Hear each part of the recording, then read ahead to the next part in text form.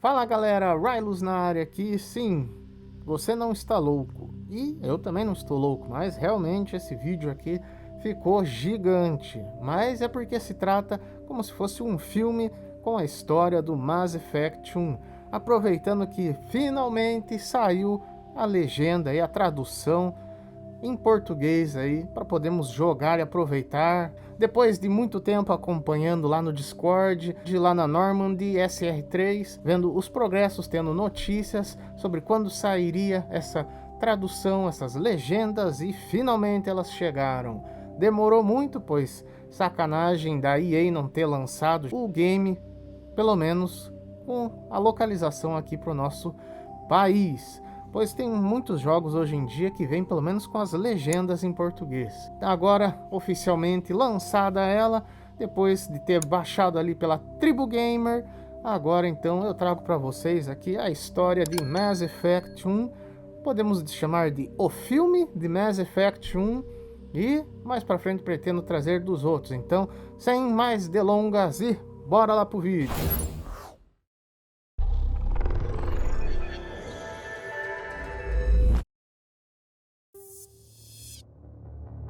Welcome to Alliance Military Database.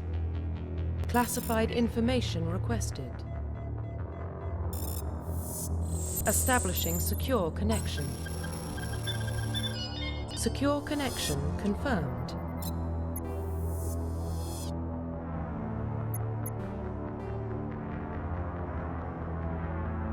Please log in to access your profile.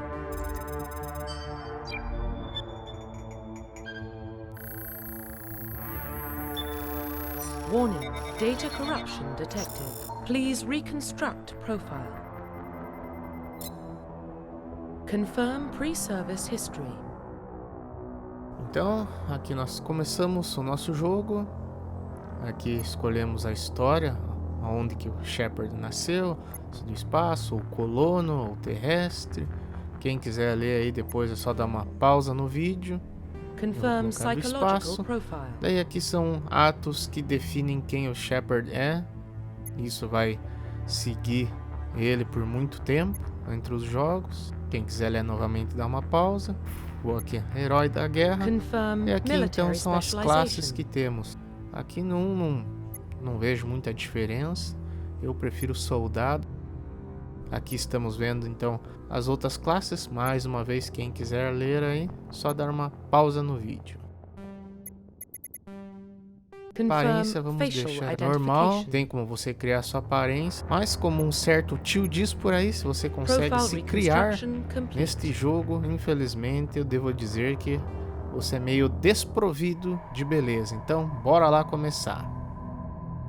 Well, what about Shepard? He's a spacer, lived aboard starships most of his life. Military service runs in the family. Both his parents were in the Navy. He proved himself during the Blitz. Held off enemy forces on the ground until reinforcements arrived. He's the only reason Elysium is still standing. We can't question his courage. Humanity needs a hero, and Shepard's the best we've got. I'll make the call.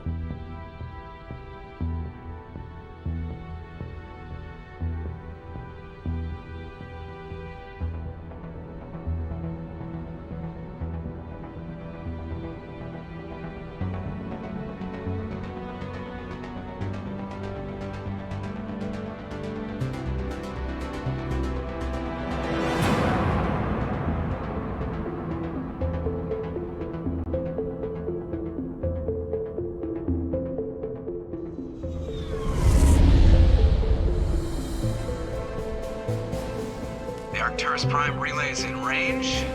Initiating transmission sequence. Commander?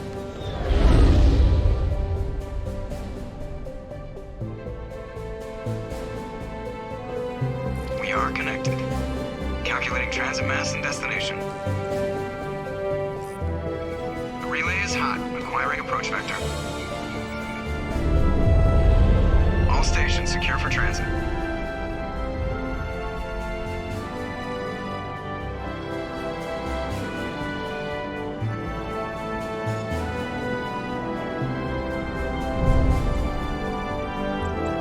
screen. Approach run has begun.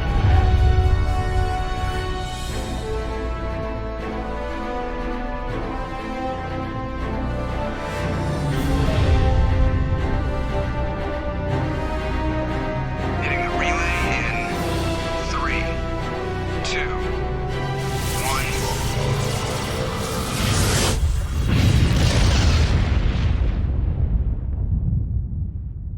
1. Thrusters, check. Navigation, check. Internal emissions sync engaged.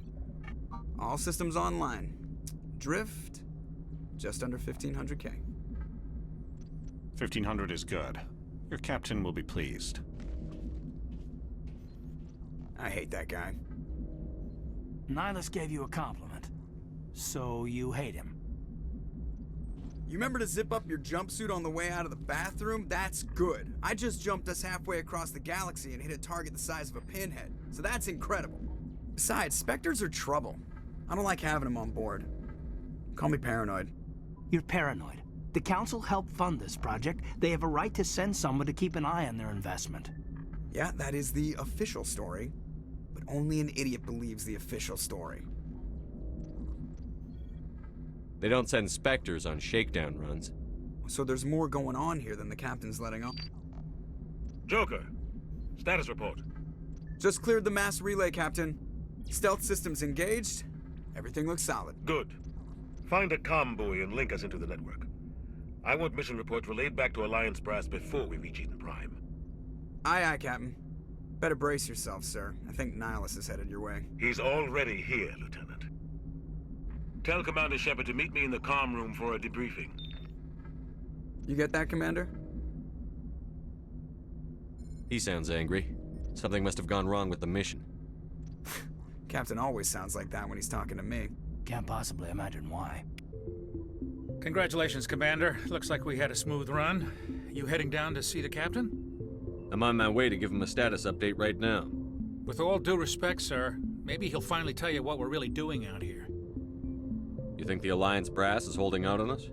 If all we're supposed to do is test out the stealth system, why is Captain Anderson in charge? And then there's Nihilus. Spectres are elite operatives, top covert agents. Why send a Spectre, a Turian Spectre, on a shakedown run? It doesn't add up. I'll see if I can get some answers when I see him. Good luck, Commander. What do you think, Commander? We won't be staying on Eden Prime too long, will we? I'm itching for some real action. I sincerely hope you're kidding, Corporal.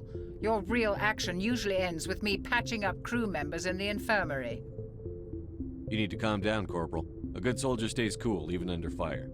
Sorry, Commander, but this waiting's killing me. I've never been on a mission like this before, not one with a Spectre on board. You're from Eden Prime, aren't you, Jenkins? What's it like? It's very peaceful, Commander. They've been real careful with development, so you don't have any city noise or pollution. My parents lived on the outskirts of the colony. At night, I used to climb this big hill and stare across the fields back at the lights from the main settlement. It was gorgeous. But when I got older, I realized it was a little too calm and quiet for me. That's why I joined the Alliance. Even Paradise gets boring after a while. Any idea why Eden Prime was chosen as our destination? Not really sure, Commander. Eden Prime's one of our most stable colonies. Good place to take the Normandy for a shakedown run, I guess. No real danger there. There's gotta be something else going on. We've got a Spectre on board. That's why I'm so wound up. I can't wait for the real mission to start.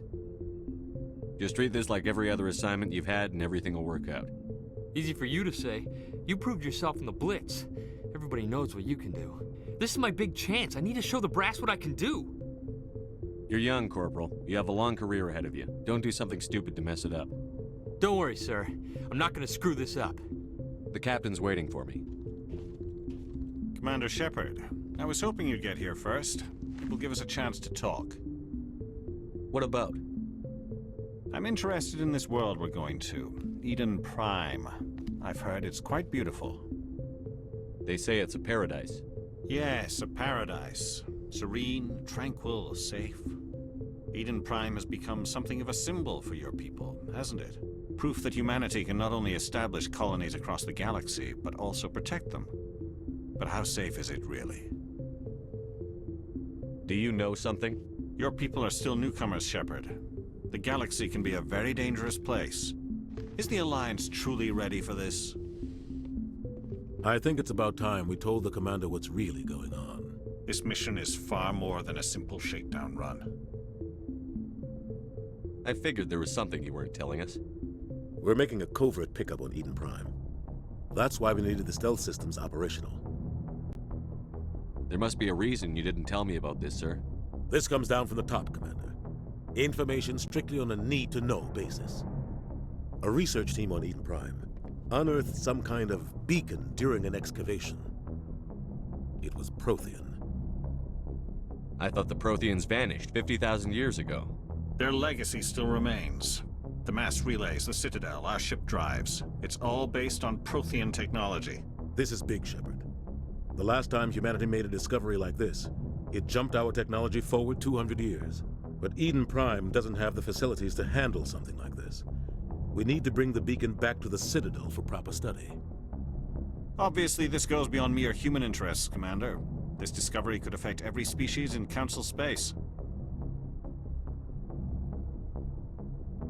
It never hurts to have a few extra hands on board. The beacon's not the only reason I'm here, Shepard. Rylus wants to see you in action, Commander. He's here to evaluate you.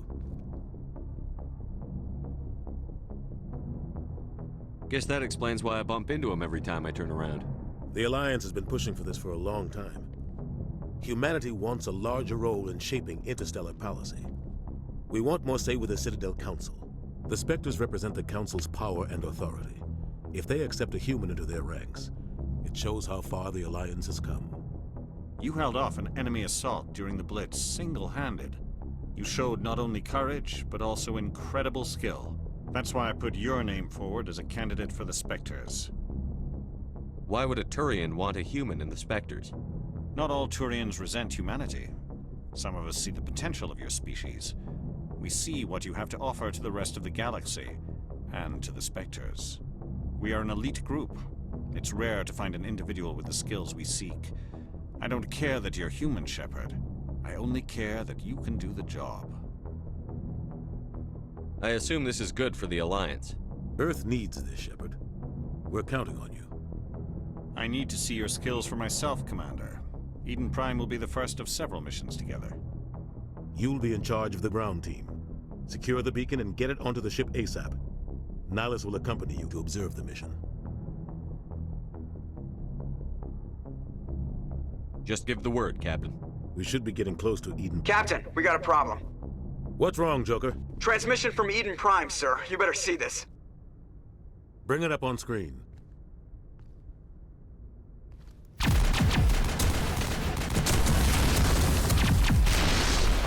Get down!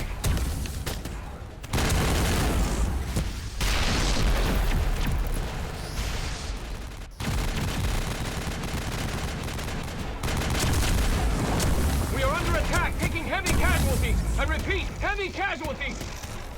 We can't get evac. They came out of nowhere. We need...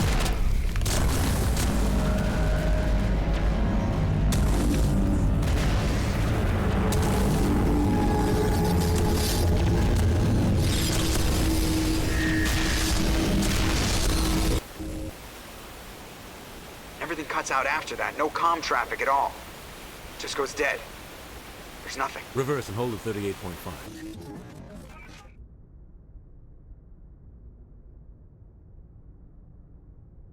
Status report.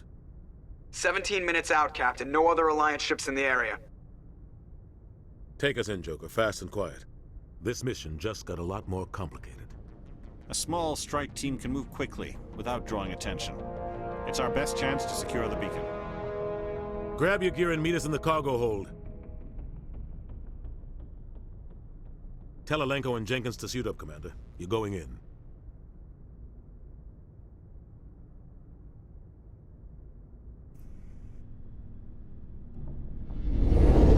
Engaging stealth systems.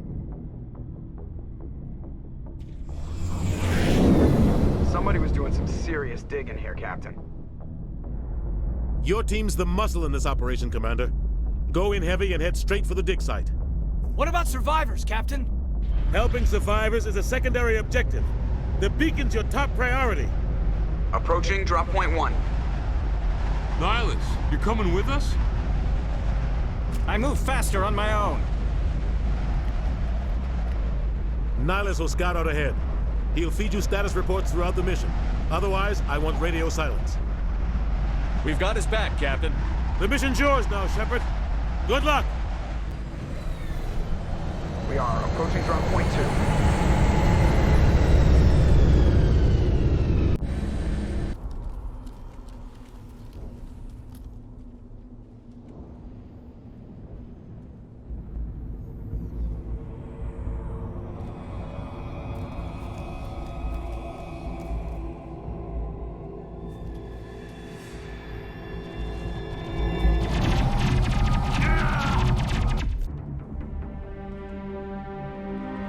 Rip right through his shields. We're at a chance. We'll see that he receives a proper service once the mission is complete. But I need you to stay focused. Aye, aye, sir.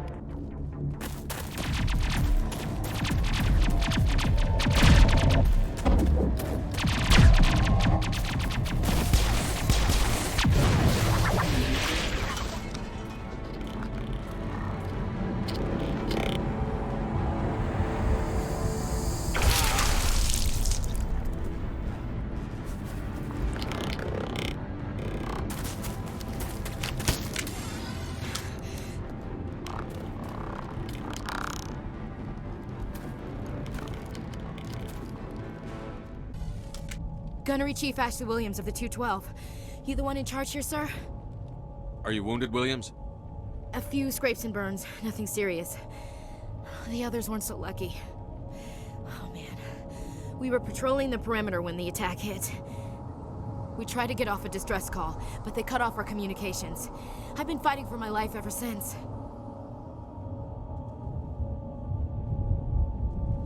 Any idea what kind of enemy we're facing?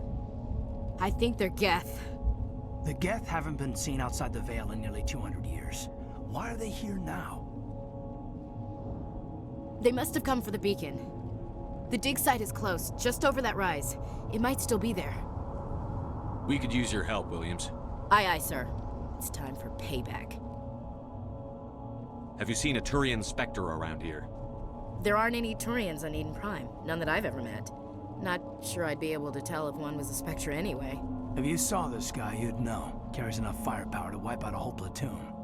Luckily, he's on our side. Sorry. Like I said, no Turians. Describe what happened leading up to the attack. We were sent out a couple of nights ago from the main colony to secure the area. Seemed like a routine patrol, until the Geth hit us. We never knew they were coming. What happened to the researchers at the dig site? I don't know. They set up camp near the beacon. The 232 was with them. Maybe their unit fared better than mine. Tell me everything you know about the beacon. They were doing some digging out here to extend the monorail and expand the colony. A few weeks ago, they unearthed some Prothean ruins, and the beacon. Suddenly, every scientific expert in the colony was interested. That's when they brought us in to secure the site. I don't know much about the beacon itself, but I heard one of the researchers say this could be the biggest scientific discovery of the century. What else do you know about the Geth? Just what I remember from history class back in school. They're synthetics, non-organic life forms with limited AI programming, created by the Quarians a few centuries ago. They were supposed to be a source of cheap labor, but ended up turning on the Quarians and drove them into exile. Well, after that, they just kind of disappeared behind the Perseus Veil. Nobody's really heard much from them since. Move out. This is the dig site. The beacon was right here. It must have been moved. By who? Our side or the Geth? Hard to say. Maybe we'll know more after we check out the research camp. You think anyone got out of here alive? If they were lucky. Maybe hiding up in the camp. It's just on the top of this ridge, up the ramps. Looks like they hit the camp hard. It's a good place for an ambush. Keep your guard up.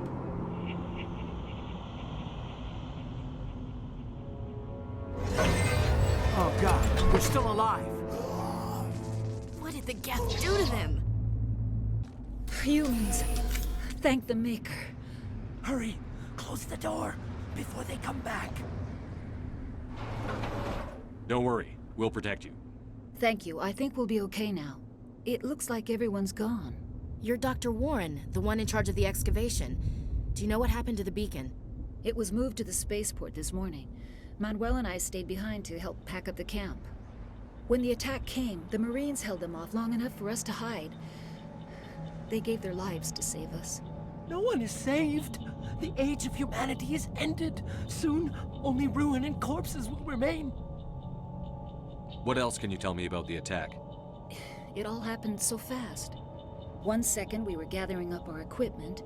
The next we were hiding in the shed while the Geth swarmed over the camp. Agents of the destroyers, bringers of darkness, heralds of our extinction. We could hear the battle outside. Gunfire, screams. I thought it would never end. Then everything went quiet. We just sat there, too afraid to move, until you came along. Did you notice a Turian in the area? I saw him, the Prophet, leader of the enemy.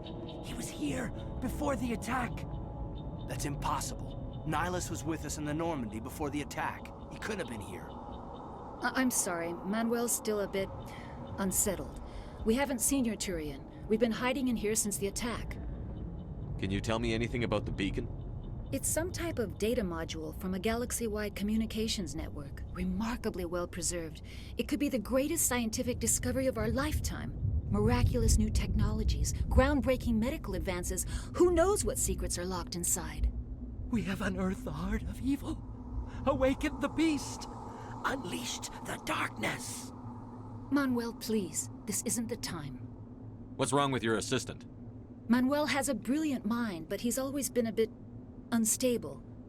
Genius and madness are two sides of the same coin. Is it madness to see the future? To see the destruction rushing towards us?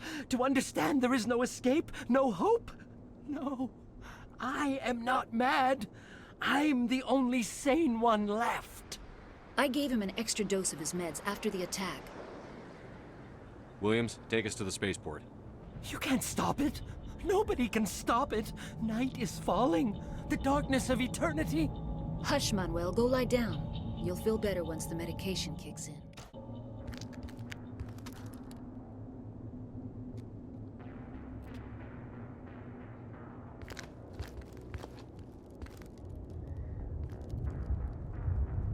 Saren.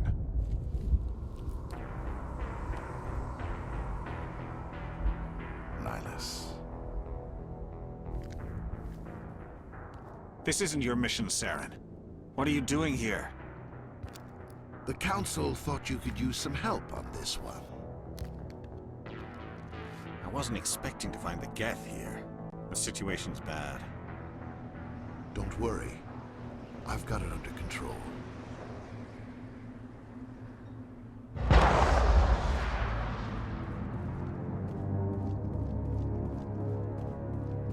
What is that? Off in the distance. It's a ship. Look at the size of it.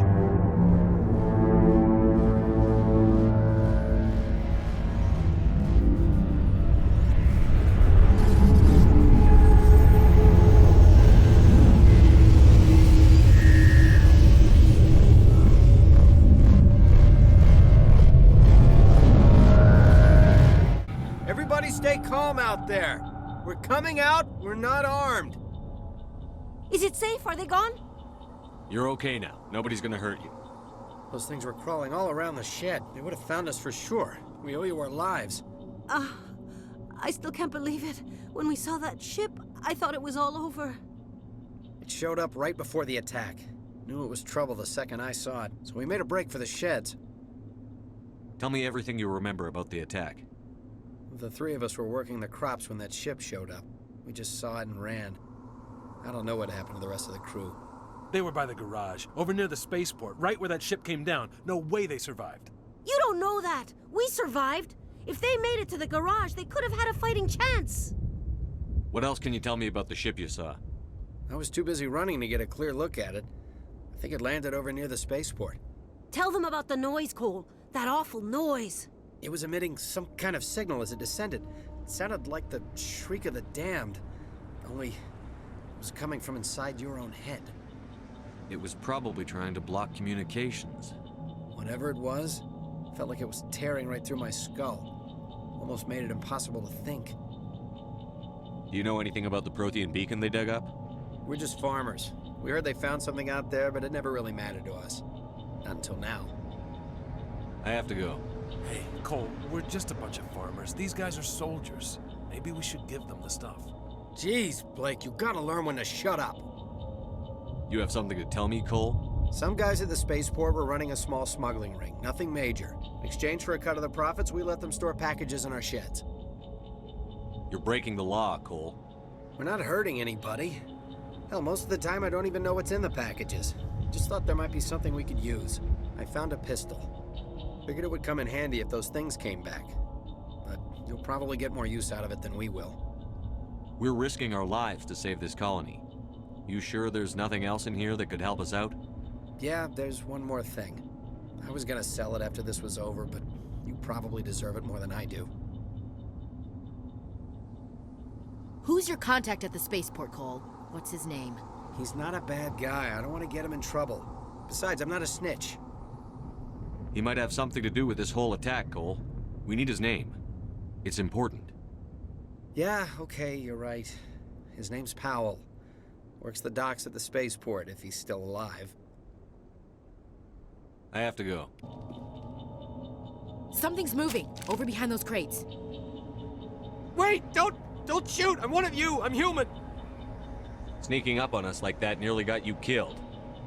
I'm sorry, I was hiding from those creatures.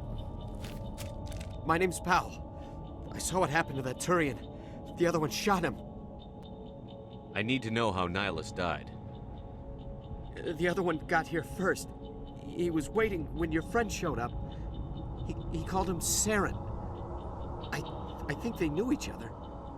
Your friend seemed to relax. He let his guard down. And Saren killed him. Shot him right in the back. I'm just lucky he didn't see me behind the crates. We were told a Prothean beacon was brought to the spaceport. What happened to it? It's over on the other platform. Probably where that guy Saren was headed. He hopped on the cargo train right after he killed your friend. I knew that beacon was trouble. Everything's gone to hell since we found it. First that damn mothership showed up, then the attack. They killed everyone. Everyone. If I hadn't been behind the crates, I'd be dead too. How come you're the only one who survived? Why didn't anyone else try to hide behind the crates? They never had a chance. I was already behind the crates when the attack started. Wait a minute. You were hiding behind the crates before the attack? Sometimes I need a nap to get through my shift. I sneak off behind the crates to grab 40 winks where the supervisor can't find me. You survived because you're lazy? If you hadn't snuck off for that nap, you'd probably be dead just like all the others. Yeah, I guess. I don't really want to think about it. You're Cole's contact here on the docks.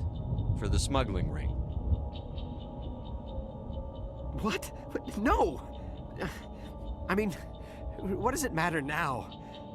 So I'm a smuggler, who cares? My supervisor's dead, the entire crew's dead. It doesn't matter now, does it? Anything hidden nearby that we could use against the Geth? A shipment of grenades came through last week. Nobody notices if a few small pieces go missing from the military orders. You greedy son of a bitch. We're out here trying to protect your sorry ass, and all you can think about is how you can rip us off? I never thought you'd actually need those grenades. Who'd want to attack Eden Prime? We're just a bunch of farmers. How was I supposed to know? Forget about him. He's not worth it. You're lucky the commander's here, pal. Hand over those grenades. They're yours. Take them. My smuggling days are over, I swear. A lot of Marines died here, Powell. Those grenades could have come in handy. If I were you, I'd think of some way to make it up to them. Yeah, okay. There is something else I was saving. Could be worth a fortune. Experimental technology, top of the line. Take it. I don't need it. I didn't want anyone to get hurt. Really, I'm sorry. Tell me about this mothership you saw. I've never seen anything like it before. It was huge. Landed over near that platform. The whole place got dark as it came down. And it was making this noise, this This sound that bored right into your brain. That's what woke me up. The attack came a few minutes later. Tell me about the Geth attack. It was quick. 1 minute that ship was descending, the next, those Geth were swarming over the platform, thousands of them. They must have been inside that mothership. They shot anything that moved. It was a massacre. Is there anything else you can tell me about the beacon? They brought it here this morning. We loaded it up onto the train and shipped it to the other platform. Hard to believe that was only a few hours ago. Feels like a whole other life. We need to find that beacon before it's too late. Take the cargo train. That's where the other Turian went. I can't stay here. I need to get away from all this.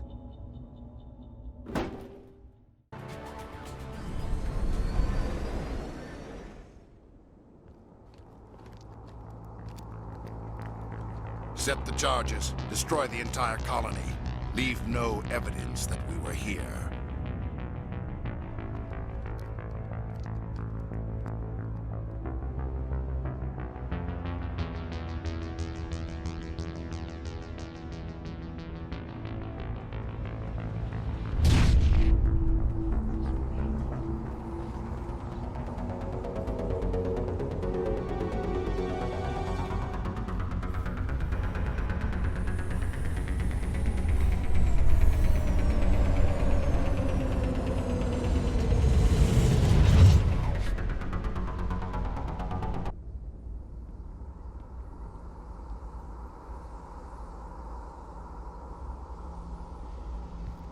Normandy, the beacon is secure. This is Request amazing. immediate Actual working Prothean technology.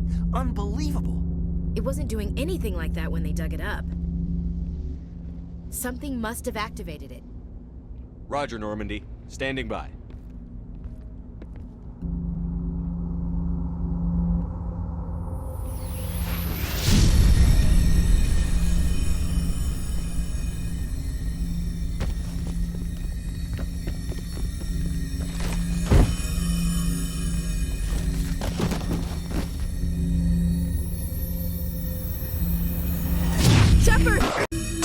No, don't touch it! Dangerous!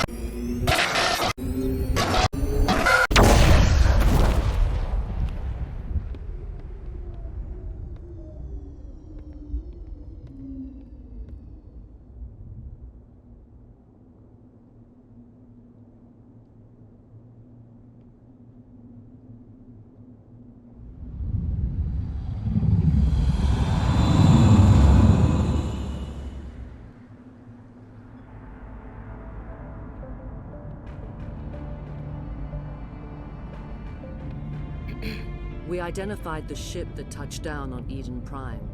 The Normandy, a human alliance vessel. It was under the command of Captain Anderson. They managed to save the colony. And the beacon. One of the humans may have used it.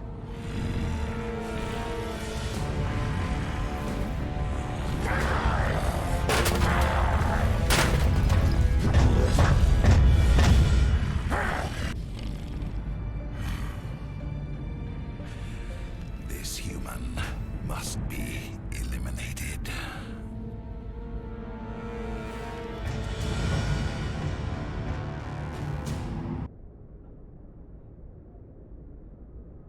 Dr.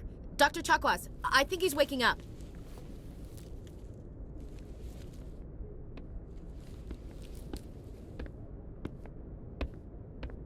You had us worried there, Shepard. How are you feeling? Minor throbbing. Nothing serious. How long was I out? About 15 hours. Something happened down there with the beacon, I think. It's my fault. I must have triggered some kind of security field when I approached it. You had to push me out of the way. You had no way to know what would happen. Actually, we don't even know if that's what set it off. Unfortunately, we'll never get the chance to find out. The beacon exploded. A system overload, maybe. The blast knocked you cold. The lieutenant and I carried you back here to the ship. I appreciate it. Physically, you're fine. But I detected some unusual brain activity. Abnormal beta waves. I also noticed an increase in your rapid eye movement, signs typically associated with intense dreaming.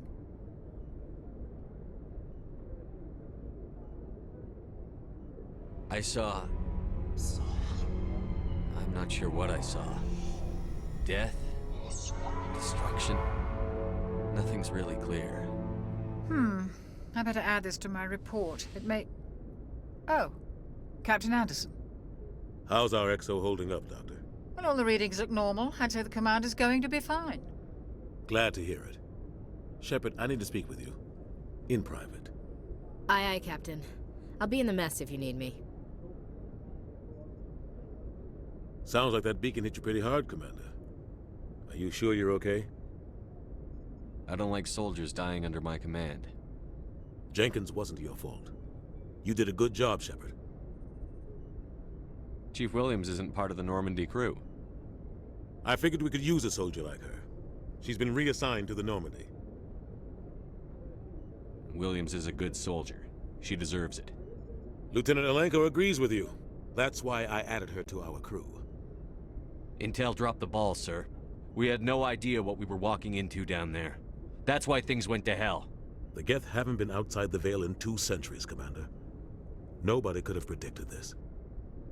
You said you needed to see me in private, Captain? I won't lie to you, Shepard. Things look bad. Nihilus is dead. The beacon was destroyed and Geth are invading. The Council's going to want answers. I didn't do anything wrong, Captain. Hopefully the Council can see that. I'll stand behind you and your report, Shepard. You're a damned hero in my books. That's not why I'm here. It's Saren, that other Turian. Saren's a Spectre, one of the best, a living legend. But if he's working with the Geth, it means he's gone rogue. A rogue Spectre's trouble. Saren's dangerous, and he hates humans. Why? He thinks we're growing too fast, taking over the galaxy. A lot of aliens think that way. Most of them don't do anything about it. But Saren has allied himself with the Geth. I don't know how, I don't know why. I only know it had something to do with that beacon. You were there just before that beacon self-destructed. Did you see anything? Any clue that might tell us what Saren was after? Just before I lost consciousness, I had some kind of vision. A vision? A vision of what? I saw synthetics. Geth, maybe. Slaughtering people. Butchering them. We need to report this to the Council, Shepard. What are we gonna tell them? I had a bad dream? We don't know what information was stored in that beacon. Lost Prothean technology? Blueprints for some ancient weapon of mass destruction? Whatever it was. Saren took it. But I know Saren. I know his reputation is politics. He believes humans are a blight on the galaxy. This attack was an act of war. He has the secrets from the beacon.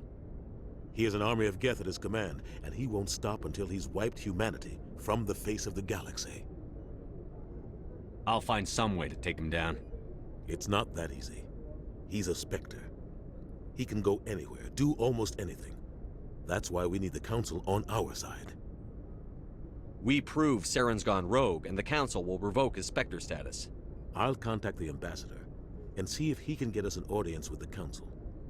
He'll want to see us as soon as we reach the Citadel. We should be getting close. Head up to the bridge and tell Joker to bring us into dock. I'm glad you're okay, Commander. The crew could use some good news after what happened to Jenkins. Jenkins was a valuable part of this crew. Part of me feels guilty over what happened. If Jenkins was still alive, I might not be here. You're a good soldier, Williams. You belong on the Normandy. Thanks, Commander. That means a lot from you. I've never met anyone who was awarded the Star of Terra. Things were pretty rough down there. Are you okay? I've seen friends die before. Comes with being a Marine. But to see my whole unit wiped out, and you never get used to seeing dead civilians. But things would have been a lot worse if you hadn't shown up.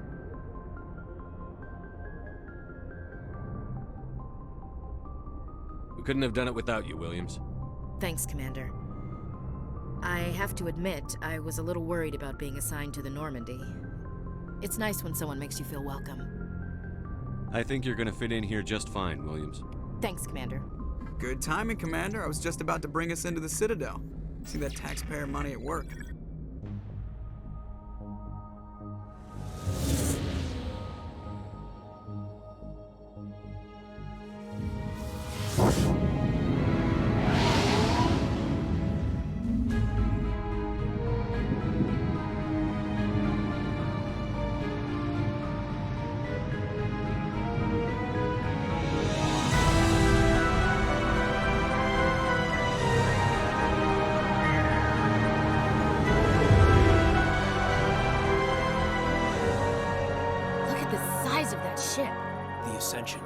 Flagship of the Citadel fleet. Well, size isn't everything. Why so touchy, Joker? I'm just saying you need firepower, too. Look at that monster. Its main gun could rip through the barriers in any ship in the Alliance fleet. Good thing it's on our side, then. Citadel Control, this is SSV Normandy, requesting permission to land. Stand by for clearance, Normandy. Clearance granted. You may begin your approach. Transferring you to an Alliance operator. Roger, Alliance Tower. Normandy out. Normandy, this is Alliance Tower. Please proceed to Dock 422.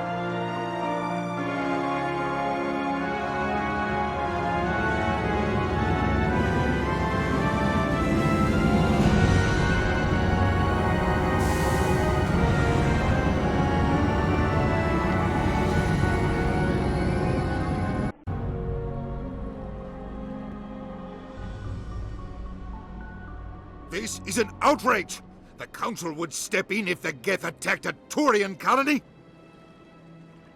The Turians don't found colonies on the borders of the Terminus systems, Ambassador. Humanity was well aware of the risks when you went into the Traverse. What about Saren? You can't just ignore a rogue Spectre. I demand action! You don't get to make demands of the Council, Ambassador. Citadel Security is investigating your charges against Saren. We will discuss the CSEC findings at the hearing, not before. Captain Anderson, I see you brought half your crew with you. Just the ground team from Eden Prime, in case you had any questions. I have the mission reports. I assume they're accurate? They are. Sounds like you convinced the Council to give us an audience. They were not happy about it. Saren's their top agent. They don't like him being accused of treason. Saren's a threat to every human colony out there. He needs to be stopped. The Council has to listen to us. Settle down, Commander. You've already done more than enough to jeopardize your candidacy for the Spectres. The mission on Eden Prime was a chance to prove you could get the job done. Instead, Nihilus ended up dead and the beacon was destroyed. That's Saren's fault, not his. Then we better hope the CSEC investigation turns up evidence to support our accusations. Otherwise, the Council might use this as an excuse to keep you out of the Spectres. Come with me, Captain. I want to go over a few things before the hearing. Shepard, you and the others can meet us at the Citadel Tower, top level. I'll make sure you have clearance to get in. And that's why I hate politicians. Saren's hiding something. Give me more time. Stall them. Stall the Council? Don't be ridiculous. Your investigation is over, Garrus.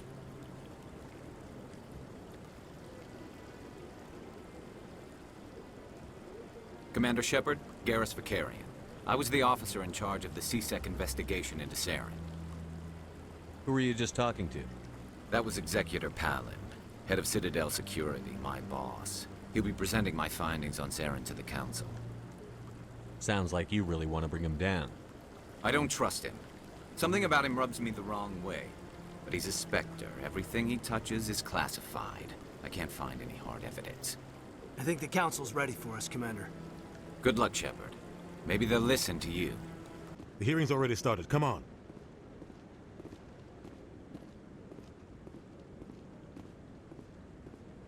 The Geth attack is a matter of some concern, but there is nothing to indicate Saren was involved in any way. The investigation by Citadel Security turned up no evidence to support your charge of treason. An eyewitness saw him kill Nihilus in cold blood. We've read the Eden Prime reports, Ambassador. The testimony of one traumatized dock worker is hardly compelling proof. I resent these accusations. Rylus was a fellow Spectre and a friend. That just let you catch him off guard. Captain Anderson, you always seem to be involved when humanity makes false charges against me. And this must be your protege, Commander Shepard, the one who let the beacon get destroyed. The mission to Eden Prime was top secret. The only way you could know about the beacon was if you were there. With Rylus gone, his files passed on to me. I read the Eden Prime report. I was unimpressed. But what can you expect from a human? Saren despises humanity. That's why he attacked Eden Prime. Your species needs to learn its place, Shepard. You're not ready to join the Council. You're not even ready to join the Spectres. He has no right to say that. That's not his decision. Shepard's admission into the Spectres is not the purpose of this meeting. This meeting has no purpose. The humans are wasting your time, Counselor, and mine. Saren's hiding behind his position as a Spectre. You need to open your eyes. What we need is evidence. So far, we've seen nothing. There is still one outstanding issue.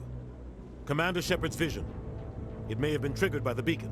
Are we allowing dreams into evidence now? How can I defend my innocence against this kind of testimony? I agree. Our judgment must be based on facts and evidence, not wild imaginings and reckless speculation. Do you have anything else to add, Commander Shepard? You've made your decision. I won't waste my breath.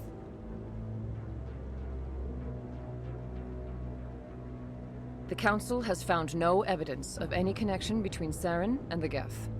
Ambassador, your petition to have him disbarred from the Spectres is denied. I'm glad to see justice was served.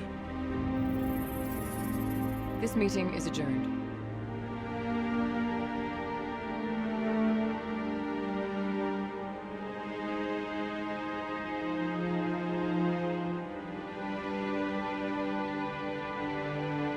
It was a mistake bringing you into that hearing, Captain. You and Saren have too much history. It made the Council question our motives. I know Saren. He's working with the Geth for one reason. To exterminate the entire human race. Every colony we have is at risk. Every world we control is in danger. Even Earth isn't safe. Tell me about this history between you and Saren. I worked with him on a mission a long time ago. Things went bad. Real bad. We shouldn't talk about this here. But I know what he's like. And he has to be stopped. What's our next step? As a Spectre, he's virtually untouchable. We need to find some way to expose him. What about Garrus, that CSEC investigator? We saw him arguing with the Executor. That's right. He was asking for more time to finish his report. Seems like he was close to finding something on Saren. Any idea where we could find him? I have a contact in CSEC who can help us track Garrus down. His name is Harkin. Forget it. They suspended Harkin last month, drinking on the job. I won't waste my time with that loser. You won't have to. I don't want the Council using your past history with Saren as an excuse to ignore anything we turn up. Shepard will handle this. You can't just cut Captain Anderson out of this investigation. The Ambassador's right. I need to step aside. I need to take care of some business. Captain, meet me in my office later. Harkin's probably getting drunk at Cora's Den. It's a dingy little club in the lower section of the wards. Maybe there's another way to find evidence against Saren. You should talk to Barla Vaughn over in the financial district. Rumor has it he's an agent for the Shadow Broker. The Shadow Broker? An information dealer. Buys and sells secrets to the highest bidder. I've heard Barla Vaughn's one of the top representatives. He might know something about Saren, but his information won't come cheap. You and Saren have a history. What happened? About 20 years ago, I was part of a mission in the Skillian Verge. I was working with Saren to find and remove a known terrorist threat. Saren eliminated his target, but a lot of people died along the way, innocent people. And the official records just covered it all up. But I saw how he operates. No conscience, no hesitation. He'd kill 1,000 innocent civilians to end a war without a second thought. Killing innocents doesn't end wars, it causes them. I know how the world works, Commander. Sometimes you're forced to make unpleasant decisions. But only if there's no other way. Saren doesn't even look for another option. He's twisted, broken. He likes the violence, the killing. And he knows how to cover his tracks. I should go. Good luck, Shepard. I'll be over in the ambassador's office if you need anything else. I'm Emily Wong. I'm an investigative journalist working here on the Citadel. Could I have a moment of your time? What do you need? I've been hunting for evidence of corruption and organized crime on the Citadel, but there are places I can't go. I was hoping you might share anything you find during your own investigation. I can make it worth your time. How do you know that my investigation is going to uncover anything you need? You wouldn't be investigating if it weren't big. And if it's big, it's something I'd like to hear about. How do you know I'm investigating anything here on the Citadel? I'm a good journalist, Commander Shepard. Word gets around. You've got to have access to better sources. Why contact me? I'm using every source I can find, but I think I've got a better shot with you. I've read your file. If anyone is going to uncover corruption here, it's the hero of the Skillian Blitz. Sounds like a good cause. If I find any information, it's yours. Thank you, Commander. You won't regret it. Back off, Rex. Fist told us to take you down if you showed up. What are you waiting for? I'm standing right here. This is Fist's only chance. If he's smart, he'll take it. He's not coming out, Rex. End of story. This story is just beginning. Out of my way, humans. I have no quarrel with you. What was that all about? Who knows? Let's just try not to get caught in the middle. Alliance military. I could have been a Marine, you know. Instead, I joined the goddamn Citadel security. Biggest mistake of my life. Harkin, right? I was told you could help me find someone. A Turian CSEC officer named Garrus. Garrus? You must be one of Captain Anderson's crew. Poor bastard, still trying to bring Saren down, eh? I know where Garrus is, but you gotta tell me something first. Did the captain let you in on his big secret? I just need to know where Garrus is. But it's all related, don't you see? The captain used to be a Spectre. Didn't know that, did you? It was all very hush-hush. The first human ever given that honor, and then he blew it. Screwed up his mission so bad they kicked him out. Of course, he blames Saren. Says the Turians set him up. Why'd they kick him out? Have to ask him. I never heard any of the details. Bet it's a good story, though. The heroes fall. Classic tragedy. You said they covered all this up. How'd you hear about it? I spent 20 years working cases here on the Citadel. People on this station love to talk. Secrets are like herpes. If you got them, you might as well spread them around. You're a pig. Just noticed that now, did you? Why should I believe a drunk like you? Fine, ask Anderson. I bet he tells you. He's too stupid and proud to lie right to your face. Just tell me where Garrus went. Garrus was sniffing around Dr. Michelle's office. She runs the med clinic on the other side of the wards. Last I heard, he was going back there. I'm out of here. I didn't tell anyone, I swear. That was smart, Doc. Now if Garrus comes around, you stay smart. Keep your mouth shut around. Who are you? Let her go. Ah!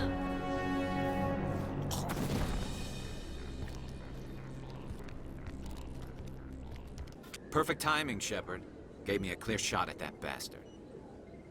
What were you thinking? You could have hit the hostage. There wasn't time to think. I just reacted. I didn't mean to. Dr. Michelle, are you hurt? No, I'm okay. Thanks to you. All of you. I know those men threatened you, but if you tell us who they work for, we can protect you. They work for Feast. They wanted to shut me up, keep me from telling Garrus about the Quarian. What Quarian? A few days ago, a Quarian came by my office. She'd been shot, but she wouldn't tell me who did it. I could tell she was scared, probably on the run. She asked me about the Shadow Broker. She wanted to trade information in exchange for a safe place to hide. Where is she now? I put her in contact with Fist. He's an agent for the Shadow Broker. Not anymore. Now he works for Saren. And the Shadow Broker isn't too happy about it. Fist betrayed the Shadow Broker? That's stupid even for him. Saren must have made him quite the offer. That Quarian must have something Saren wants. Something worth crossing the Shadow Broker to get. She must have something that proves he's a traitor. Did the Quarian mention anything about Saren or the Geth? She did.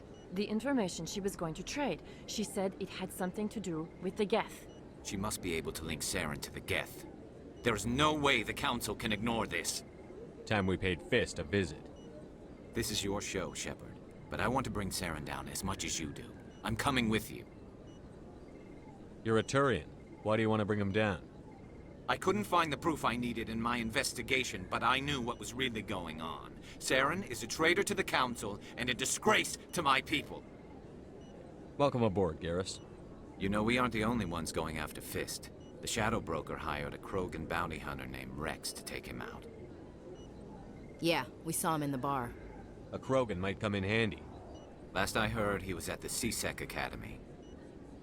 What's he doing there? Fist accused him of making threats. We brought Rex in for a little talk. If you hurry, you can catch him at the Academy before he leaves. Move out. Witnesses saw you making threats in Fist's bar. Stay away from him. I don't take orders from you. This is your only warning, Rex. You should warn Fist. I will kill him. You want me to arrest you? I want you to try.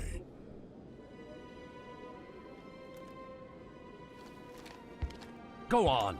Get out of here. Do I know you, human? My name's Shepard. I'm going after Fist. Thought you might want to come along. Shepard. Commander Shepard. I've heard a lot about you. We're both warriors, Shepard. Out of respect, I'll give you a fair warning. I'm going to kill Fist. Fist knows you're coming. We'll have a better chance if we all work together. My people have a saying. Seek the enemy of your enemy, and you will find a friend. Glad to have you on the team, Rex. Let's go. I hate to keep Fist waiting. Wait! Don't kill me, I surrender!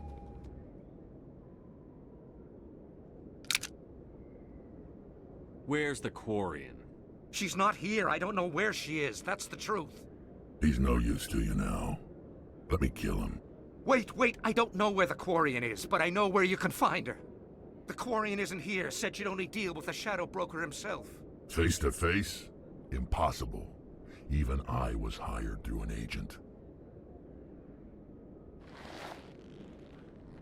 Nobody meets the Shadow Broker. Ever. Even I don't know his true identity. But she didn't know that. I told her I'd set a meeting up. But when she shows up, it'll be Saren's men waiting for her. Give me the location. Now. Here on the wards, the back alley by the markets. She's supposed to meet them right now. You can make it if you hurry.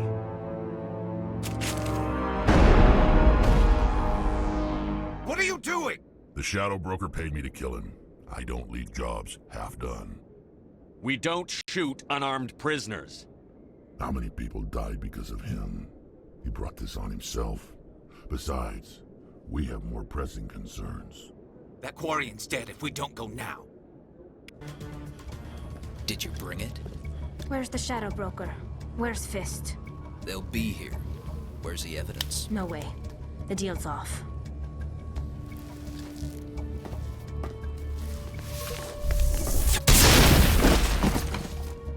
Fist set me up. I knew I couldn't trust him. Were you hurt in the fight? I know how to look after myself. Not that I don't appreciate the help. Who are you? My name's Shepard. I'm looking for evidence to prove Saren's a traitor. Then I have a chance to repay you for saving my life. But not here. We need to go somewhere safe. We could take her to the human embassy. Your ambassador will want to see this anyway. You're not making my life easy, Shepard. Firefights in the wards, an all-out assault on Korra's den. Do you know how many... Who's this? A Quarian? What are you up to, Shepard? Making your day, Ambassador. She has information linking Saren to the Geth. Really? Maybe you better start at the beginning, Miss... My name is Tali. Tali Zora Naraya. We don't see many Quarians here. Why did you leave the flotilla? I was on my pilgrimage. My rite of passage into adulthood. I've never heard of this before. It is a tradition among my people. When we reach maturity, we leave the ships of our parents and our people behind. Alone, we search the stars, only returning to the flotilla once we have discovered something of value. In this way, we prove ourselves worthy of adulthood. What kinds of things do you look for? It could be resources like food or fuel, or some type of useful technology, or even knowledge that will make life easier on the flotilla. Through our pilgrimage, we prove that we will contribute to the community, rather than being a burden on our limited resources. Tell us what you found. During my travels, I began hearing reports of Geth. Since they drove my people into exile, the Geth have never ventured beyond the Veil. I was curious. I tracked a patrol of Geth to an uncharted world. I waited for one to become separated from its unit. Then I disabled it and removed its memory core. I thought the Geth fried their memory cores when they died. Some kind of defense mechanism. How did you manage to preserve the memory core? My people created the Geth. If you're quick, careful, and lucky, small caches of data can sometimes be saved. Most of the core was wiped clean, but I salvaged something from its audio banks. Eden Prime was a major victory. The beacon has brought us one step closer to finding the conduit. That's Saren's voice. This proves he was involved in the attack. He said Eden Prime brought him one step closer to finding the conduit. Any idea what that means? The conduit must have something to do with the beacon. Maybe it's some kind of Prothean technology. Like a weapon. Wait, there's more. Saren wasn't working alone. Eden Prime was a major victory. The beacon has brought us one step closer to finding the conduit. And one step closer to the return of the Reapers. I don't recognize that other voice, the one talking about Reapers. I feel like I've heard that name before. According to the memory core, the Reapers were a hyper-advanced machine race that existed 50,000 years ago. The Reapers hunted the Protheans to total extinction, and then they vanished. At least, that's what the Geth believe. Sounds a little far-fetched. The vision on Eden Prime. I understand it now. I saw the Protheans being wiped out by the Reapers. The Geth revere the Reapers as gods, the pinnacle of non-organic life. And they believe Saren knows how to bring the Reapers back. The Council is just going to love this. The Reapers are a threat to every species in Citadel space. We have to tell them. No matter what they think about the rest of this, those audio files prove Saren's a traitor. The Captain's right. We need to present this to the Council right away. What about her? The Quarian? My name is Tali. You saw me in the alley, Commander. You know what I can do. Let me come with you. I thought you were on your pilgrimage.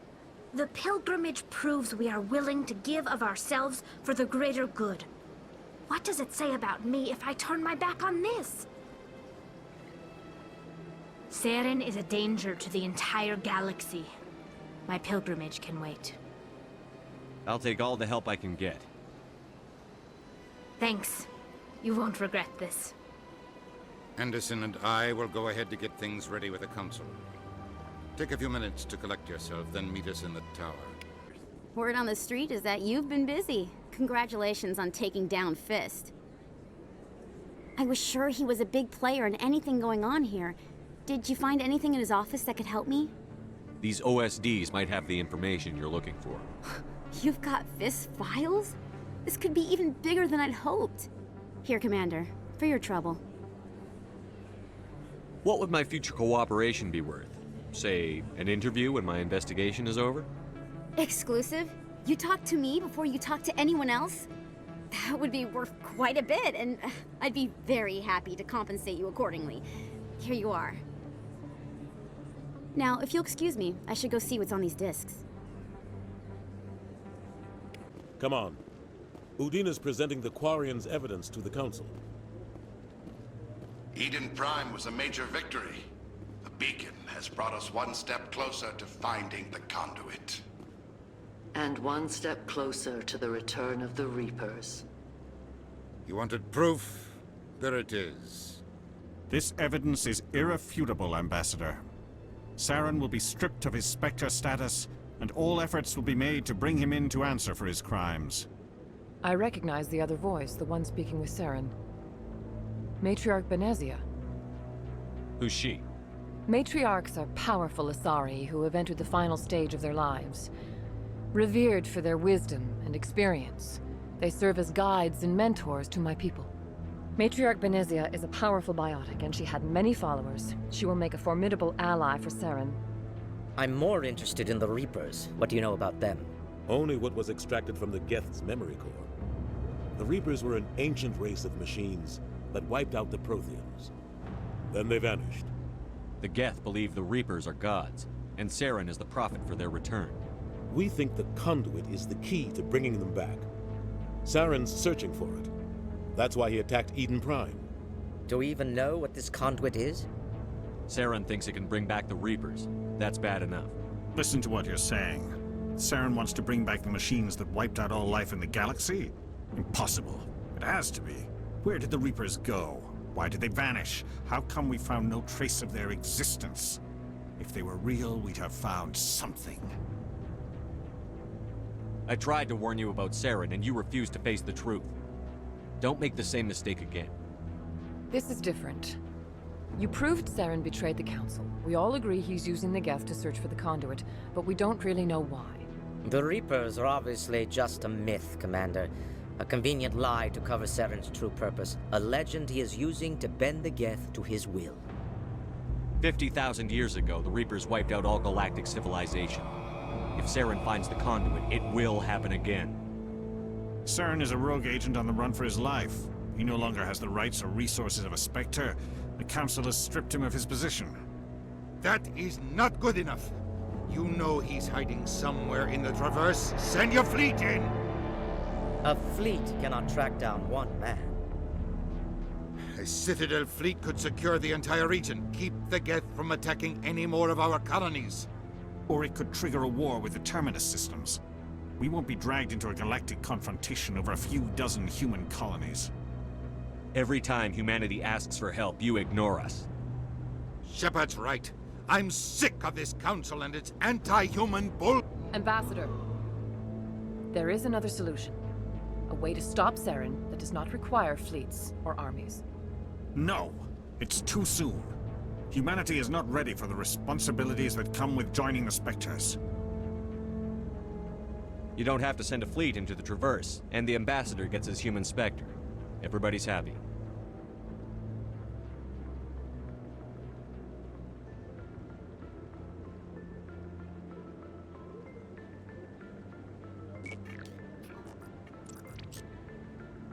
Commander Shepard, step forward.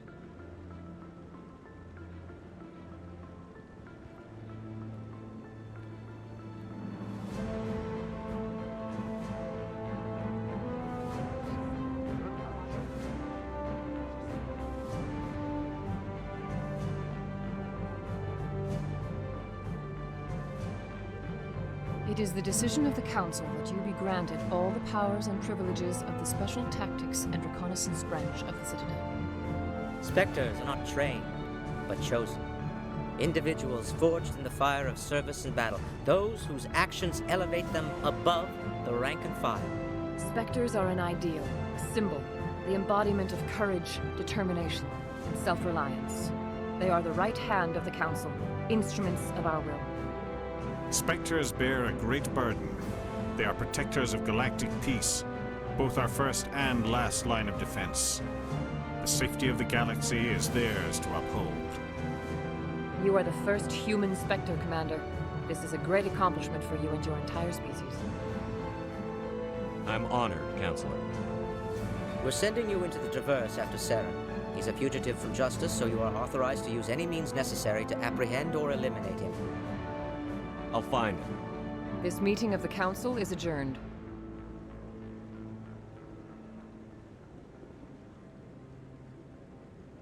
Congratulations, Commander. We've got a lot of work to do, Shepard. You're going to need a ship, a crew, supplies. You'll get access to special equipment and training now. You should go down to the CSEC Academy and speak to the Spectre Requisitions Officer. Anderson, come with me. I'll need your help to set all this up.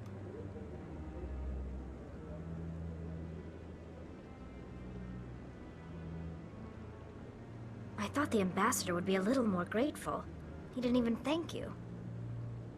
Until I find Saren, I haven't done anything. Come on. Right behind you, Shepard. I've got big news for you, Shepard. Captain Anderson is stepping down as commanding officer of the Normandy. The ship is yours now. She's quick and quiet, and you know the crew. Perfect ship for a Spectre. Treat her well, Commander. I'll take good care of her, sir. I know you will, Commander. I want the truth. Why are you stepping down, sir? You needed your own ship. A Spectre can't answer to anyone but the Council. And it's time for me to step down. Come clean with me, Captain. You owe me that much. I was in your shoes 20 years ago, Shepard. They were considering me for the Spectres. Why didn't you ever mention this? What was I supposed to say? I could have been a Spectre, but I blew it? I failed, Commander. It's not something I'm proud of. Ask me later and I'll tell you the whole story. For now, all you need to know is, I was sent on a mission with Saren, and he made sure the Council rejected me. I had my shot. It came and went. Now you have a chance to make up for my mistakes. I won't let you down, sir. Saren's gone. Don't even try to find him. But we know what he's after. The conduit. He's got his Geth scouring the Traverse looking for clues. We had reports of Geth in the Pharos system shortly before our colony there dropped out of contact, and there have been sightings around Noveria. Find out what Saren was after on Pharos and Noveria. Maybe you can figure out where the conduit is before he does. The Reapers are the real threat. I'm with the Council on this one, Shepard. I'm not sure they even exist. But if they do exist, the conduit's the key to bringing them back. Stop Saren from getting the conduit, and we stop the Reapers from returning. I'll stop him. We have one more lead. Matriarch Benezia, the other voice in that recording. She has a daughter, a scientist who specializes in the Protheans. We don't know if she's involved, but it might be a good idea to try and find her. See what she knows. Her name's Liara, Dr. Liara Tassoni. We have reports she was exploring an archaeological dig on one of the uncharted worlds in the Artemis Tau cluster. The colonists on Pharos might still be alive. It's your decision, Commander. You're a Spectre now. You don't answer to us. But your actions still reflect on humanity as a whole. You make a mess and I get stuck cleaning it up. I'll try not to make things any harder on you, Ambassador. Glad to hear it, Commander. Remember, you were a human long before you were a Spectre. I have a meeting to get to. Captain Anderson can answer any questions you might have. How are you holding up? Honestly, this isn't how I pictured my career coming to an end. Pushing papers really isn't my thing, but you're the one who can stop Saren. I believe in you, Shepard. If that means I have to step aside, so be it. Tell me what happened with you and Saren 20 years ago. It's close to 20 years ago now. Ambassador Goyle was our representative here on the Citadel. Like Udina, she wanted to get a human into the Spectres. She chose me. The Council sent Saren to keep an eye on me and evaluate my performance, just like they sent Nihilus to keep tabs on you. Why weren't you honest with me? It's not something I'm proud of. I had a chance to become the first human Spectre, and I failed. Saren made sure of that. I think I deserve the whole story. We had intel on a rogue scientist being funded by Batarian interests. He was trying to set up a facility to develop illegal AI technology out in the Verge. Alliance Intel had done all the work, but the Council wanted a Spectre involved. We compromised. I was assigned to help Saren in his investigation. We tracked the scientist to a refining facility on Kamala. He was hidden away somewhere inside, protected by an army of Batarian mercenaries. The plan was simple. Sneak into the plant, capture the scientist, sneak back out. Quick, quiet, and a minimum of bloodshed. I'm guessing things didn't go as planned. Saren and I split up to cover more ground. Then about halfway through the mission, there was a massive explosion in the refinery core. Officially, it was ruled an accident, but I think Saren detonated it on purpose to draw off the enemy guards. How many casualties? The explosion tore the refinery to shreds. The whole place was on fire. Black chemical clouds poured out into the atmosphere. Nobody inside survived. There was a camp for the workers and their families nearby. Between the fires and the toxic fumes, the final death count was over 500. Mostly civilians. Saren didn't care. The target was eliminated, mission accomplished, and I ended up taking the blame. That ended all talk of me joining the Spectres. Saren caused the explosion. How'd he pin it on you? In his report, Saren accused me of blowing his cover. He said it was my fault the guards were ready for us. He claimed that's why it turned into a massacre.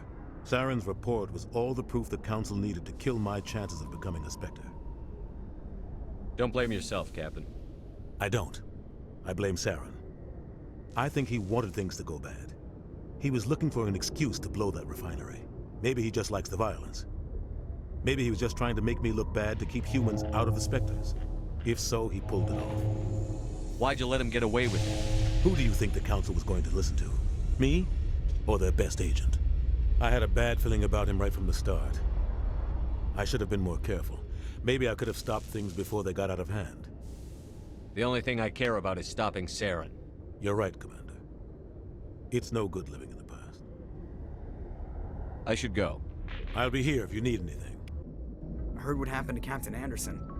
Survives 100 battles and then gets taken down by backroom politics. Just watch your back, Commander. Things go bad on this mission, you're next on their chopping block.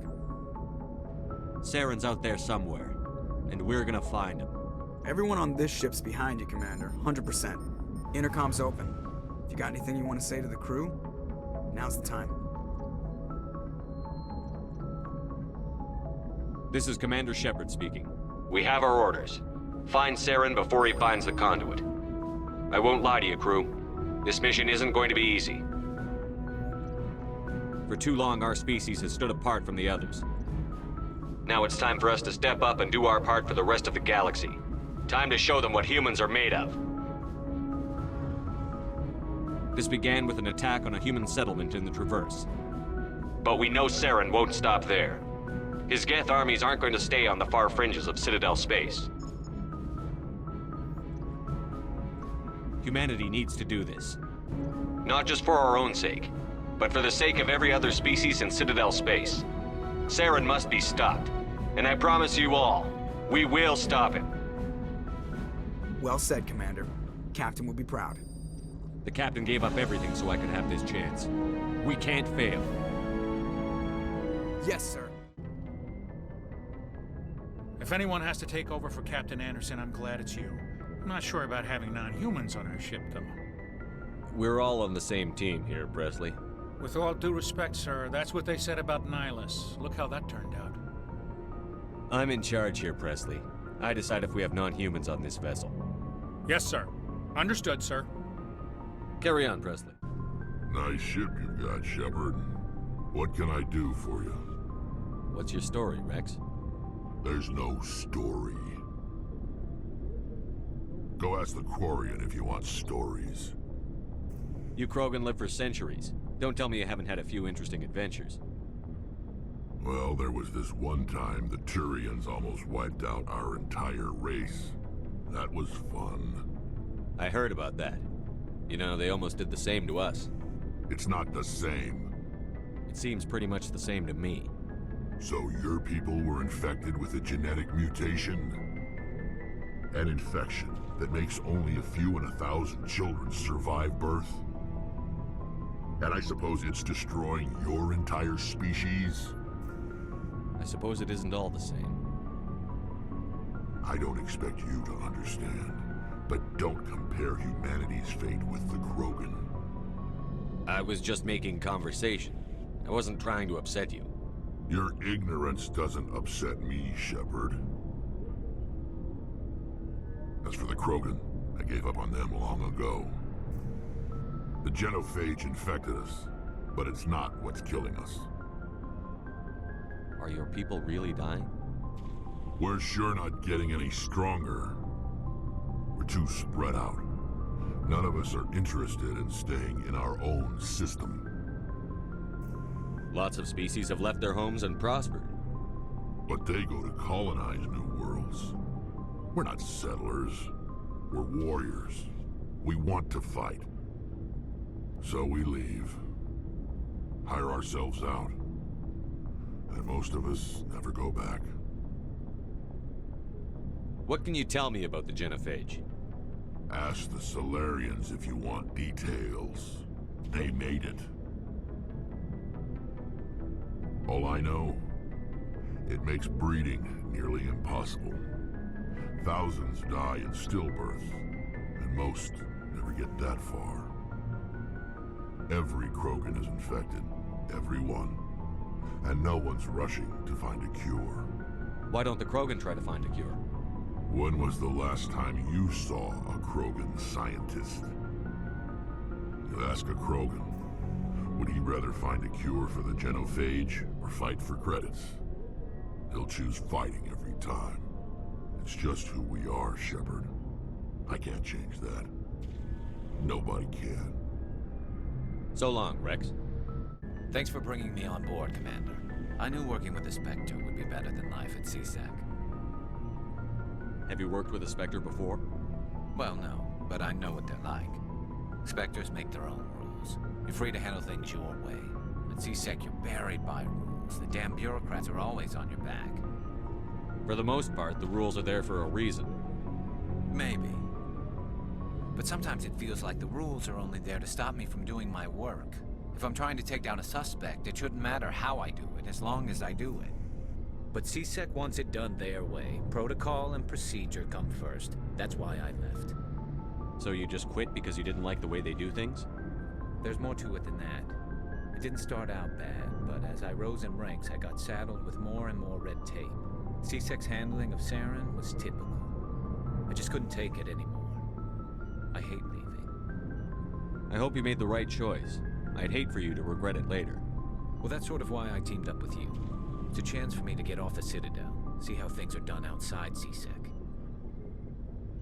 Either way, I plan to make the most of this. And without CSEC headquarters looking over my shoulder, well, maybe I can get the job done my way for a change. If getting the job done means endangering innocent people, then no. We get the job done right, not fast. Got it? I wasn't trying to. I understand, Commander. Your ship's amazing, Shepard. I've never seen a drive core like this before. I can't believe you were able to fit it into a ship this small. I'm starting to understand why you humans have been so successful. I had no idea Alliance vessels were so advanced. The Normandy's a prototype. Cutting-edge technology. A month ago, I was patching a makeshift fuel line into a converted tug ship in the flotilla. Now, I'm sitting on board one of the most advanced vessels in Citadel space. I have to thank you again for bringing me along. Traveling on a vessel like this is a dream come true for me. I had no idea you found ship technology so interesting. It comes with being a Quarian. The migrant fleet is the key to the survival of my people. Ships are our most valuable resource. But we don't have anything like this. We make do with cast-offs and second-hand equipment. We just try to keep them running for as long as we can. Some of the fleet's larger vessels date all the way back to our original flight from the Geth. I can't believe your fleet's still using ships that are 3 centuries old. They're constantly being repaired, modified, and refitted. They aren't pretty, but they work. Mostly. We've tried to make ourselves as independent as possible on the flotilla, grow our own food, mine and process our own fuel. But some things we just can't make on our own. A patch to maintain the hull integrity requires raw materials we just don't have. That's why our pilgrimages are so important. Tell me about your people. Our lives aren't easy. Resources are scarce, and we are constantly on the move.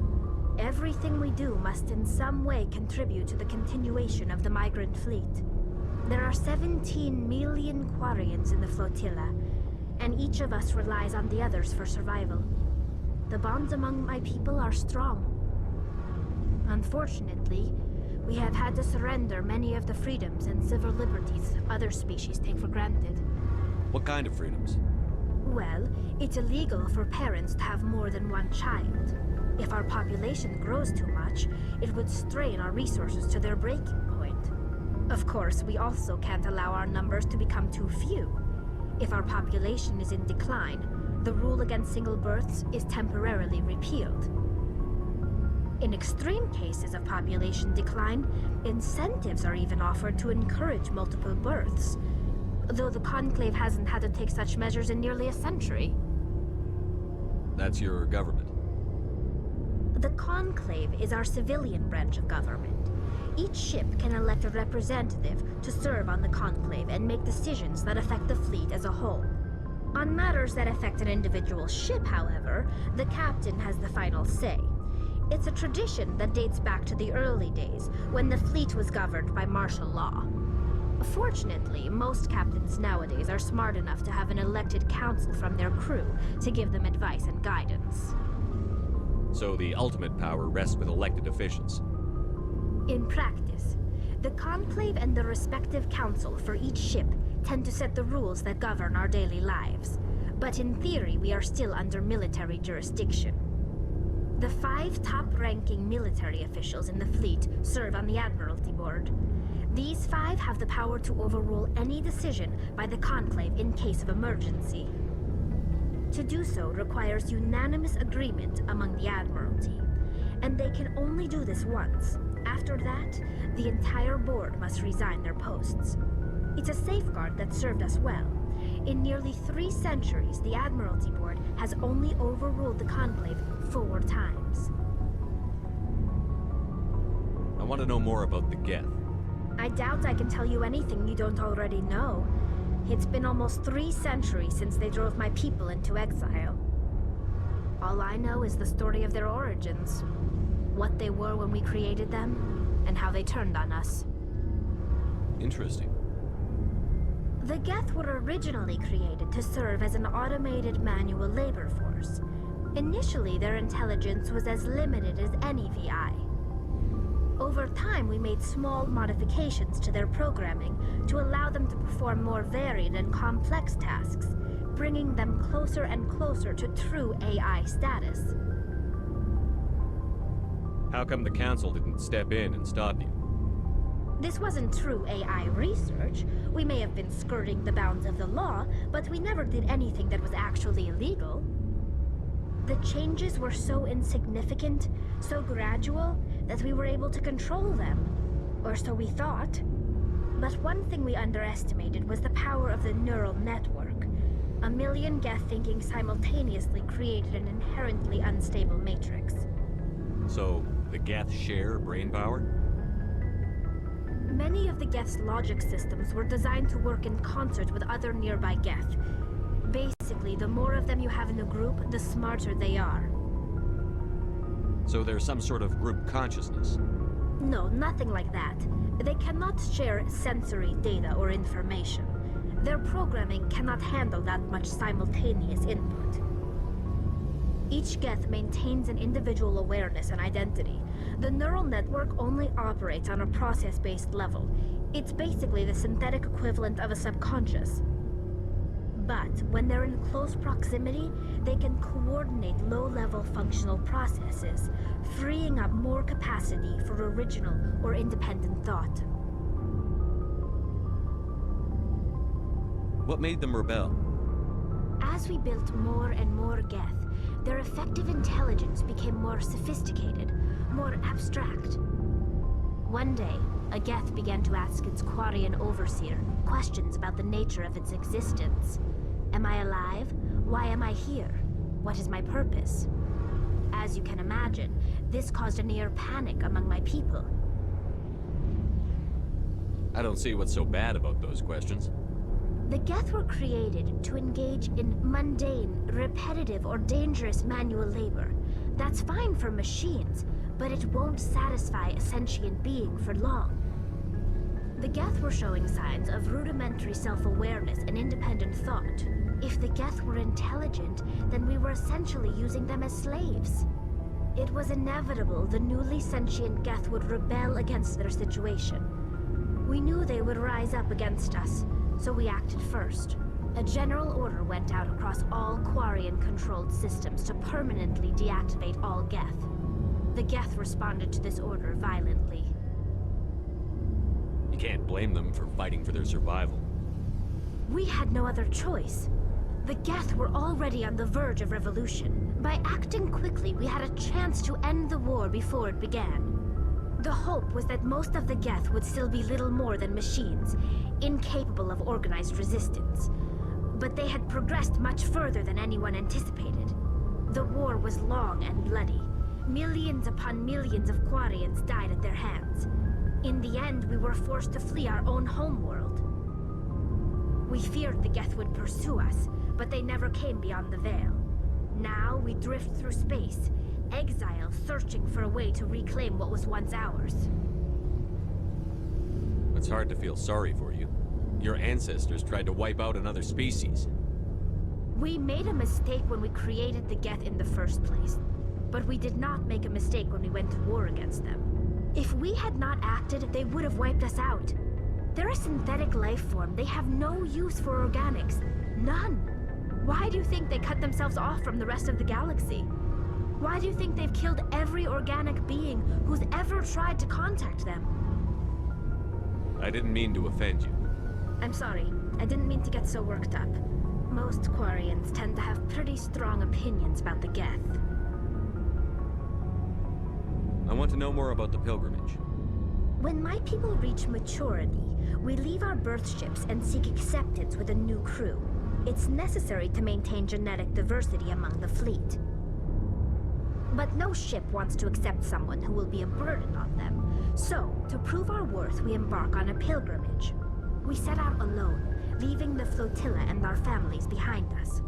We only return once we have found something of value we can bring back to the fleet. This is presented as a gift to the captain of the respective ship we wish to join. If the gift is accepted, we are welcomed into the crew. Can a captain choose to reject the gift? That doesn't happen often. Most captains are eager to increase the size of their crew. It increases their own standing in our society. Even when a gift is not particularly valuable, the captain usually accepts it out of a sense of tradition. However, there is a stigma to presenting a substandard gift. It's not the best way to make a good impression on a new community.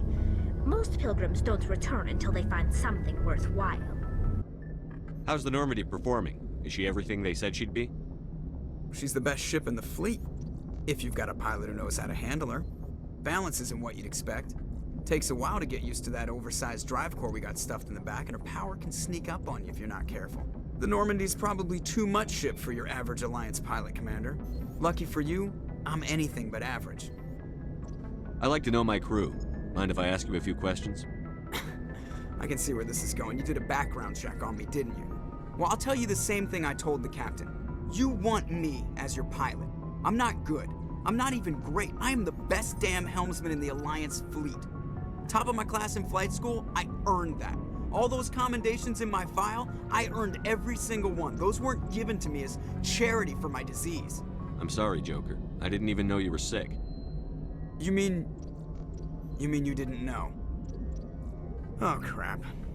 Okay, I've got Vrolik syndrome, brittle bone disease. The bones in my legs never develop properly. They're basically hollow, too much force and they'll shatter. Even with crutches and my leg braces, it's hard to get around.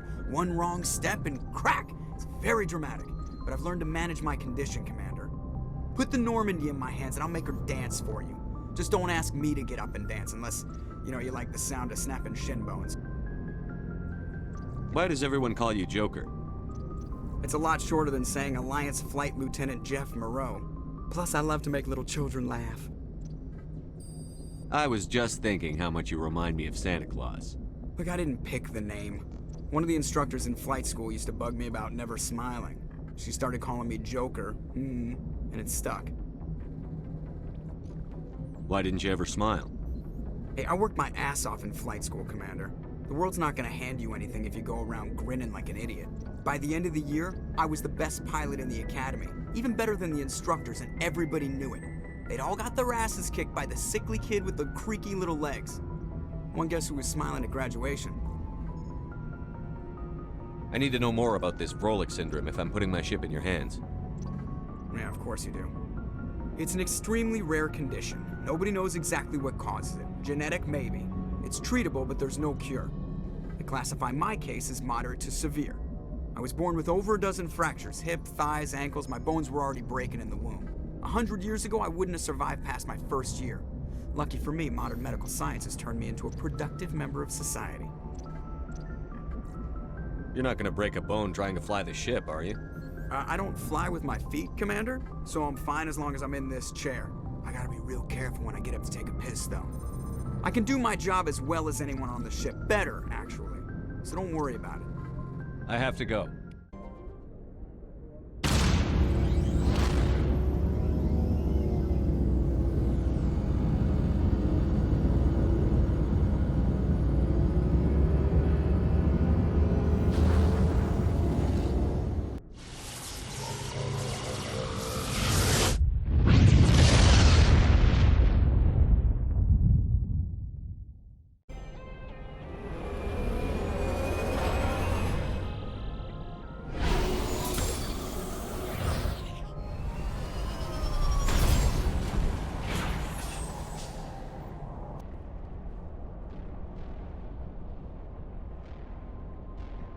Can you hear me out there? I'm trapped. I need help. Are you okay? What happened to you? Listen, this thing I'm in is a Prothean security device. I cannot move, so I need you to get me out of it, all right? How'd you end up in there? I was exploring the ruins when the Geth showed up, so I hid in here. Can you believe that? Geth beyond the veil! I activated the tower's defenses. I knew the barrier curtains would keep them out. When I turned it on, I must have hit something I wasn't supposed to. I was trapped in here. You must get me out, please! Your mother is working with Saren. Whose side are you on? What? I am not on anybody's side. I may be Benezia's daughter, but I'm nothing like her. I have not spoken to her in years. Please, just get me out of here. We just need to figure some way past this energy field.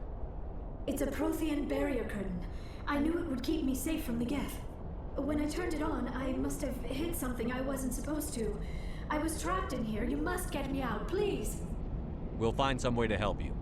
There is a control in here that should deactivate this thing. You'll have to find some way past the barrier curtain. That's the tricky part. The defenses cannot be shut off from the outside. I don't know how you'll get in here. Be careful. There is a Krogan with the Geth. They have been trying different ways to get past the barrier. How did you get in here? I didn't think there was any way past the barrier. We have to get you out of here before more Geth arrive. Yes, you're right. I've seen enough of them to last a lifetime. That button should shut down my containment field.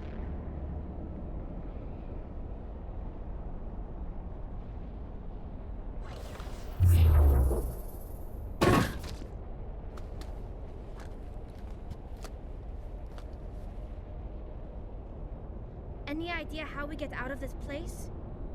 There is an elevator back in the center of the tower. At least I think it's an elevator.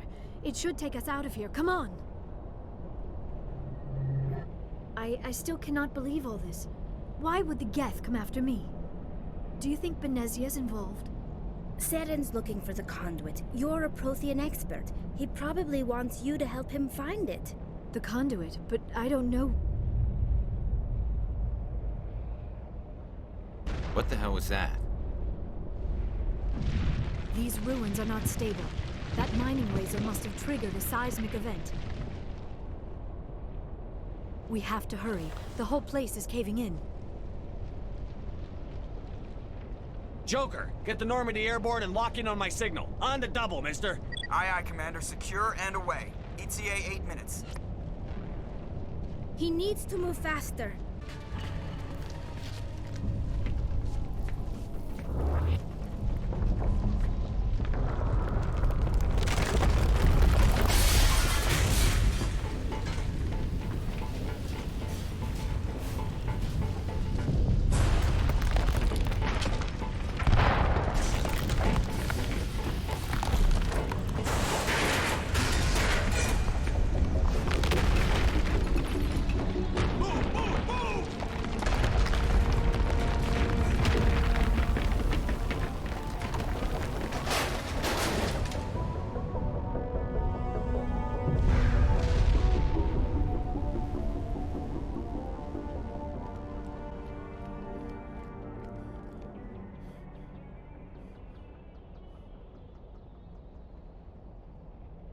Too close, Commander. 10 more seconds we would have been swimming in molten sulfur.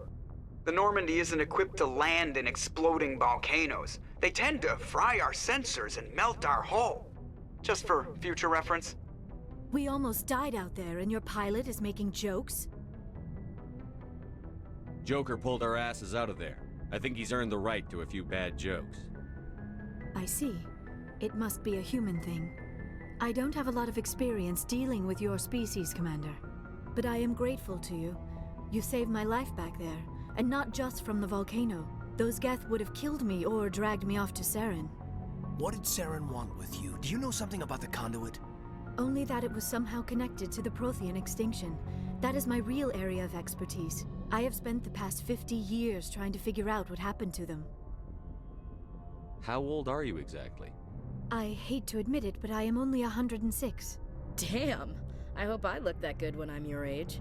A century may seem like a long time to a short-lived species like yours, but among the Asari, I am barely considered more than a child. That is why my research has not received the attention it deserves. Because of my youth, other Asari scholars tend to dismiss my theories on what happened to the Protheans. I've got my own theory on why the Protheans disappeared. With all due respect, Commander, I have heard every theory out there. The problem is finding evidence to support them. The Protheans left remarkably little behind. It is almost as if someone did not want the mystery solved. It is like someone came along after the Protheans were gone and cleansed the galaxy of clues. But here is the incredible part. According to my findings, the Protheans were not the first galactic civilization to mysteriously vanish. This cycle began long before them. Where'd you come up with this theory? I thought there wasn't any evidence. I have been working on this for 50 years. I have tracked down every scrap and shred of evidence. Eventually, subtle patterns start to emerge, patterns that hint at the truth. It is difficult to explain to someone else. I cannot point to one specific thing to prove my case. It is more a feeling derived from a half-century of dedicated research. But I know I'm right, and eventually I will be able to prove it. There were other civilizations before the Protheans. This cycle has repeated itself many times over. If the Protheans weren't the first, then who was? I don't know. There is barely any evidence on the Protheans, even less on those who came before them. I cannot prove my theory, but I know I am right. The galaxy is built on a cycle of extinction. Each time a great civilization rises up, it is suddenly and violently cast down. Only ruins survive. The Protheans rose up from a single world until their empire spanned the entire galaxy. Yet even they climbed to the top on the remains of those who came before. Their greatest achievements, the mass relays and the Citadel, are based on the technology of those who came before them. And then, like all the other forgotten civilizations throughout galactic history, the Protheans disappeared. I have dedicated my life to figuring out why. They were wiped out by a race of sentient machines. The Reapers. The Reapers? But I have never heard of. How do you know this? What evidence do you have? There was a damaged Prothean beacon on Eden Prime. It burned a vision into my brain. I'm still trying to sort out what it all means. Visions? Yes, that makes sense. The beacons were designed to transmit information directly into the mind of the user. Finding one that still works is extremely rare. No wonder the Geth attacked Eden Prime. The chance to acquire a working beacon, even a badly damaged one, is worth almost any risk. But the beacons were only programmed to interact with Prothean physiology. Whatever information you received would have been confused, unclear. I am amazed you were able to make sense of it at all. A lesser mind would have been utterly destroyed by the process. You must be remarkably strong-willed, Commander. Okay, this isn't helping us find Saren or the conduit. Of course, you're right. I am sorry, my scientific curiosity got the better of me. Unfortunately, I do not have any information that could help you find the conduit, or Saren. I don't know why Saren wanted you out of the picture, but I think we'll be a lot better off if we bring you along. Thank you, Commander. Saren might come after me again. I cannot think of anywhere safer than here on your ship. And my knowledge of the Protheans might be useful later on. And her biotics will come in handy when the fighting starts. Good to have you on the team, Liara. Thank you, Commander. I am very grateful. Oh, I am afraid I am feeling a bit lightheaded. When was the last time you ate or slept? Dr. Chakwa should take a look at you. It is probably just mental exhaustion, coupled with the shock of discovering the Protheans' true fate. I need some time to process all this. Still, it could not hurt to be examined by a medical professional. It will give me the chance to think things over. Are we finished here, Commander? We can talk again after you've seen the doctor. The rest of you, dismissed. Mission reports are filed, Commander. You want me to patch you through to the Council? Patch him through, Joker. Setting up the link now, Commander. We've received your report, Commander. I understand Dr. Tassoni is on the Normandy. I assume you're taking the necessary security precautions. Liara's on our side. The Geth were trying to kill her. Benezia would never allow Saren to kill her daughter. Maybe she doesn't know. Or maybe we don't know her. We never expected she could become a traitor. At least the mission was a success. Apart from the utter destruction of a major Prothean ruin. Was that really necessary, Shepard? The Geth were crawling all over those ruins. We were lucky to make it out alive. Of course, Commander. The mission must always take priority. Good luck, Commander. Remember, we are all counting on you. I think there's something wrong with all this. This Saren is looking for records on some kind of galactic extinction, but we can't get backup from the Council? Sorry, Commander. There's writing on the wall here, but someone isn't reading it. The Council doesn't want to believe anything's wrong. I'd call it human nature, but... I hear you. It just seems like a group that's been around as long as the Council should see this coming. Sorry if I got too informal. Protocol wasn't a big focus back in Bot. What's your opinion on the last mission? Dr. Tassoni. Seems like a sweet girl. Easy on the eyes. I mean, if you like the bookish sort. Any intentions there, Lieutenant? No, Commander. Just art appreciation. We'll talk another time, Lieutenant. Commander, are you coming to check up on me? You look much better. How are you feeling? Dr. Chakwas assures me I am going to be fine. I was impressed with her knowledge of Asari physiology. You're in good hands. Dr. Chakwas knows what she's doing. I never properly thanked you for saving me from the Geth, Commander. If you hadn't shown up... I'm just glad we got there in time. So am I. I know you took a chance bringing me aboard this ship. I have seen the way your crew looks at me. They do not trust me. But I am not like Benezia. I will do whatever I can to help you stop Saren. I promise. Don't worry, Liara. I trust you. I know you won't let me down. It means a lot to hear you say that, Commander. Thank you. Tell me about yourself, Liara. Me? I am afraid I am not very interesting, Commander. I spend most of my time on remote digs, unearthing mundane items buried in long-forgotten Prothean ruins. Sounds dangerous. And lonely. Sometimes I would run afoul of indigenous life forms or stumble across a small band of mercenaries or privateers, but I was always careful. Until the Geth followed me to Artemis Tau, I never found myself in any situation my biotics could not handle. As for the solitude, well, that is one aspect that most appealed to me. Sometimes I just need to get away from other people. You don't like other people? I suppose it comes from being a matriarch's daughter. People expected me to follow in Benezia's footsteps. They wanted me to become a leader of our people. Matriarchs guide their followers into the future. They seek the truth of what is yet to come. Maybe that's why I became so interested in the secrets of the past. It sounds so foolish when I say it out loud. It sounds like I became an archaeologist simply to spite Benezia. All children rebel against their parents. It's a natural part of growing up. Aha, you share the wisdom of the matriarch, Shepard. That is exactly what Benezia said when I told her of my decision. But there was more to it than that. I felt drawn to the past. The Protheans were these wondrous, mysterious figures. I wanted to know everything about them. That is why I find you so fascinating. You were marked by the beacon on Eden Prime. You were touched by working Prothean technology. Sounds like you want to dissect me in a lab somewhere. What? No! I did not mean to insinuate. I never meant to offend you, Shepard. I only meant that you would be an interesting specimen for an in-depth study. No, that's even worse. Calm down, Liara. I was only joking. Joking? Oh, by the goddess, how could I be so dense? You must think I am a complete and utter fool. Now you know why I prefer to spend my time in the field with data disks and computers. I always seem to say something embarrassing around other people. Please, just pretend this conversation never happened. Do you know why Benezia joined up with Saren? I don't understand it. She was always outspoken about the need for the Asari to become more involved in shaping galactic events. Maybe she thought allying herself with Saren would somehow be for the greater good in the long run. At least I hope so. This hurts you, doesn't it?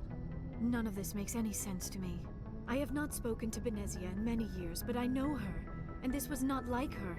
Something changed. I'd like to know more about the Asari. We were the first species to discover the Citadel. We were instrumental in forming the Council, and we always strive to be the voice of peaceful cooperation in galactic disputes. My people believe we are all part of a single galactic community. Each species contributes something to the greater whole.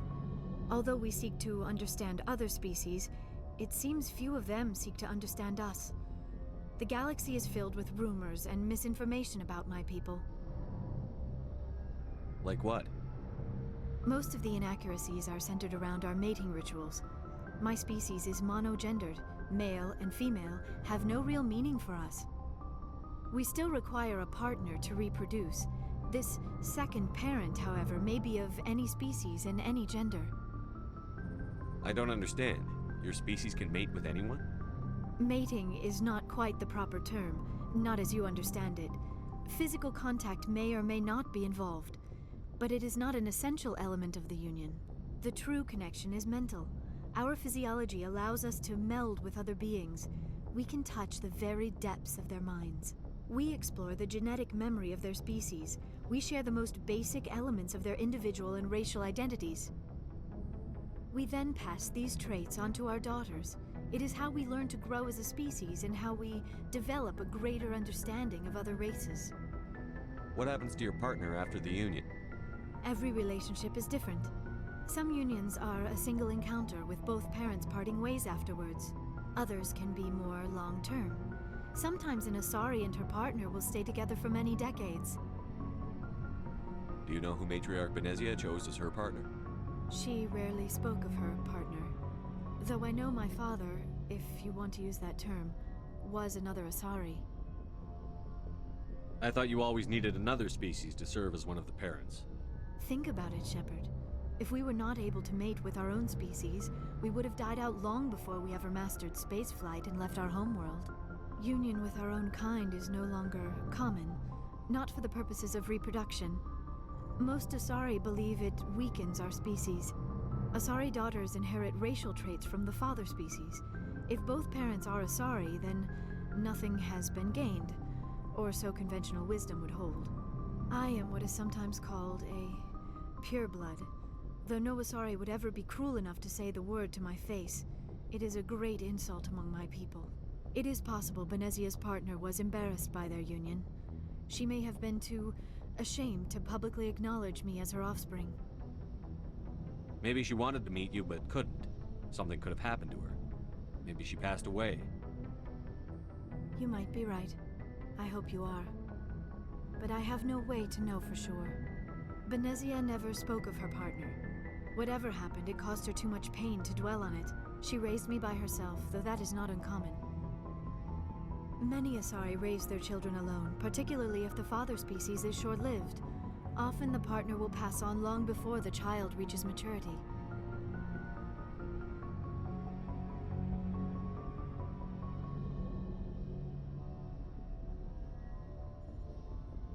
You Asari live for 1,000 years. What happens when your partner dies? Few sapient species live as long as my kind. We have learned to take a philosophical approach to our unions. We do not focus on the inevitable loss of our partners. Instead, we enjoy the time we spend with them. And even after they're gone, a part of them lives on in us. The union is a connection that transcends both time and space. I should go. Why did you want to be a CSEC officer in the first place? That's a good question. There were several reasons, I guess. Like what? Probably the same as most officers. I wanted to fight injustice, wanted to help people. I guess my father had something to do with it too. He was CSEC, one of the best. I grew up hearing about his accomplishments or seeing his picture on the vids after a big arrest. He's taking my resignation pretty hard. That's tough, but you'd think he'd be impressed you're going after Saren. My father's a CSEC man to the bone. Do things right or don't do them at all, he says. He thinks I'm being too rash, too impatient. He's worried I'll become just like Saren. He actually talked me out of becoming a Spectre when I was younger, for the same reasons. You were asked to be a Spectre? Well, I was targeted as a possible Spectre candidate. Me and about 1,000 other Turian military recruits. I could have received special training, but my father didn't like it. He despises the Spectres. He hates the idea of someone having unlimited power with no accountability.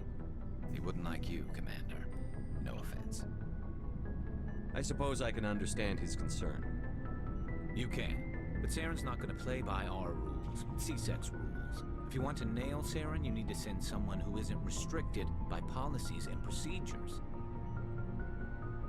Just because you can break the rules doesn't mean you should. I don't need to stoop to Saren's level to stop him. And neither do you, Garrus. I see what you mean, but I'll think about it. So, we've got Saren on the run. It won't be long now. Saren's good, but I'm better. Good? He's rotten. To the core. I could tell as soon as I met him. Why didn't you tell me this sooner? I would have if I thought it was important. I think I'd like to hear about it just the same. This was a while ago. A bunch of mercs were bragging about a job out near the edges of the terminus systems. They said it paid well and the boss was never around to ride them. They said he was looking for more men, too. So I checked it out. I didn't know Saren was openly recruiting mercs. It wasn't that open, and he only showed his face once. We'd been raiding ships in the area for months when we took out this massive cargo freighter. Our biggest haul yet.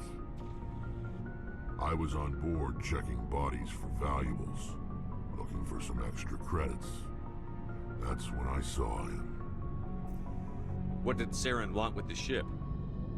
I don't know what he wanted. He was just moving through the ship, watching. A couple of the mercs called him by name, but he never spoke to them. Never spoke to anyone. I had a really bad feeling about him, so I got the hell out. Didn't even wait to get paid. What kind of cargo was the freighter carrying? What was Saren after? I don't know. All I saw on that ship was food and medical supplies. There were some basic weapons, but nothing big. If there was anything of value on that ship, I didn't see it. That's why I didn't mention it sooner. Whose ship was it? There was a Volus trading vessel. Big one. Lots of guards. But they were no match for us. That's the only time you saw him? Yeah. Didn't even know who he was. Still wouldn't if I hadn't joined up with you. But my instincts were right. Every other merc on that mission turned up dead within a week. Every damn one. So long, Rex. Commander, you have a minute to talk? I keep an open door policy. If you have any concerns, lay them on me. All right. I know things are different aboard the Normandy, but I'm concerned about the aliens, Vicarian and Rex. With all due respect, Commander, should they have full access to the ship? They may not serve the Alliance, Chief, but they're allies. At least as far as Saren goes. This is the most advanced ship in the Alliance Navy.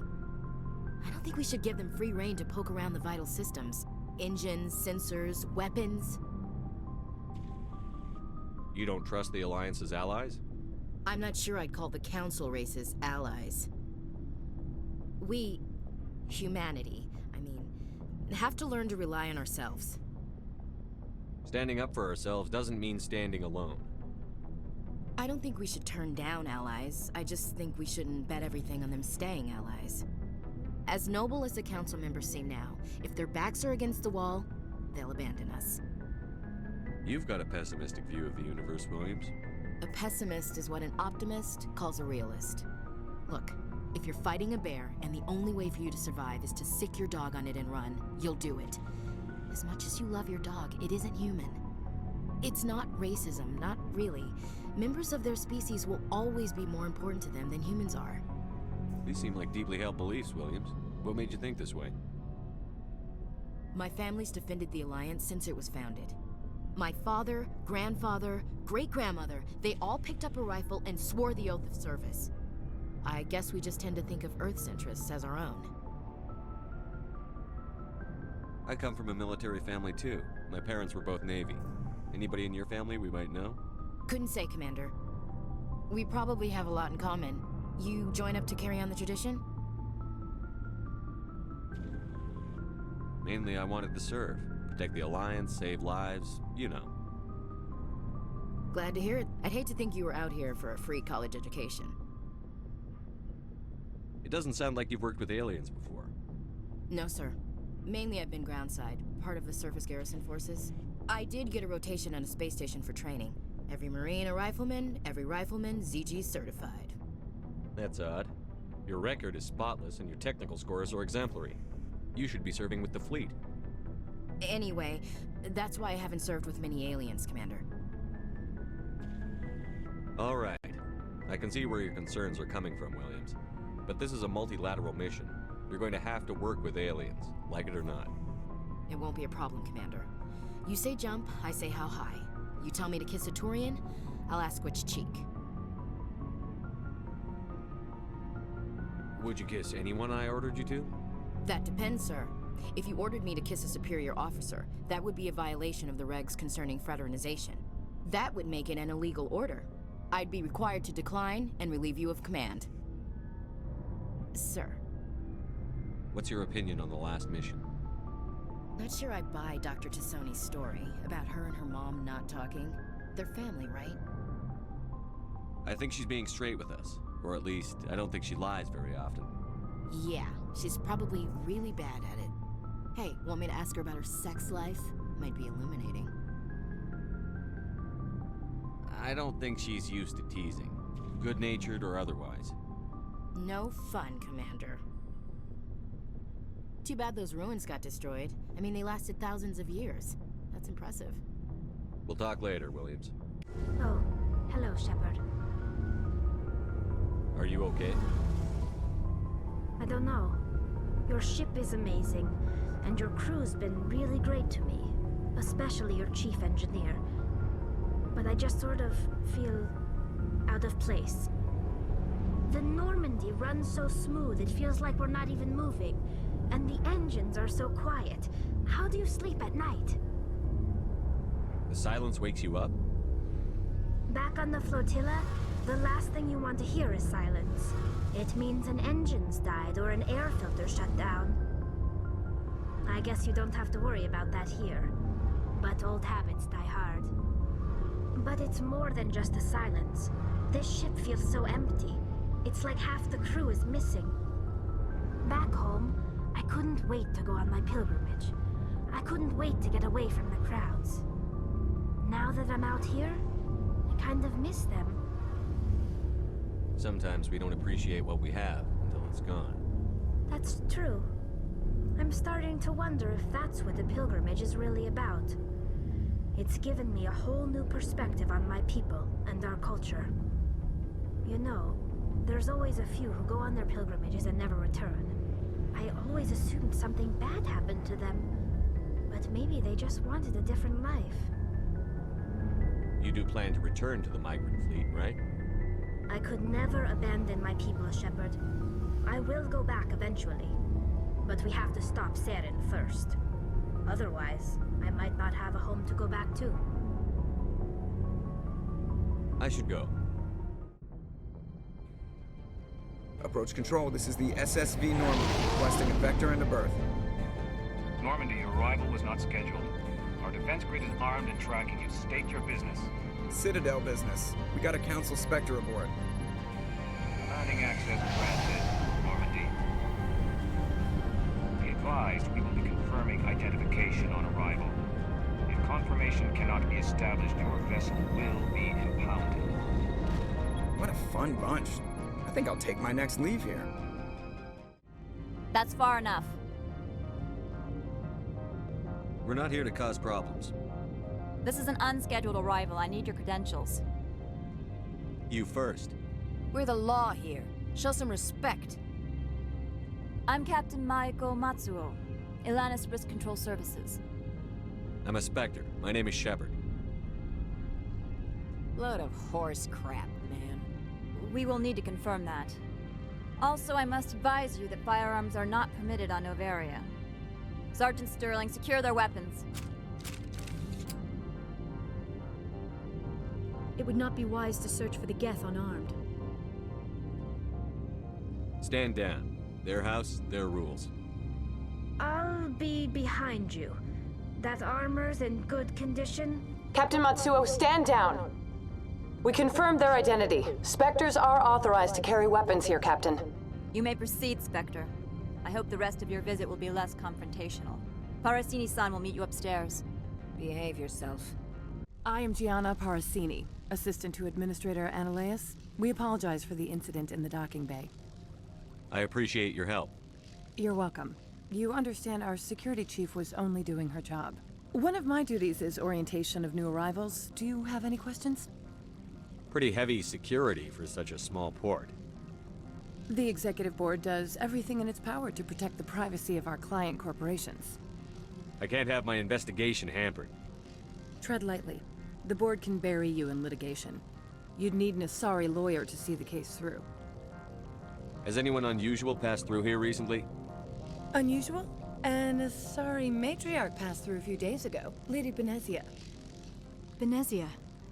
She is here? Can I speak with her? Benezia left for the Peak 15 research complex days ago. To the best of my knowledge, she's still there. Could you tell me how to get there? You'll need to ask Administrator Ananias for clearance to leave this port. Where can I find the Administrator? His office is on the main level, left at the top of the elevator. Understood. Can we go in now? Of course. If you need any help, you can ask me at the Administrator's office. She is here. I can't believe it. I imagine you want to talk to me, Shepard. About my mother. No, I don't. I trust you, Liara. You may not be military, but you're part of my crew. Thank you, Shepard. That means a great deal to me. You will excuse me if I don't stand up. I have no time to entertain spaceborne vagabonds. I see you looked up my service record. Only a fool enters negotiation without knowledge of the other party's tendencies. This greeting is a courtesy. I will only cooperate as required by the Executive Board. Businesses come here to avoid the second guessing of galactic law. Are you telling me you have no safety protocols? Don't be ridiculous. Do you think a for-profit company would take no precautions against loss of life and material? Project leads have the final say here, not meddlesome politicians. I've heard an Asari matriarch is here. Venezia? She arrived a few days ago, accompanied by a personal escort and some cargo. She's up at Peak 15. What can you tell me about her cargo? Large, heavy, and sealed. It passed weapons screening. Beyond that, it is not our concern. What do you mean, personal escort? The phrase is self-explanatory. Bodyguards attending to the safety of her person, mainly Asari commandos. Commandos? Odd that you shouldn't mind their presence. They followed all our regulations. I had no reason to forbid Lady Venezia from taking them. I'd like to see her, immediately. I'm afraid that you cannot. Peak 15 is a private facility in the Skadi Mountains. Regardless, there is a blizzard in the area. Shuttles are grounded and surface access has been cut off. Surface access, you say? Cut off, I said. The roads are not suitable for travel. Don't make an issue of this, Shepard. Let him be stubborn, Shepard. I'm sure someone else here is willing to help us. What brought her out here? If I knew, I wouldn't be at liberty to say. She came here as Agent Saren's executor. Excuse me, his what? Executor. Saren is a major shareholder in Binary Helix. Lady Venezia is authorized to act in his name. She is here on business for Binary Helix. There were issues at Peak 15 that required Saren's attention. Back to my other questions. Every minute of my time you waste costs the company 12 credits. I will keep a running tally. Do you do business with Saren? I believe I explained this already, did I not? He is a major investor in Binary Helix Corporation, which is one of Novaria's backers. Is Binary Helix developing weapons for him? It's possible, given his interests. What our clients do in their labs is their business. I have no more questions at this time.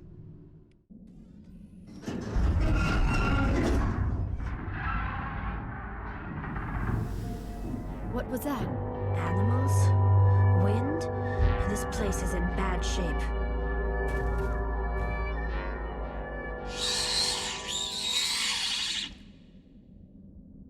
It looks like you're trying to restore this facility. Would you like help? You're the virtual intelligence that runs this place? This system is monitored to respond to the name Mira. May I ask your name? Commander Shepard. I work for the Citadel Special Tactics and Reconnaissance. One moment, please. Council authority confirmed.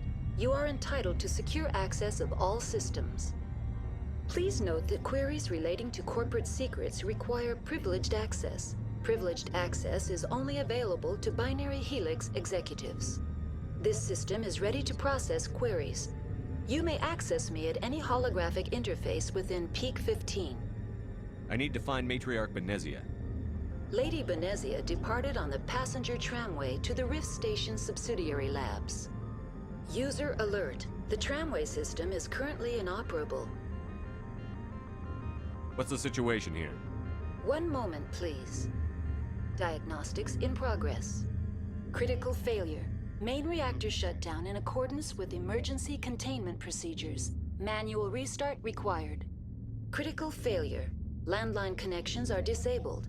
Passenger tram systems are offline. Report complete. Do you have an additional system status query? Do you know why the reactor was shut down? I'm sorry, but I was offline at the time. Shutdown could occur if reactor breach seems likely, or in the case of catastrophic laboratory containment failure. Emergency guidelines suggest the frigid environment will kill biological contagions. It may also damage mechanical ones. Turn off the heat and hope the cold puts whatever you've unleashed to sleep. Nice. What are the landlines, and why are they disabled? The landlines connect my mainframes here at Central Station to the various sub-facilities of Peak 15. This allows the crew to remotely access my databases from the comfort and security of their labs.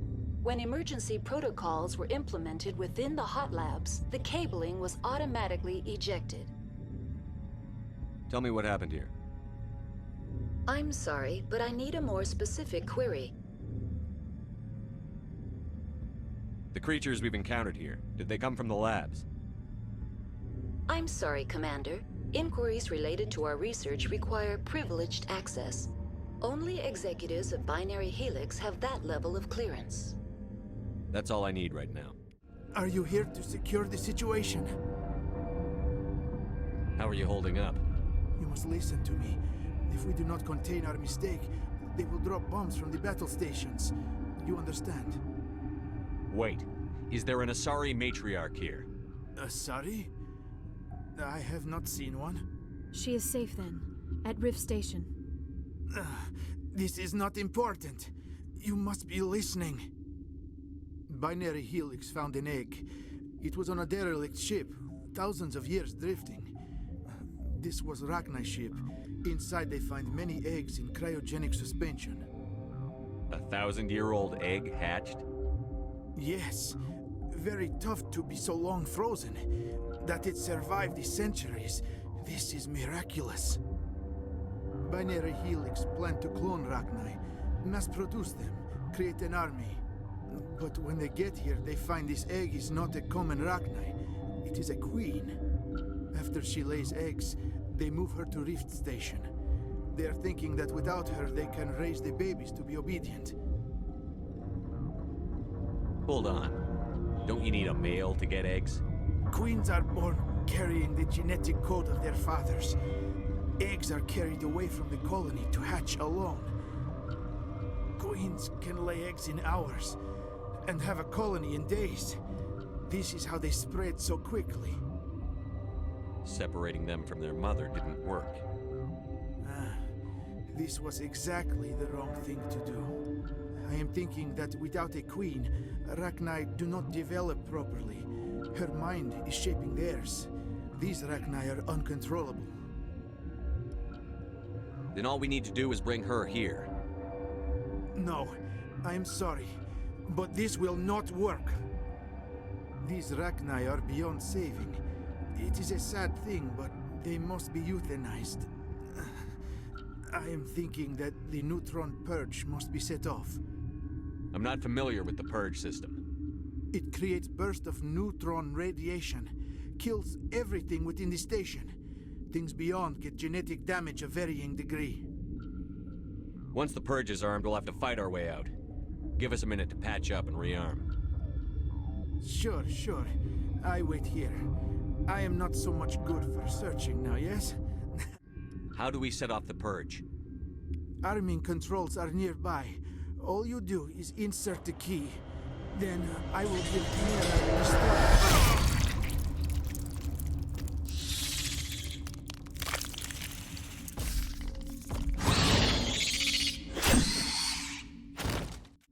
You do not know the privilege of being a mother.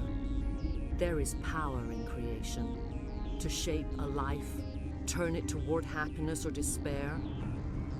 Her children were to be ours, raised to hunt and slay Saren's enemies. I won't be moved by sympathy, no matter who you bring into this confrontation. Liara's here because she wants to be, not because I asked her to. Indeed. What have you told him about me, Liara? What could I say, Mother? That you're insane? Evil? Should I explain how to kill you? What could I say? Have you faced an Asari commando unit before? Few humans have. I can't believe you'd kill your own daughter. I now realize I should have been stricter with her.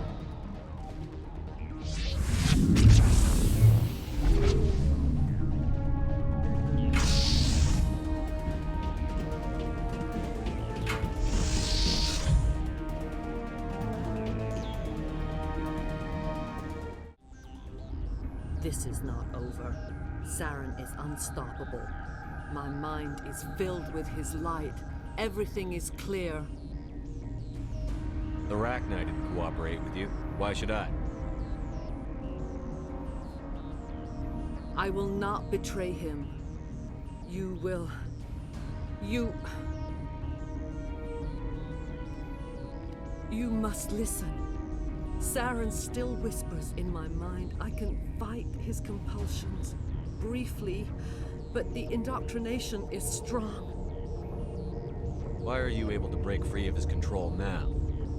I sealed a part of my mind away from the indoctrination, saving it for a moment when I could help destroy him. It will not last long. So you could turn on me again? Yes, but it would not be my will, Shepard. People are not themselves around Saren. You come to idolize him, worship him. You would do anything for him. The key is Sovereign, his flagship. It is a dreadnought of incredible size, and its power is extraordinary. The ship that attacked Eden Prime? I didn't think anything that size could land on a planet. It has a very powerful masseffect drive, but that is not Sovereign's true power. The longer you stay aboard, the more Saren's will seems correct. You sit at his feet and smile as his words pour into you. It is subtle at first. I thought I was strong enough to resist. Instead, I became a willing tool, eager to serve. He sent me here to find the location of the Mu relay. Its position was lost thousands of years ago. How does something that big go missing? 4,000 years ago, a star nearby went supernova. The shockwave propelled the relay out of its system, but did not damage it.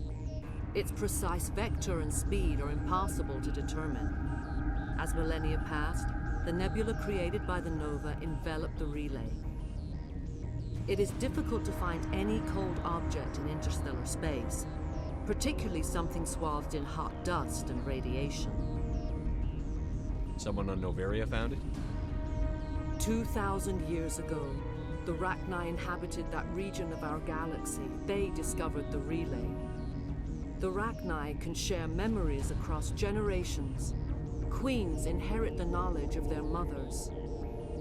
I took the location of the relay from the Queen's mind. I was not gentle. How did the Rachni find it? They searched patiently. They are territorial creatures, driven to close any possible way into their systems. Why does Saren need the Mu relay? He believes it will lead him to the conduit. I would tell you more if I could, but Saren did not share his counsel with me. I was merely a servant to his cause. You can still make it right. Give me the information. I was not myself, but I should have been stronger. I transcribed the data to an OSD. Take it, please. Knowing the relay's coordinates is not enough. Do you know where he planned to go from there? Saren wouldn't tell me his destination, but you must find out quickly. I transmitted the coordinates to him before you arrived. You have to stop me. I can't. His teeth are at my ear. Fingers on my spine. You should. Oh, you should. Mother, don't leave. Fight him. You've always made me proud, Liara.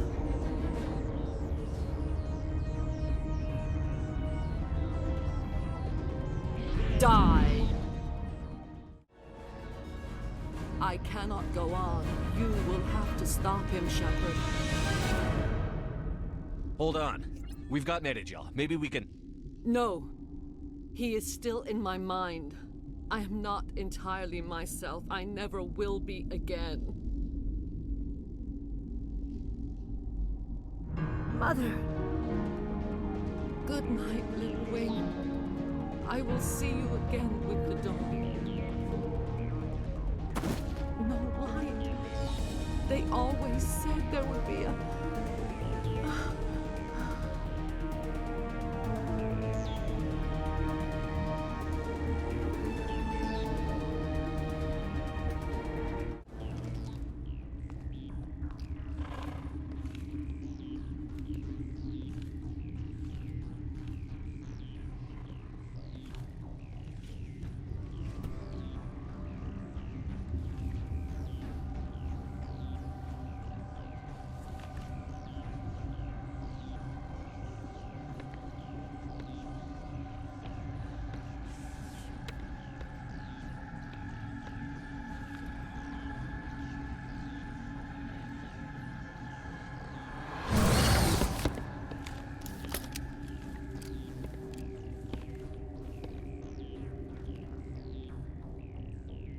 This one serves as our voice. We cannot sing. Not in these low spaces. Your musics are colorless.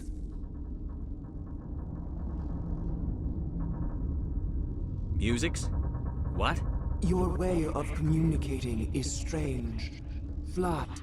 It does not color the air. When we speak, one moves all. We are the mother. We sing for those left behind.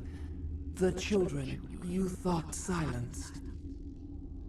We are Rachni. How are you speaking through her? Our kind sing through touchings of thought.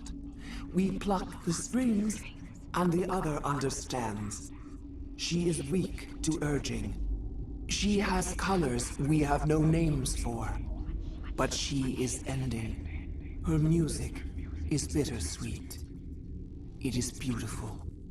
You are not in harmony with those who hoped to control us. What will you sing? Will you release us? Are we to fade away once more?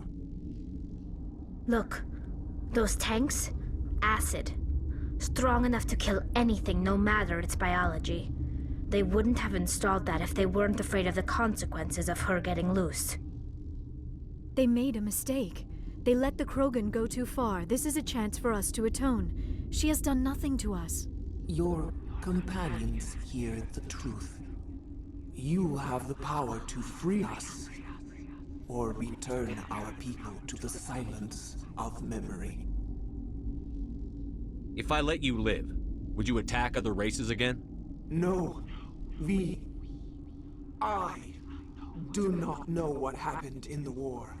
We only heard discordance, songs the color of oily shadows. We would seek a hidden place to teach our children harmony. If they understand, perhaps we would return. You could have calmed them if I hadn't set off the purge? No. Our minds are not as yours. We can only learn to sing in harmony. Without a mother, children are lost to silence. You should not sing of them in gray and violet. We would have stilled them ourselves. Are you a survivor from the war? A clone? We do not know. We were only an egg, hearing Mother cry in our dreams. A tone from space hushed one voice after another. It forced the singers to resonate with its own sour yellow note. Then we awoke in this place, the last echo of those who came out from the singing planet. The sky is silent.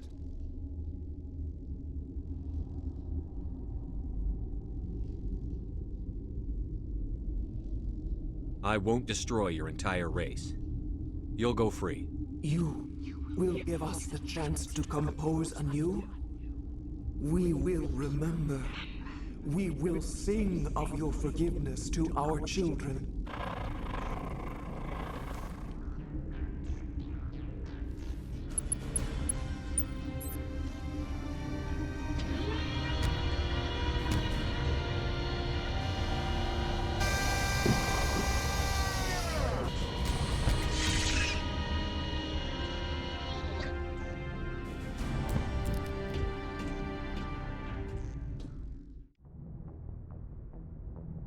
What's our next move, Commander? Head for the Mu relay? The Mu relay could link to dozens of systems. Unless we know exactly where Saren's going, we'd just be wasting our time. The Commander is right. We cannot rush off blind. We still need to learn more about Saren. Who put you in charge? Did the Commander resign when I wasn't looking? We're all on the same team here, Williams. She's just trying to help. Sorry, Commander. This is a tough mission. We're all on edge. Everyone go get some rest. Crew, dismissed. Novaria report is away, Commander. You want me to patch you through to the Council? Patch him through, Joker. Setting up the link now, Commander. Is this report accurate, Commander? You found Rachni on Novaria? And then released the Queen. Do you have any idea what you've done? How many generations until they overrun the galaxy? This Queen is different. She understands why her kind had to be wiped out last time around. I hope you're right, Shepard. Our children's children will pay the price if you're not. We'll be waiting for your next report, Commander. What's your opinion on the last mission? Killing Saren's, what was Benezia anyway? Second in command? Advisor? Anyway, it should set him back a bit. I'm sure Dr. Tassoni's hurting, though. Poor kid. Having to kill her own mom. Any opinion on the Rachni? Off the record? If we had the option, I'd as soon have left it to the Council. We weren't out here during the Rachni War. I'm not sure we have any business getting involved. We'll talk another time, Lieutenant. If you are here to talk about Benezia's death, you need not bother. She brought it upon herself. Don't pretend it doesn't bother you. She was your mother. She was. But she was not. I prefer to remember Benezia as she used to be, before she was corrupted by Sovereign's power. The best of your mother lives on in you. Her determination, her intelligence, her strength. That is kind of you to say. I appreciate your concern, but I am fine. Benezia chose her path, just as I have chosen mine. I am with you until the end, Shepard. Maybe we could pick up where we left off. You were telling me about your interest in the Protheans. Actually, I think I was talking about my interest in you, and making a fool of myself in the process. As I said, I am not used to dealing with people, especially humans. I did not really know much about your species when we first met, Shepard. I found it hard to take humanity seriously. Your kind always seemed so rushed and high-strung. We don't have the luxury of time. An Asari can live for 1,000 years. We're lucky if we hit 150. That is true. At first I thought that was a weakness of your species. After spending time with you and your crew, however, I think it may actually be an advantage. You humans are creatures of action. You pursue your goals with an almost indomitable determination. It is an admirable trait, but also an intimidating one. You're scared of us? Unfortunately, the rest of the galaxy sees humanity as something of a bully. You run over anyone in your path to get what you want. It is up to people like you to change their minds, Shepard. I'm doing the best I can, Liara. There is a reason the Council chose you to become a Spectre. They saw something special in you. The best of what humanity has to offer. I looked into your history. I know what you did during the Blitz. It was a remarkable display of courage and heroism. You didn't need to go behind my back. I would have told you whatever you wanted to know. I apologize, Commander. After our last conversation, I was afraid I would say something stupid again. I wanted to know more about you. To understand what made you into the man you are. There is something compelling about you, Shepard. Are you sure you're interested in me? Or is it my visions of the Protheans? I admit, your connection to the Protheans had something to do with my initial interest, but it has grown beyond that. You intrigue me, Shepard, but I was not sure if it was appropriate to act on my feelings. I thought there might already be a relationship between you and Chief Williams. Williams and I are just friends, nothing more. My mistake, then.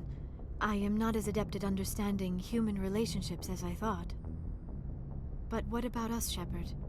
Is there a mutual attraction, or was I wrong about that too? No, you were right. There is something between us. I knew it, and I knew you felt it too. But does this not seem rather strange? Why do I feel so close to you? We have only known each other a short time. We are from two different species. We have almost nothing in common. This makes no sense. These things never make sense. They just happen, and we get swept up in the storm. You make it sound so chaotic, so dangerous. I'll keep you safe. I am not looking for a protector. This is all a bit overwhelming. I am not used to this. You. I need some time. Take all the time you need, Liara. I'll be here. Thank you, Shepard. Let's just talk about something else for now. I should go. Why did you become a mercenary? Lots of reasons. Such as? Such as, I needed to get out of our system. I needed to eat. I needed to survive. Why not stay and help your people? I tried to help. That's why I had to leave. What happened? I was betrayed. I was head of a small tribe. We were trying to restore order after the war, but the other tribes were against us. They followed Jared, one of the few warlords who survived the war with the Turians.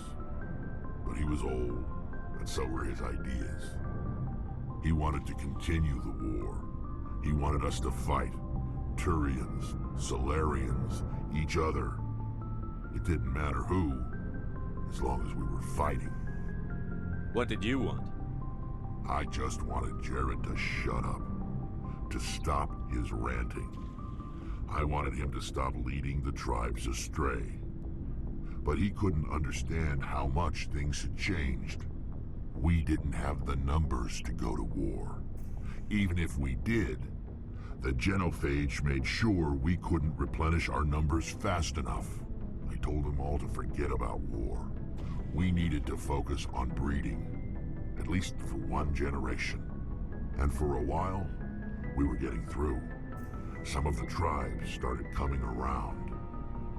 I take it the warlord didn't appreciate that. No, he didn't. He arranged a crush with the tribes, a meeting on neutral ground. He wanted to talk. We met at the Hollows, near the graves of our ancestors. The skulls of our dead laid bare to remind us where we come from and where we all go. It's as sacred as any Krogan place can be. Violence is forbidden. It sounds like a trap to me. You must have suspected as much. I did. But when your father invites you to a crush, well, there are some laws that even we hold sacred. Jared was your father? He was. Until that day. We talked, but we didn't get anywhere. When it was clear that I wouldn't join him, he gave the signal. His men leapt from the graves of our ancestors like Krogan undead. The few that were loyal to me died quickly. I escaped with my life, but not before I sank my dagger deep into my father's chest. That is why I left, and that's why I'll never go back. So long, Rex. Oh, before I go, you said you're serving with Commander Shepard now? We saw him on the news here. He's cute. Later, sis. Tell me you didn't hear that. Afraid I did. Oh, shoot me now. One of my sisters. That's Sarah, the youngest. Surprised to see you here, sir. Thought you'd be chatting up, what's her name? T'Soni? Liara, why would you think that? Scuttlebutt says you got a bit of a thing for her. I could understand why. The crew's off limits with the regs against fraternization. And at least she looks like a woman. You think I'm interested in Liara because she's the only one I'm allowed to date? So you are interested in her. Of course, it could be politics. Alien diplomat's daughter, us under orders to make nice with the bug-eyed monsters. What's up? You didn't come by to eavesdrop on family mail. Your family seems to be important to you. Yeah, we've always been close. Me and my sisters especially. With Dad on duty so much, I had to help Mom raise them. Did your father serve with the fleet? Yeah, took any crap posting he could get that offered space time. You know what?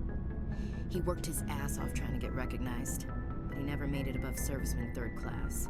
He was real proud when I made chief. First thing he did was salute. What about your mother? You haven't mentioned her. You must know what military wives are like. Strong because they have to be, able to raise kids while dad's away on a 6-month cruise. She has a degree in planetary geology. She and Dad both wanted to see new worlds. She gave up her career to raise us, though. You have more than one sister? Sounds like a big family. Yeah, I'm the oldest, then Abby, then Lynn. Sarah's the youngest. She's still in high school. With 4 girls, Dad used to say he felt more outnumbered at home than on maneuvers. Where did you grow up? All over. Same as you, I expect. We transferred a half a dozen times before I finished grade school. You go where personnel command sends you, right? I guess that's why I'm so tight with my sisters. We'd have to leave all our friends every 2 or 3 years. I was an only child, but I get the idea. At least one of my parents was always on duty. Yeah, military families, eh? With schedules like that, it's a wonder we ever have kids anymore. Things were tense between Sarah and me for a while. Then we bonded. What's your opinion on the last mission? You mean the Rachni, right? They were dangerous, Skipper. They proved that 2,000 years ago. I think it was a mistake to let them go. But that wasn't my call to make. It was yours. You know, you really should talk to Tassoni about her mom. She has to be hurting. Just saying, Skipper. We'll talk later, Williams. Commander, good to see you. You've been with CSEC a while. Have you seen much action? Well, not as much as you, but yeah, I've seen some interesting things. I'll bet you have. Anything in particular that stands out? I remember this Solarian geneticist I was sent to investigate. That case was a bit disturbing. What happened? Why were you investigating them? I was tasked with tracking black market trade on the Citadel. Most of it harmless, nothing I needed to pursue. But during the course of my investigation, I noticed an increase in the trade of body parts, organs mostly. We usually get a few of those, but not the numbers I was seeing. We weren't sure if there was a new black market lab or if some freak was harvesting organs from citizens. So what was it? Both, actually. But it took us a while to figure that out. So how did you figure out what was happening? First, we got a hold of a sample and ran DNA tests. The weird thing was, the match led us to a Turian who was still alive and was very convinced he'd never lost his liver. After a bit of digging, I discovered this Turian worked briefly for Dr. Salion, the geneticist. So I went to his lab hoping to find evidence of cloned organ development. But there was nothing.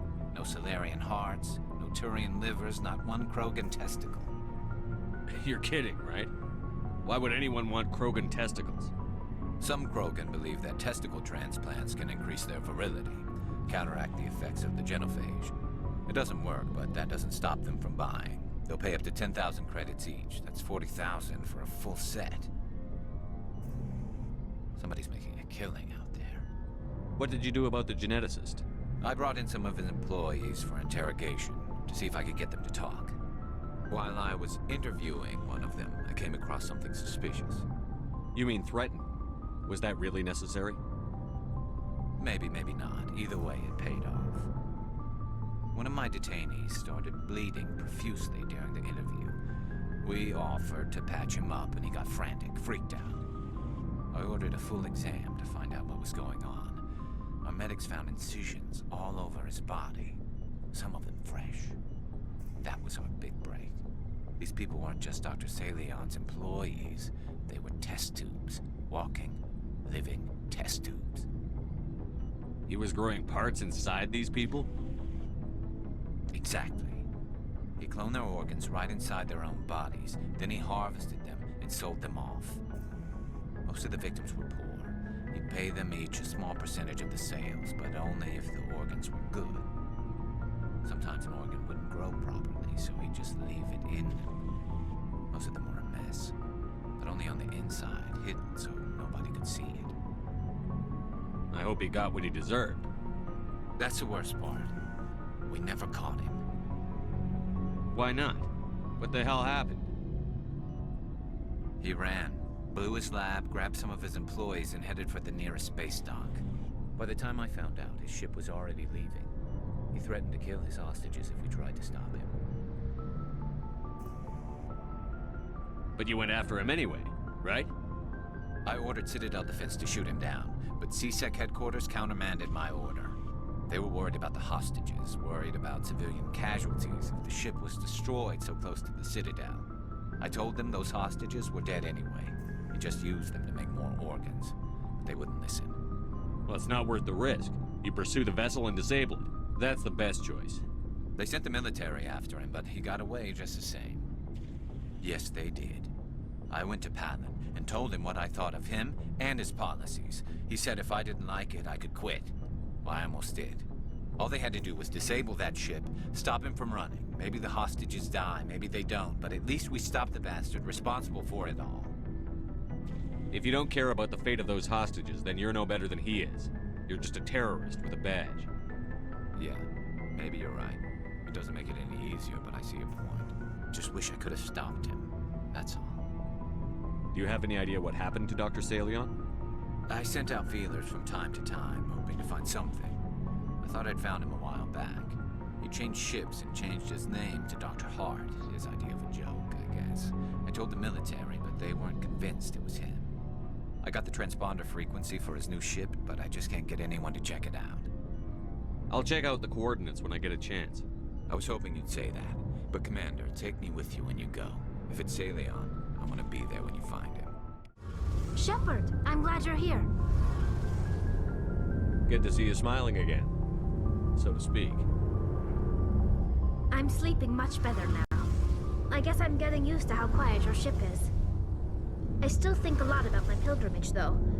I know Saren's our top priority, but with all the worlds we go to, I was hoping to find something to bring back to the flotilla.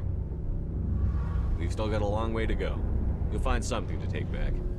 Yes, but it cannot just be some derelict ship my people can use for salvage. It has to be more than that.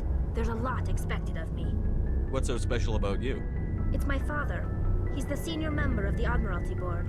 He's one of only 5 people who can overrule the decisions of the Conclave for the good of the migrant fleet.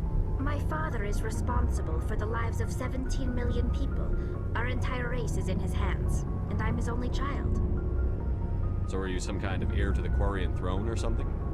No, it doesn't work that way. My father's position isn't hereditary. I'll probably never serve on the Admiralty Board myself. Officially, I'm just the same as any other citizen. But it doesn't work that way in practice. People have always treated me differently because of who my father is. You must get all kinds of special privileges. I probably had it easier than most growing up, but it's not all good. People like my father have enemies, and they're not above using me to get to him. It must be tough on you. My people place a high value on family and ancestry. There's an unspoken expectation that I'll live up to my father's example. Everyone's waiting for me to do something great on my pilgrimage, something that will forever change our lives for the better. If I don't, it's like I failed, and that reflects badly on both me and my father. The work you're doing here is more important than anything any Quarian has ever done before. Yes, I know. But you have to understand Quarian culture. We're a very insular society. The events beyond the flotilla don't much matter to the average citizen. Our greatest dream is that one day we'll return to our homeworld and drive out the Geth. But even if we stop Saren, that's not going to happen. There's still millions of Geth behind the veil. Until they're gone, our exile will continue. What would you need to bring back to make everyone happy? Something that would help us better understand the Geth. They've changed significantly since the exile. They've continued to evolve. We've done our best to study them, but it's not easy. They're very reclusive. Until recently, they never went beyond the borders of the Veil. And all the Geth we run into now are under Saren's control. We'd need to find Geth operating on their own, independently.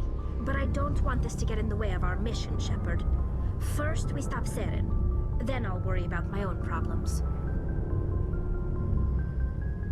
What was your father like? It wasn't easy growing up as the daughter of one of the Admiralty. Even before he joined the board, he was a prominent figure. People looked to him for leadership.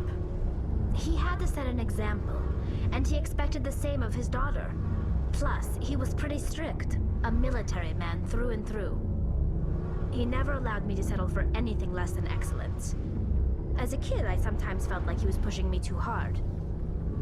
But now I'm old enough to appreciate what he taught me. The world doesn't owe us anything. If we want something in life, we have to earn it. Where was your mother in all this? Mother was around, but she always seemed to kind of blend into the background. Almost like she was overshadowed by my father. He tends to do that to people. She passed on about 5 years ago. Some airborne virus that swept through the fleet. Happens sometimes when the filters start to break down. I think my father took it pretty hard. After she was gone, he became even more focused on his work. I think that was his way of dealing with the grief. Sounds like a tough upbringing. You don't resent your father at all? Like I said, it wasn't easy. My father's not the kind of person you bond with. And he wasn't around all that much. Too busy. People counted on him, and he took his duties seriously. Even when he was around, he always seemed a bit distant.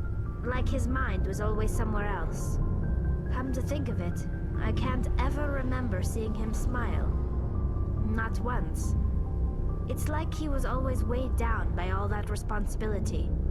I mean, I know he cares about me, but he never really showed it. Not in the usual way. I guess the best thing I can say about my father is that I respect him.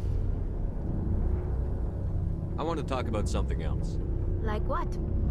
I should go. Commander Shepard, we've received information that may be critical to your mission against Saren. I'll take all the help I can get.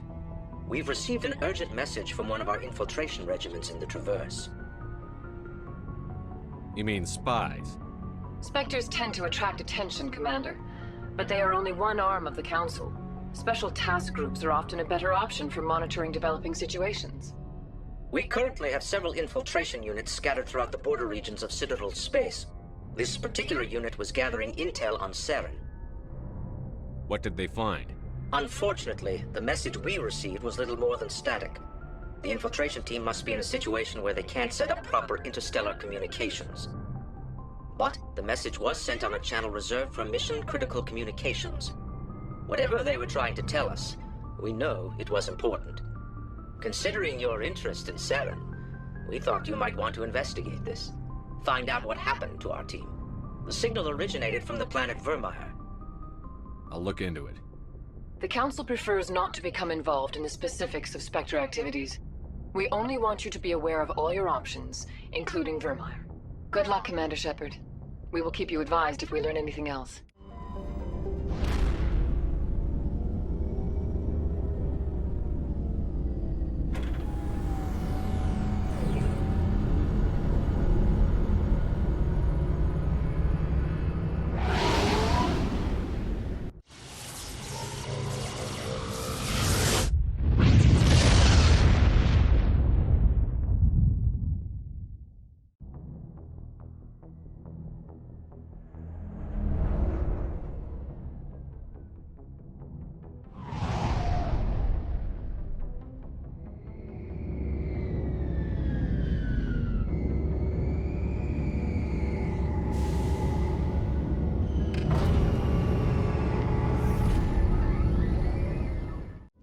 We saw your ship.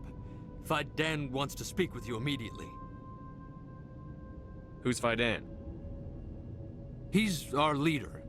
He needs your help to prepare for the Geth. They're making another push. Please, up the stairs past the freighter.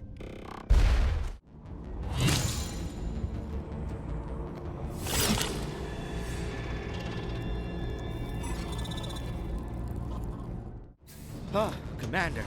I'm glad they finally sent somebody to help us. You're a bit late, aren't you? Arcelia. Sorry, Commander. Everyone's on edge since... Watch out! We've got Geth in the tower! Protect the heart of the colony!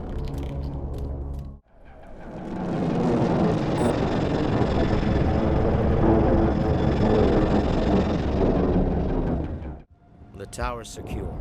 Thanks to you, Commander. I'm just glad your colony is safe. I appreciate your concern and your efforts against the Geth. They may have been slowed, but they'll be back. They always come back. Help me find what the Geth are after, and you'll all get out of here alive. We don't know what they're after. They came, they attacked us, that's all we know. Their main base is at the Exogeny headquarters. A good place to start looking if you want answers. What's Exogeny? It's the company most of us work for before the attacks. They fund this colony. The Skyway leads directly to Exogeny headquarters. You can't miss it. Of course, there's an army of Geth between here and there. I didn't expect this would be easy. Then maybe I can get this colony operational again. What can you tell me about the defenses the Geth have set up? I don't have any details, but I'll wager it's a lot more fortified than the command post. They landed at least one Geth ship at Exogeny, and I've seen large walking tanks on the Skyway. Expect a hard fight. What do you need done to get this place back on its feet? We need those Geth destroyed. Arcelia's right. There are still Geth in the tunnels. We also have more mundane problems like food, water, and power. I'm not sure where we stand on those matters. You should talk to the people overseeing them. What's wrong with the colony's power supply? May O'Connell is working on our power problems. She'd know more about it than I do. Is there anything I can do to solve your water shortage? Maka Doyle has been assigned to that particular issue. If you have any insight to offer, please speak with her. You mentioned something about a food shortage. Davin Reynolds is tasked with securing food for the immediate future. If you can assist, please speak with him. Do you have information about Geth in the lower tunnels? Nothing new. They're in the tunnel somewhere, likely guarding a transmitter to coordinate attacks. It's not a critical threat right now, but getting rid of that transmitter will help us defend against further attacks. Let's talk about Zeus, Hope, and Pharos in general. Of course, Commander. What else can you tell me about Exogeny? Exogeny funded this colony. Without them, we wouldn't be stuck here. They specialize in colonization. In return for bankrolling the colony, we work for them. Their main goal is the retrieval of valuable artifacts or resources. Except there isn't anything here. Or if there is, we didn't find it. I wonder if that's what the Geth are looking for. Perhaps.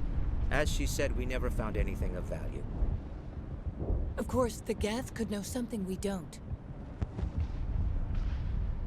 Tell me about your colony. Life is hard and often brutal, even without our current problems. Colonial affairs back on Earth told us we'd be beneath the notice of any raiders. I guess they weren't counting on the Geth. But, despite everything, there's something tranquil about this place, unlike anything I've experienced before. How big was the original Pharos colony? We were nearly 1,000 at the main site, 200 more at my outpost. When the first wave obliterated our defenses, we fell back to Zeus' Hope. The Normandy isn't huge, but we could airlift you out. The Geth fighters are too dangerous, and I won't be driven off this world. It is our home. There's a chance for growth here that's simply not available on other worlds. What can you tell me about the defenses the Geth have set up? I don't have any details, but I'll wager it's a lot more fortified than the command post. They landed at least one Geth ship at Exogeny, and I've seen large walking tanks on the Skyway. Expect a hard fight. I'll talk to you when I learn more. I'm grateful for what you've done, but your heroics don't impress me, Commander. I get the feeling you don't like me. How would you feel if you were hung out to dry by every government organization that ever promised to keep you safe? They should have sent a small fleet. Instead, we get one ship. And you're only interested in the Geth. Tell me more about yourself, Arcelia. I'm a rent-a-cop. I was hired to keep kids from writing graffiti on the walls at Exogeny. Then all this happened. I wasn't trained for this. I didn't ask for it. I just wanted to end. Goodbye. Hello, Off-Worlder. I'm glad that we aren't totally forgotten by the rest of the galaxy. Dear, please try to rest. You're not ready to speak. But they should know. I mean, they are very important. Yes. That's better. Is there anything I can do for you? I'm fine. I just need to try to think clearly. It's just a lingering pain from the last attack. I'll be fine. I see no major injury, but something must be causing her pain. You don't want to go down there. What are you doing down here? Nothing I should be, and anything I shouldn't. No! That was a good one. Very intense. What's the matter with you? Just invoking the Master's whip helps remind me I'm still alive. You're here for the Geth, aren't you? You're not the only one interested in those things. Who else is looking for the Geth?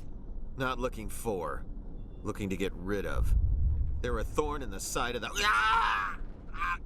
Trying to get to the... Dying!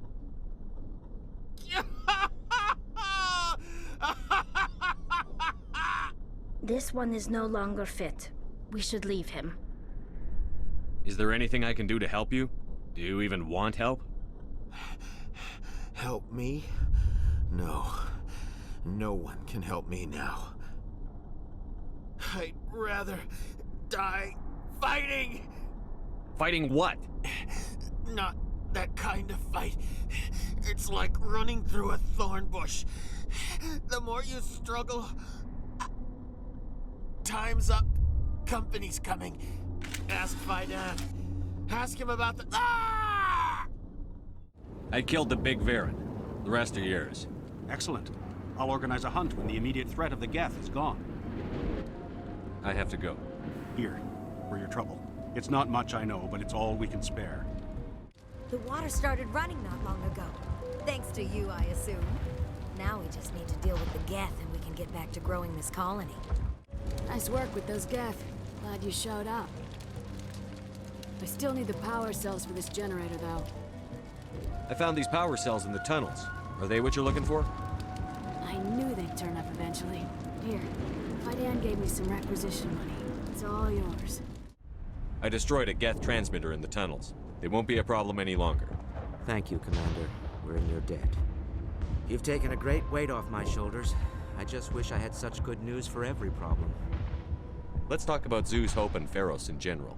Of course, Commander. There's a guy living down in the tunnels. Is he one of yours? That would be Ian. He's very sick. He seems to be more than just sick. He hasn't been the same since the attack. We tried to help him, but he wouldn't listen to us. I can't help my people if they won't listen, Commander. Don't you have medical supplies? Something to help him? I wish it was that simple. Ian was a good man I'd like to have with us. Please, Commander. I'd prefer not to talk about it anymore. Some of the colonists are acting strange. We're a close-knit group, Commander. Most of us have lost loved ones, friends. These aren't trained soldiers. Nobody taught us how to deal with the horrors of war. This is our home. We've watched the Geth slowly destroy everything that is important to us. Don't judge us too harshly.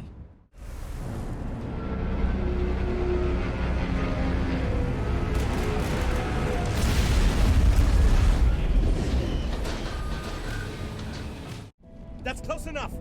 Relax, Jong. They're obviously not Geth. Get back, Juliana. Who are you? What do you want? Commander Shepard. I'm here to remove your Geth problem. You see? You worry too much. And you trust too easily, Juliana. I'm just glad to see a friendly face. I thought we were the only humans left on this planet. Faidan and some of the members of Zoo's Hope are still alive. I thought you said they were all dead.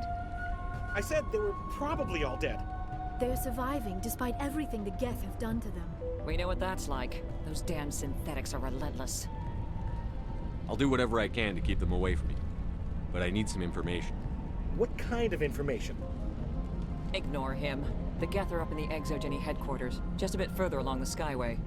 Those headquarters are private property, soldier. Remove the Geth and nothing else. I'm not interested in your company's secrets. Commander, before you go, my daughter, Lisbeth, she's missing. They shouldn't waste time poking around. We can do a proper accounting of our casualties after the Geth are gone. That's my daughter you're talking about. She's still alive. I know it. Where is your daughter, Juliana? She was working in the Exogeny building when the attacks came. Oh, yeah, there were several places she could hide. For a short time. If she's in there, I'll get her out. Thank you, Commander. Thank you. Do you know what the Geth are after? I have no idea. We certainly haven't found anything of use. Something Exogeny is keen to remind us of. We need to recoup our expenses. It's nothing personal. Tell me about the colony. We established ourselves here 4 years ago. Growth was steady until the attacks. Our biggest challenge has been the lack of resources. There's just so little here of value. Still, we were making a go of it. It was even starting to feel like home. What brought you here? I guess I thought this would be the start of a new life. I wanted to go where I could feel like I was making a difference. Instead, everything we built is destroyed. It's very hard not to lose hope. Where is your daughter, Juliana? Somewhere at the Exogeny headquarters, I hope. What was the building used for? Oh, yeah, we repurposed that structure to serve as headquarters for Exogeny.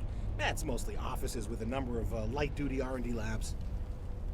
Exogeny is a master at repurposing anything and everything. The company has to make a profit somehow, Juliana.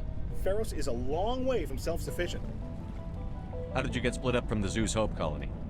Most of us lived closer to the Exogeny building. Zeus Hope was mostly used as a port. When the Geth hit, we scattered. Until you told us about the others, we assumed they were killed in the first wave. If we had known they were still alive, we might have attempted to join them. They're fairly secure now. Maybe you should do that. No. I don't think that's a good idea. We have no vehicles, and the Skyway offers little protection. Like the building we're in now? Listen, our best hope is to sit tight and wait for company reinforcements. They'll come eventually. Stay bunkered down until I find out what the Geth are after. Please, keep your fire to a minimum when you go to the Exogeny building. We want to minimize damage. Oh, and I must inform you that the company will not be responsible for any injuries you sustain while in our facility. You're not much of a people person, are you? I like people. I just like them more when they're helping Exogeny profit. Someone needs to worry about the bottom line. I'm the only one left. Do you have any idea why the Geth attacked you? None. We're scrambling to find anything of value. There's nothing here to warrant an invasion. There's barely enough here to warrant a colony. Tell me about Exogeny. Please. Exogeny Corp is the premier engine of colonization in the new multi-system economy. And in conjunction with our core interests, exploration provides a broad investment base for shareholders. What are the company's core interests? Exogeny has a number of subsidiary companies in many different fields. The most profitable adapt alien technologies. There are many other industrial branches, but they aren't really relevant to Pharos. Tell me about yourself, Jean. Me? Yeah, I was sent here to do some routine estimations of the potential return on investment. The attack was certainly a surprise to me. I've been trapped here ever since. Can't wait for the Home Office to get me off this rock. I'm going.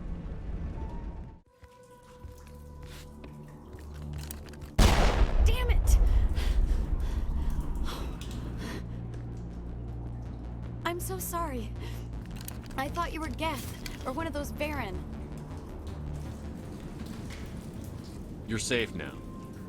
But why were you here in the first place? It's my own fault. Everyone else was running, and I stayed to back up data. Next thing I knew, the Geth ship latched on, and the power went out. I was trapped. I tried to get out, but the way was blocked. We'll get you out, as soon as we find out what the Geth are after. It's not the Geth, it's the energy field they put up. They don't want anyone else getting access to the... I'm here for the Geth. It's very important I find out what they're after. I don't know for certain, but I'm guessing they're here for the Thorian. Thorian? What is that exactly? It's an indigenous life form. Exogeny was studying it. What else can you tell me? Do you know where I can find this Thorian? I might be able to, but not with those Geth crawling around everywhere. Look, we need to get out of here, past that field. Do you know how we can shut it down? No, not exactly. But I think the Geth ship is powering it. I've noticed the Geth laying power cables everywhere. You could follow those cables, but there's Geth all over the place. Tell me about yourself. I'm just a research assistant for Exogeny. I came here with my mother. I don't even know if she made it out alive. She's with some others from the colony. She's safe for now. She's alive? God. I thought I was the only one left. Please, Commander, just get that field down so I can see my mother again. Why do you think the Geth would be interested in the thorium? It's just a plant. I don't know why the Geth would care. Exogeny was studying it, but I don't think they found anything special. Why do you think the Geth would be interested in the thorium? It's just a plant. I don't know why the Geth would care. Exogeny was studying it, but I don't think they found anything special. Tell me what you know about the thorium. I really don't know that much about it. I think it's some kind of plant being. I know it's very old. Thousands of years even. You stay put. I'll go open some doors. Oh, here, take my ID. This should get you past any locked doors. I am unable to comply. Please contact your supervisor. Damn it! Tell me what I want or I'll blast your virtual ass into actual dust! Please contact your supervisor for a level 4 security exemption, or make an appointment with... Stupid machine! If there is nothing else, please step aside. There is a queue forming behind you for the use of this console. Exogeny Corporation reminds all staff that the discharging of weapons while on company property is strictly forbidden. Welcome back, Research Assistant Elizabeth Bainham. What can I do for you? How do you know I'm Lisbeth? Your access card identifies you as Elizabeth Bainham. Is there something you require, Dr. Bainham? What information was the last user attempting to access? Fetching data. The previous user was attempting to access details on the study of subject species 37, the thorium. Tell me everything you told the Krogan. I was unable to provide the previous user with any relevant data. Aside from lacking proper access, there has been no new data available on species 37. All sensors monitoring the observation post at Zeus Hope have been inactive for several cycles. What does Zeus Hope have to do with the thorium? Species 37 is located within the substructure of the Zeus Hope outpost. Tell me everything you know about the thorium. The thorium is a simple plant life form that exhibits a sentient behavior uncommon with other flora. Through dispersion and the eventual inhalation of spores, it can affect and control other organisms, including humans. The Zeus Hope control group has yielded interesting results. Before sensors went offline, almost 85% of all test subjects were infected. Are you saying Exogeny knew its people were getting infected? It was deemed necessary to assess the true potential of species 37. That explains their strange behavior. Your pilot should be warned. Joker. Come in, Joker. Damn it, that field's blocking us. We must find a way around the field. We must get back to Zeus Hope. VI, what can you tell me about the Geth ship and the field it's generating? I have limited data on the Geth. They have effectively blocked all sensors within the facility. I have detected unusual power fluctuations, but am unable to determine the source. We need to find that ship. Let's get moving. The Geth use these claws to anchor their ships to the sides of buildings. Indelicate perhaps, but very efficient. How do we cut the power if it's coming from the ship? It will be difficult. We can check the other claws for weaknesses, but the Geth are very thorough. Same as before, we don't have the ordnance to blow this claw. Let's keep looking.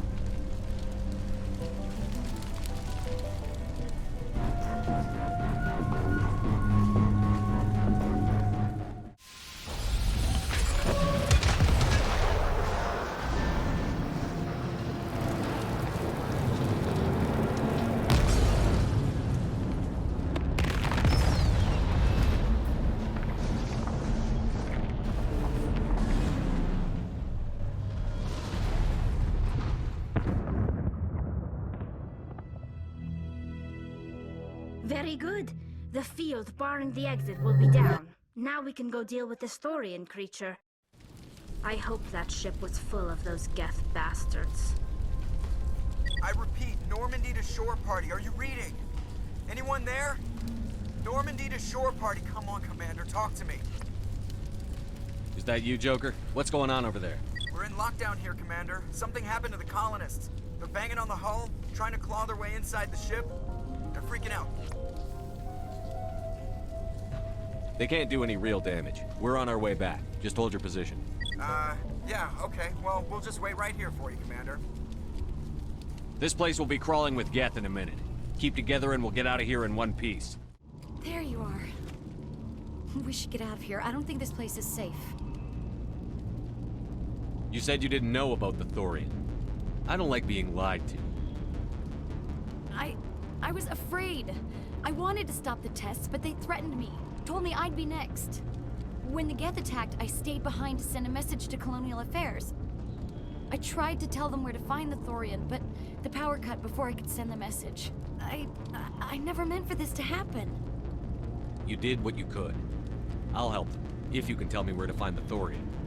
The Thorian is underneath Zoo's Hope, but the entrance is blocked. The colonists covered it with the freighter just before the Geth attacked. But why are the Geth after the Thorian? What could Saren want with it? Well, it does have unique mind control capabilities. That's what Exogeny was interested in. Normandy to shore party, come in. What is it, Joker? We're getting a lot of Geth comm chatter. Looks like they're headed your way. Thanks for the heads up, Joker. You heard the man. Let's move out. I'm coming with you. I might be able to help. Undo the mess I helped create.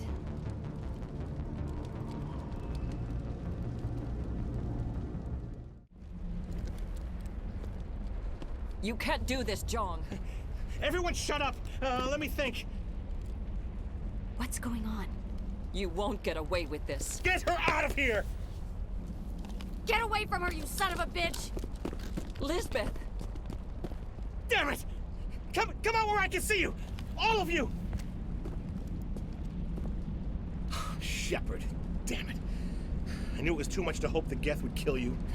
I found some interesting facts about you in the Exogeny database. I know what you did during the Blitz, but your heroics aren't needed here. We can talk this out. Nobody needs to get hurt. You don't understand. It's not that easy. Communications are back up. Exogeny wants this place purged. This is a human colony, Jong. You can't just repurpose us. It's not just you. There's something here far more valuable than a few colonists. Are you gonna tell them about the Thorian? Or should I? The what? It's a telepathic life form living under Zoo's Hope. It's taking control of the colonists there. Exogeny knew all along. You won't get away with this, Jong. So you keep saying, but nobody's gonna miss a few colonists. I won't let you hurt these people anymore. Drop your weapon, or be prepared to use it. If that's the way it has to be, heck, come on, come on!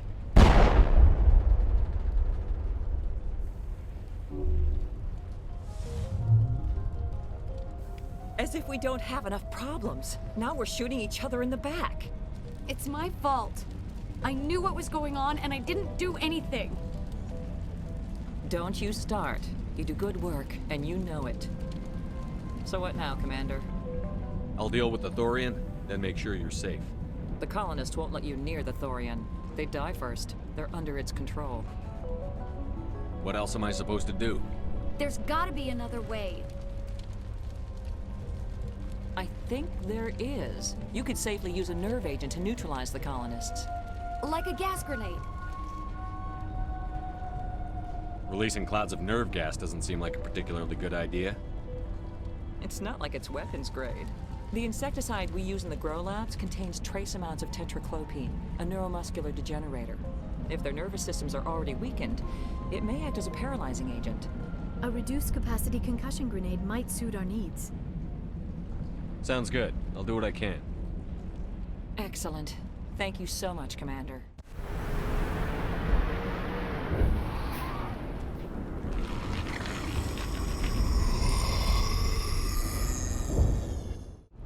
No amount of infection could have altered a human to that extent. I wonder what is going on here. No hitting the colonists, even if the Thorian makes them fire on us. That's what the gas grenades are for. As you order, Commander Shepard.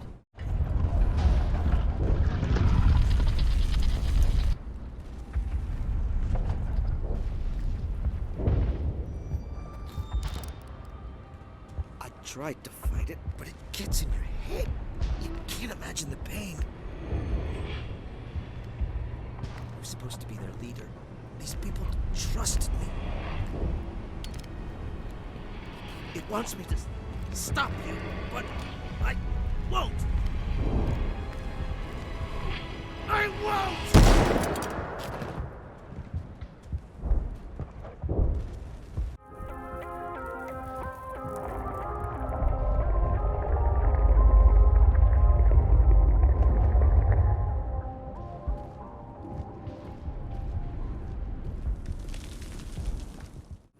All right, we just need to find this creature and determine what it... Kila. What is that? That does not look like any plant I've ever seen. This may be problematic.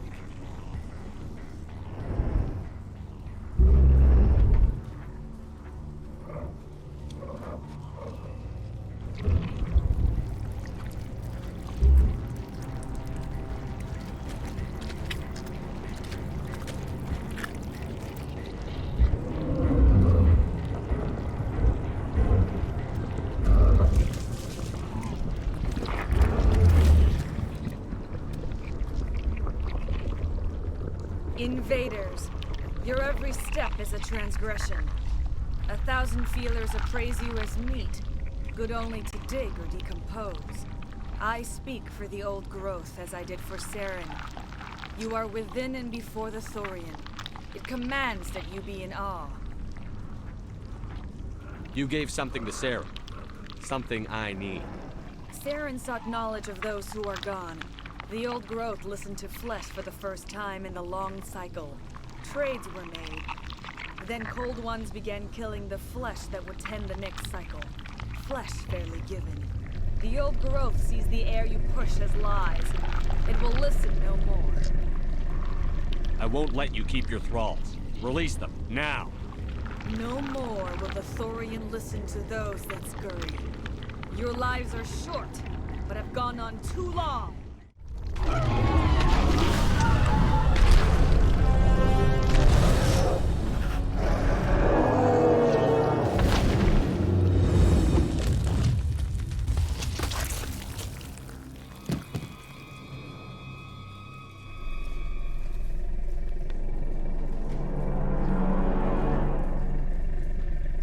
free.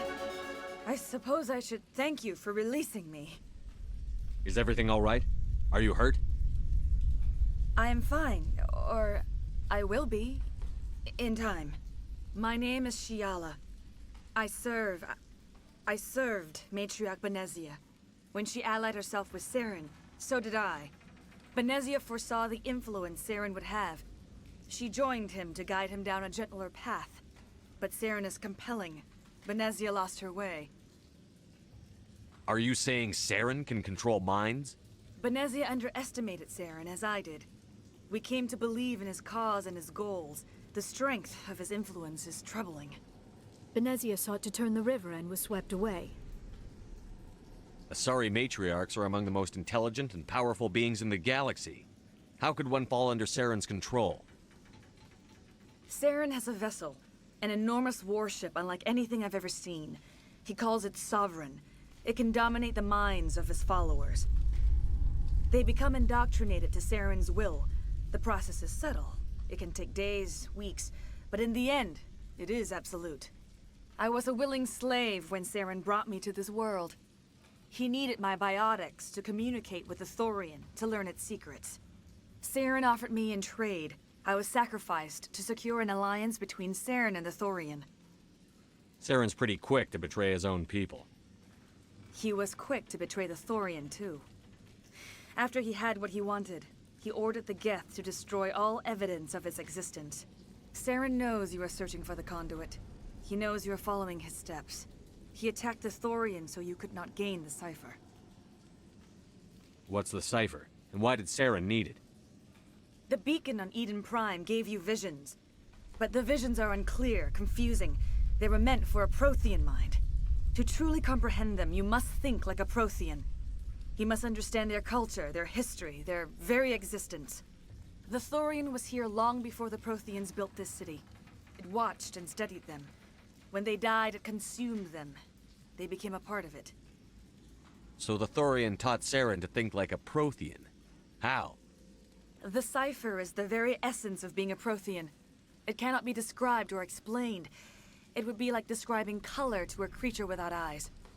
To understand, you must have access to endemic ancestral memory, a viewpoint spanning thousands of Prothean generations. I sensed this ancestral memory, the cipher, when I melded with the Thorian. Our identities merged, our minds intertwined. Such knowledge cannot be taught. It simply exists. I need that knowledge to stop Saren. There is a way. I can transfer the knowledge from my mind to yours, as I did with Saren. Try to relax, Commander. Slow, deep breaths. Let go of your physical shell. Reach out to grasp the threads that bind us, one to another. Every action sends ripples across the galaxy. Every idea must touch another mind to live. Each emotion must mark another's spirit. We are all connected. Every living being united in a single glorious existence. Open yourself to the universe, Commander. Embrace eternity.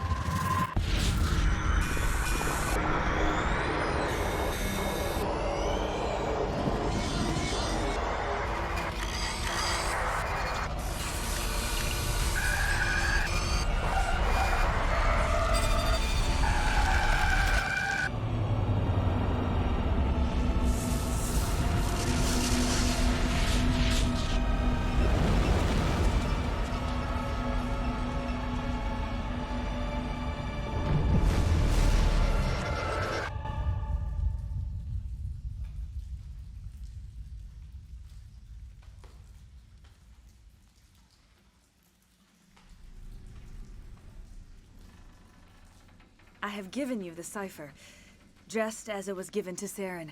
The ancestral memories of the Protheans are part of you now. What was that?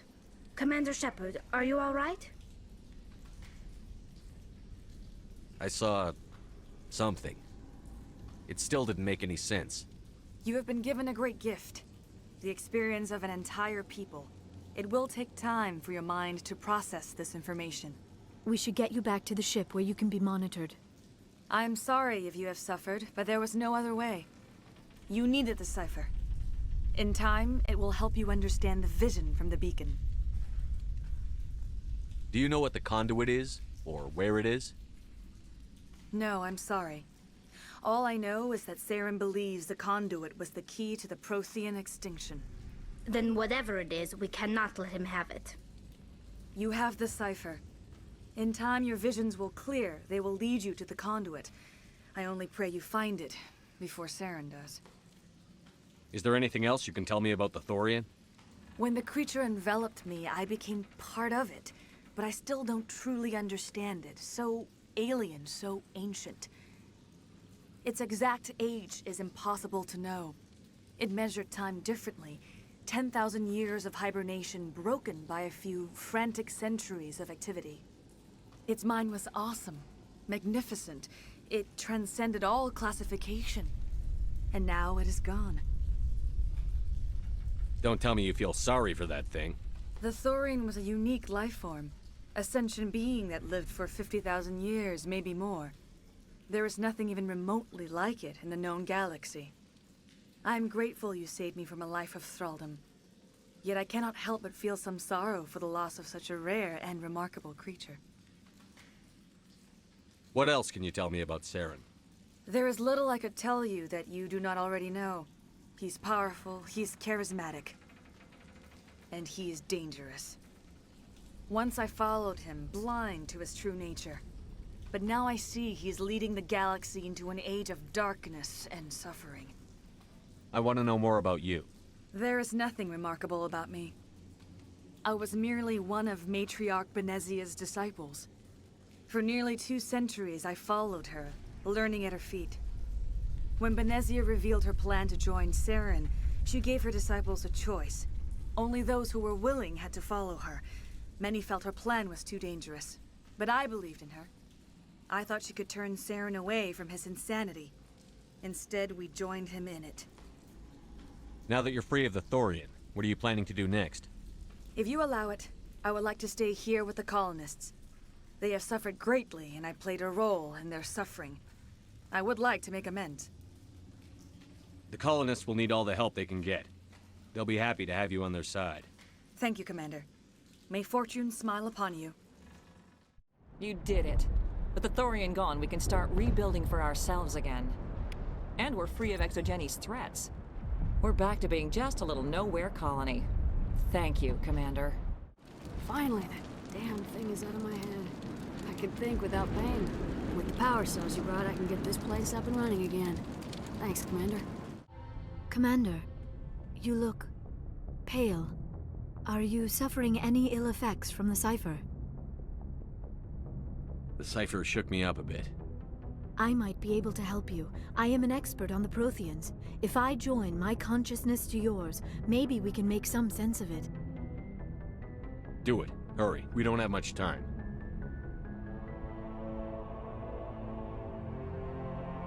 Relax, Commander. Embrace eternity.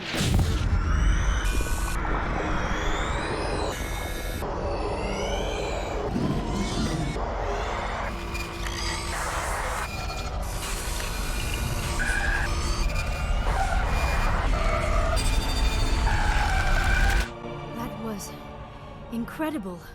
All this time, all my research, yet I never dreamed. I am sorry. The images were so vivid. I never imagined the experience would be so intense. You are remarkably strong-willed, Commander. What you have been through, what you have seen, would have destroyed a lesser mind. Come on, get to the point. What did you see? The beacon on Eden Prime must have been badly damaged. Large parts of the vision are missing. The data transferred into the Commander's mind is incomplete. You sure you didn't come across any kind of clue or hint? Something we might have missed? Everything I saw, you already know. You were right about the Reapers. The Protheans were destroyed by a race of sentient machines. I think it is obvious there is a connection between the Reapers, the Prothean extinction, and the Conduit, but I did not see anything that would help us find it.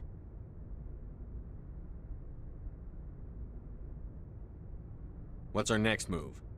I was able to interpret the data relayed through your vision, what was there at least, but something was missing. Saren must have the missing information. Maybe he found another beacon. If we can find the missing data from your vision, I can... Oh. I am sorry. The joining is exhausting. I should go to the medical bay and lie down for a moment.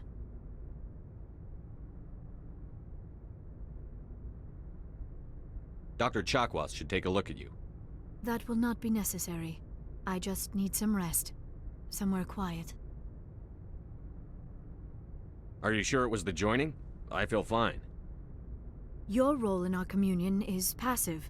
I am the one who must submerge myself in your mind, drown myself in your thoughts. It is more difficult than it looks. The human subconscious instinctively resists the joining, Commander. A strong personality like yours makes it even harder. We're done here. Dismissed. I've sent off the Pharos report, Commander. You want me to patch you through to the Council? Patch him through, Joker. Setting up the link now, Commander. Commander, Exogenes should have told us about the Thorian. It would have made your job much easier. You might have been able to capture it for study instead of destroying it. The Thorian liked to enslave minds. Anyone who studied it would have ended up as one of its thralls. Perhaps it's for the best, then. At least the colony was saved. Of course it was saved. Shepard would go to any lengths to help a human colony. Being human had nothing to do with it. They were in trouble. Admirable. But sometimes Spectres have to make sacrifices. I hope you're willing to do that when the time comes. Goodbye, Commander. We will be waiting for your next report. Miss Williams, Commander, we need to talk. If we do not resolve this situation now, I am afraid things might become awkward. Oh, awkward, huh?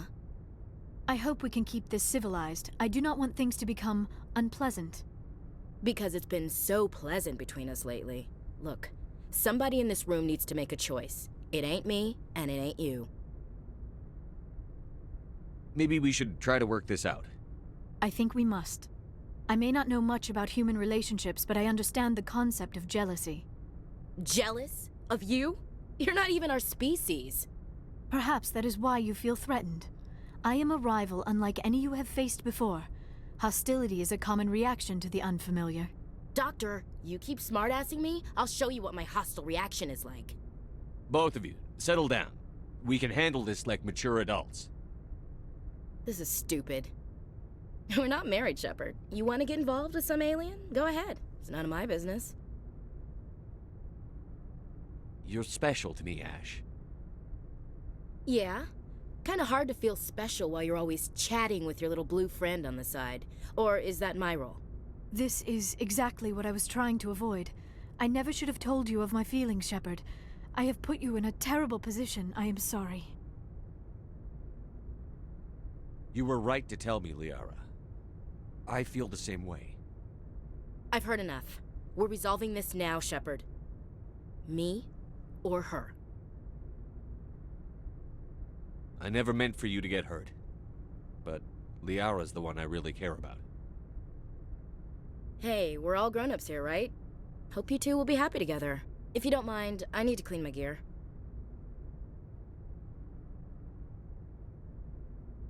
I feel bad for her, Shepard. I hope she'll be okay.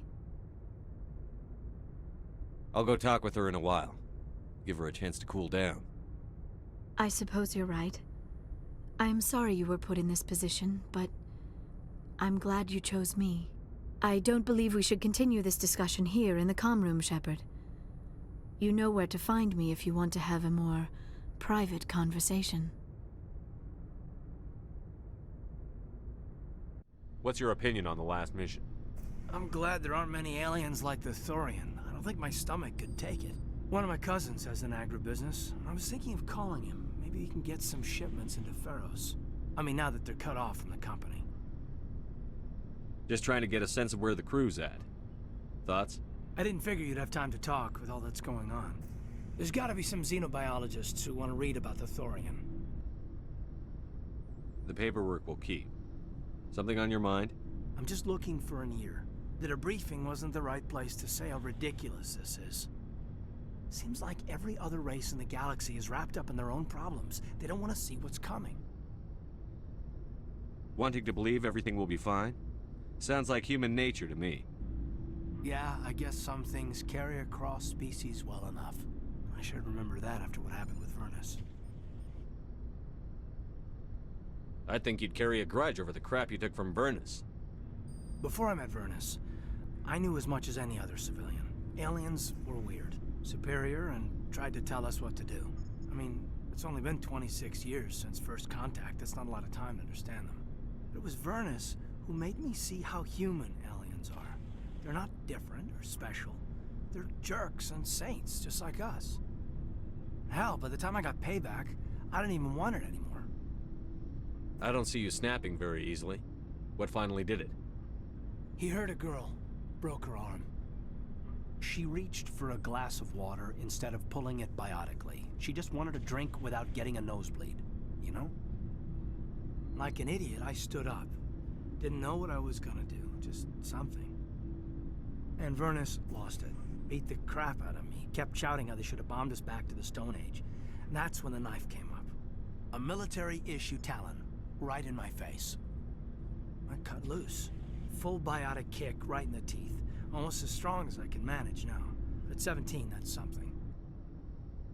Tapping that deep must have shocked the hell out of you. Not as much as it shocked Vernus. It killed him. Snapped his neck. They probably could have saved him if they got him to an infirmary quick enough. But they didn't. Caused a stir when they shipped him home. Bot training was shut down. Kinetics folded a couple of years later. So, yeah, maybe I hated that Turian. I mean, if one ass was enough to judge a whole race, I'd hate humans too. A reasonable stance. Keep that level head and we'll do fine. Staying reasonable is about all we've got left. Everyone else in this galaxy seems to have gone out of their minds. Present company accepted, of course. Commander, are you coming to check up on me? You look much better. How are you feeling? Dr. Chakwas assures me I am going to be fine. I was impressed with her knowledge of Asari physiology. You're in good hands. Dr. Chakwas knows what she's doing. I get the feeling you want to ask me something, Commander. I like talking with you, Liara, no matter what the subject. You have been very understanding with me, Shepard. Very patient. I appreciate that. I know there are some strange beliefs about my people. I am familiar with the legend of Asari promiscuity, but those rumors have little basis in fact.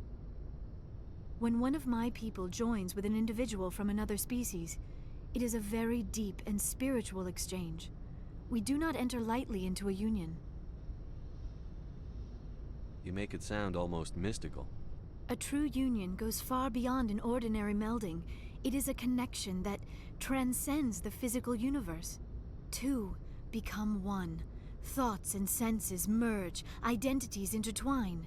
Memories and emotions weave themselves together, becoming entangled in a single, rapturous whole. It is unlike any other experience. In some cases, it can be a truly life-changing event.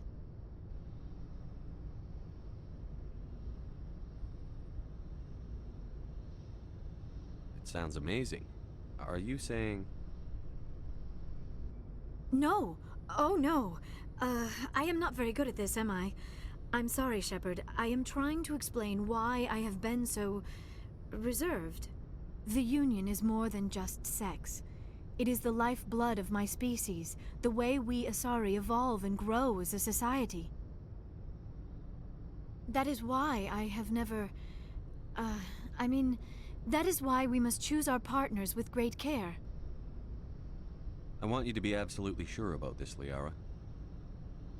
I am only 106, barely an adult by Asari standards, and I spend most of my time absorbed in my research. I never really thought about it. Not until I met you. You are very special to me, Shepard. But with all that's happened, Saren, the Geth, the Reapers, I do not know if we are ready for this. These are dark times, Liara. Maybe once all this is over. I'm glad you understand, Shepard. There is too much at stake. We need to put aside our personal feelings and focus on stopping Saren. I wish it did not have to be that way. But we all have to make sacrifices. Let's talk about something else. I should go. So, you'd rather be a merc than help your people? I'm a fighter. It's what I do. Aren't you at all worried about what will happen to the Krogan?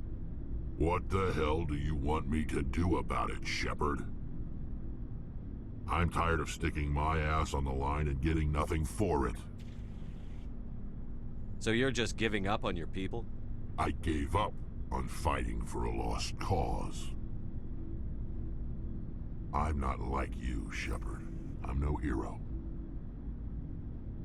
Bottom line, killing for credits simplifies things. You ever think about helping your people? I try not to. But there's a lot of Krogan mercs out there. I'm always running into them. Half the time I'm being paid to kill them. But that's just part of the job. You don't get to pick who your enemies are. So long, Rex. Commander? What's your opinion on the last mission? Gotta admire those colonials.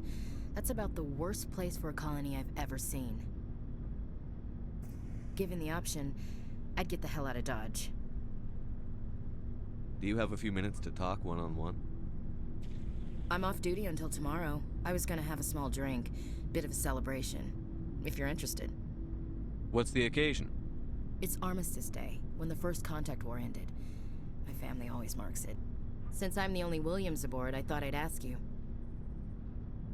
Seems like an odd thing to celebrate. That was 26 years ago. In our family, it's not really a celebration, more like an obligation. Don't tell me you don't know about my family. My commanders always find out. It's not in my files or something? There's almost nothing in your files. Technical scores and a list of crap assignments. There's a reason for the crap assignments. I'm General Williams' granddaughter, the commander of the Shanxi garrison in the war. The only human ever to surrender to an alien race. I see. That's why you drive yourself so hard. A Williams has to be better than the best, if only to avoid suspicion. That's what my dad told me the night before he retired.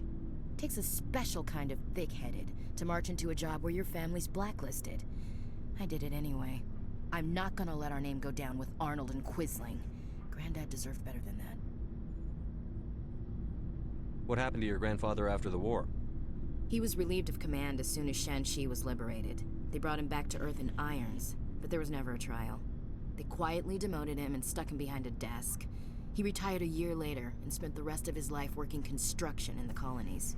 Sometimes we hear about attempts to get him exonerated in some official way. Nothing ever comes of them. As I recall, your grandfather held out for a long time. The Turians wrecked the orbitals in the first wave and occupied the major cities. They sat in orbit, dropping rocks on anything that moved. Granddad dispersed the troops, but when they went into the cities for supplies, the Turians would wreck a block to eliminate one fire team. Civilians were dying, his troops were starving, and he couldn't contact Alliance High Command, so he surrendered the garrison. He refused to sacrifice his men just to save face for humanity. You planning to throw yourself on a sword to save face for him? Would it make a difference? He's gone now. Dad's gone too. And who would it impress?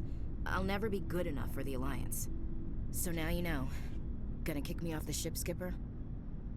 You're a valuable part of my crew, Williams. If I want an opinion from the head, I go to Alenko. When I want one from the heart, I go to you. I also play a mean game of pool. But anyway, I've got things to do before we land. I'm sure you do too. Dismissed, Chief. Sir. Commander, what can I do for you? Something bothering you? It's Saren. I'm starting to wonder whether we'll ever find him. He's always one step ahead of us, and he's got those damn Geth. We're getting close, Garrus. We'll find him. I wish I had your confidence. I just can't stand the thought of him getting away with everything he's done. I know you're doing everything you can, and if anyone can catch him, it's you, but if there's anything else I can do to help, anything, just tell me what you want me to do, and I'll do it. I understand your concern, but we'll find him. Just make sure you're ready to go when we do. Yes, sir. I'll be ready. Can I ask you something, Commander? What is it? Are you worried that the Council might be protecting Saren? I mean, they were really dragging their heels before. What if we find him, bring him back to the Citadel, and they refuse to act? I get the feeling this isn't a question. Speak your mind, Garrus. Well, maybe we shouldn't give them the chance, Commander. In my opinion, Saren's too dangerous to be kept alive. Too much could happen. He could escape, or the Council might let him go. If we find him, when we find him, I say we make sure we stop him permanently. If Saren won't listen to reason, if he forces my hand, I'll kill him in a heartbeat. But only if it's absolutely necessary. But what's the point in keeping him alive? It just gives him an opportunity to escape or convince the Council to listen to him. And what about the Geth? They might try to free him. We know more about Saren's plans than anyone. But what do we really know? If we just kill him, we lose the chance to find out. Yeah, I see your point. Do you really think there's more to know, other than the fact that he's a raving lunatic? Maybe, maybe not. But it's not a chance I'm willing to take. Yes, sir. It feels like we're getting near the end, doesn't it, Shepard? With Saren, I mean. It won't be much longer. One way or another, it'll all be over soon. You'll find the conduit before he does. I know you will. You have to. And after this is all over, when my pilgrimage ends and I go back to my own people, I'll be proud to say I was a part of it. We couldn't have done this without you, Telly. You've been good to me. A lot of people treat Quarians like second-class citizens. They just want us to go back to our fleet and disappear. But you've treated me just like everyone else on your crew. Like an equal. That means a lot, and it says something about you. Whatever happens, I just want to say thank you for that. I'm gonna miss you when you go back to your own people, Telly. That won't happen for a while yet. I'll be right here anytime you need me. I should go.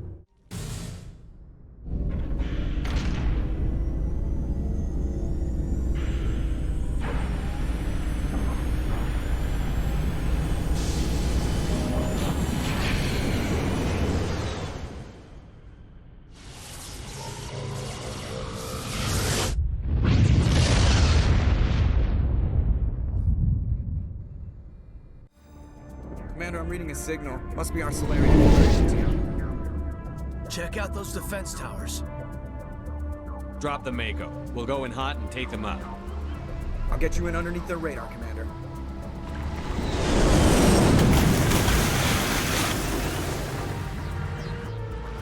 Got a clean drop, Commander.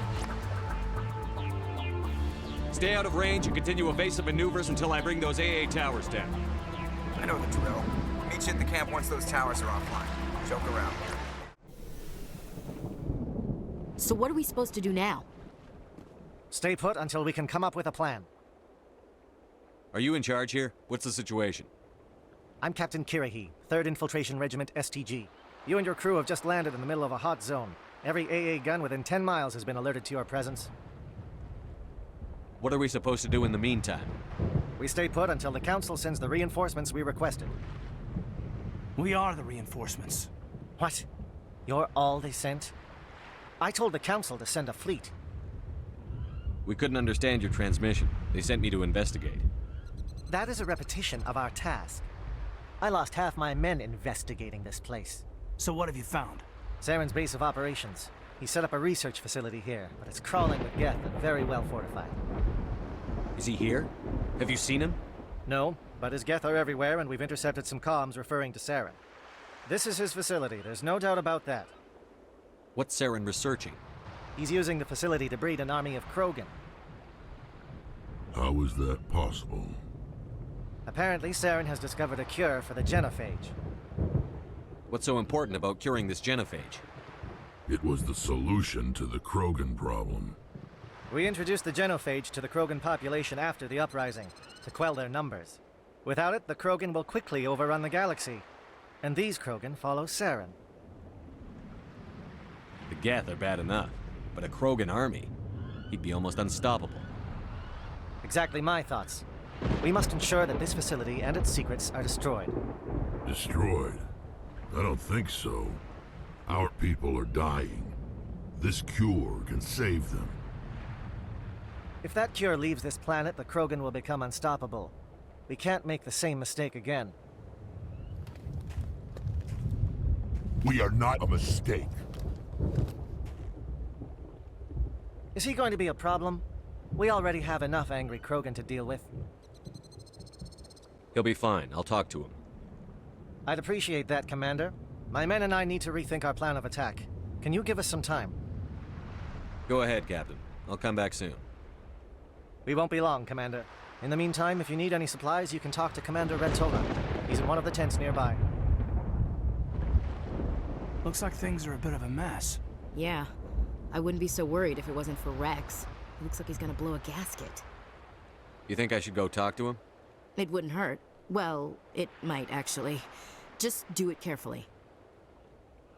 I'll be careful, but be ready, just in case. I'm always ready. This isn't right, Shepard. If there's a cure for the genophage, we can't destroy it. I understand you're upset, but we both know Saren's the enemy here. He's the one you should be angry with. Really? Saren created a cure for my people. You want to destroy it. Help me out here, Shepard. The lines between friend and foe are getting a little blurry from where I stand. This isn't a cure, it's a weapon! And if Saren is allowed to use it, you won't be around to reap the benefits. None of us will. That's a chance we should be willing to take. This is the fate of my entire people we're talking about. If you can't give me a better reason than this to destroy the hopes of my people, then I'm done with you. I can't let you jeopardize the mission. So that's it. All this time, and that's all I get from you. How can you not see what this means to the Krogan? This base can't be destroyed. I won't allow it.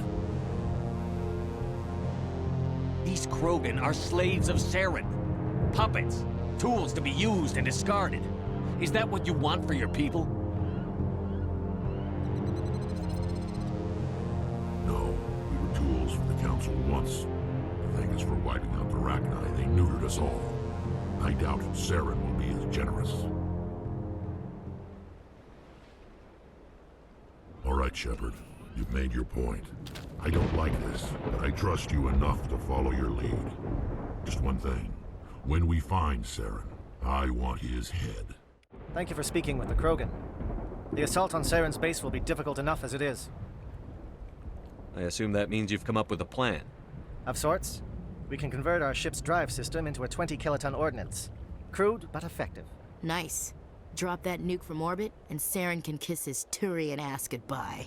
Unfortunately, the facility is too well fortified for that. We'll need to place the bomb at a precise location. Where do we take the nuke? And how do we get there? The bomb must be taken to the far side of the facility. Your ship can drop it off, but we'll need to infiltrate the base, disable the AA guns, and pacify any ground forces first. You want us to go in on foot? We don't have enough men. It does sound a bit risky. Is there no other way? No, but I think we can work around that. I'm going to divide my men into 3 teams and hit the front of the facility. While we've got their attention, you can sneak your shadow team in the back. It's a good idea, but your people are gonna get slaughtered. We're tougher than we look, Commander. But it's true. I don't expect many of us will make it out alive. And that makes what I'm going to ask even more difficult. I need one of your men to accompany me, to help coordinate the teams. We'll need someone who knows Alliance communication protocols. I volunteer, Commander. Not so fast, LT. Commander Shepard will need you to arm the nuke. I'll go with the Solarians. With all due respect, Gunnery Chief, it's not your place to decide. Why is it that whenever someone says, with all due respect, they really mean kiss my ass? Who would be better suited to the mission? Either of these 2 will do, Commander. Both seem willing to sacrifice their lives if necessary, though if we are lucky, such sacrifices won't be required.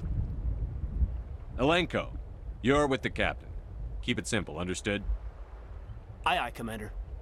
I will have the ordnance loaded onto the Normandy and brief your crew on its detonation sequencing. Do you have any questions before we go, Commander? The Normandy's picking me up. How will your teams escape the blast? We will engage the Geth as long as possible. Once the bomb is in place, we will fall back to try and escape the blast radius. If we move quickly, we should be able to escape with acceptable casualties. If not, then our memories will live on as martyrs to a greater cause. You talk like this is a suicide mission. I won't lie to you, Commander. There is a chance none of us will survive this assault, even your team. But we do what is necessary. Shadow seems clear enough. What will the other teams be called? Eigor, Manavai, and Jaeto. They were the initial settlements on our first 3 colony worlds. They are at the heart of Solarian territory to this day. These names will remind my men what they are fighting for. They must have a personal stake in the fight if we are to have any chance of success. Give me a quick rundown of the plan again. You are Team Shadow. We will create a distraction while you infiltrate the base. Make your way to the breeding grounds at the heart of the facility. Disable the AA guns so the Normandy can land and deliver the nuke. If we get that far, we'll try to help you with guns, but don't count on it. Once you have the bomb, place it next to the geothermal taps. Then get out before it detonates. I want to know more about the bomb. How reliable is it going to be? Its reliability depends on the person arming it, but it will do the job. The drive system is highly impervious to damage from external sources. Once it has been armed, very little can stop it. The key is getting it into place and armed before the Geth can stop us. I'm ready when you are, Captain. Excellent. Then if you'll excuse me, I need to prepare my men. Well, this is it. Don't do anything foolish while I'm gone, Ash. And that goes for you too, Commander. We'll be fine, LT. Yeah, good luck. Is there something you wanted to say, Caden? It's just weird going under someone else's command. I've got so used to working with you. All of you. Don't worry so much. I'll see you on the other side. I know, I just wanted to say that it's been an honor serving with you, Commander. It doesn't matter if we're not in the same unit. We're still a team. Watch each other's backs, keep your eyes open, and fight like I know you can. We'll all come out of this in one piece. You bet, Commander. You all know the mission and what is at stake. I have come to trust each of you with my life, but I have also heard murmurs of discontent. I share your concerns. We are trained for espionage. We would be legends, but the records are sealed. Glorying in battle is not our way. Think of our heroes. The silent step who defeated a nation with a single shot. Or the ever-alert who kept armies at bay with hidden facts. These giants do not seem to give us solace here, but they are not all that we are. Before the network, there was the fleet. Before diplomacy, there were soldiers. Our influence stopped the Rachni, but before that, we held the line. Our influence stopped the Krogan, but before that, we held the line. Our influence will stop Saren. In the battle today, we will hold the line. Good luck, Commander. I hope we will meet again.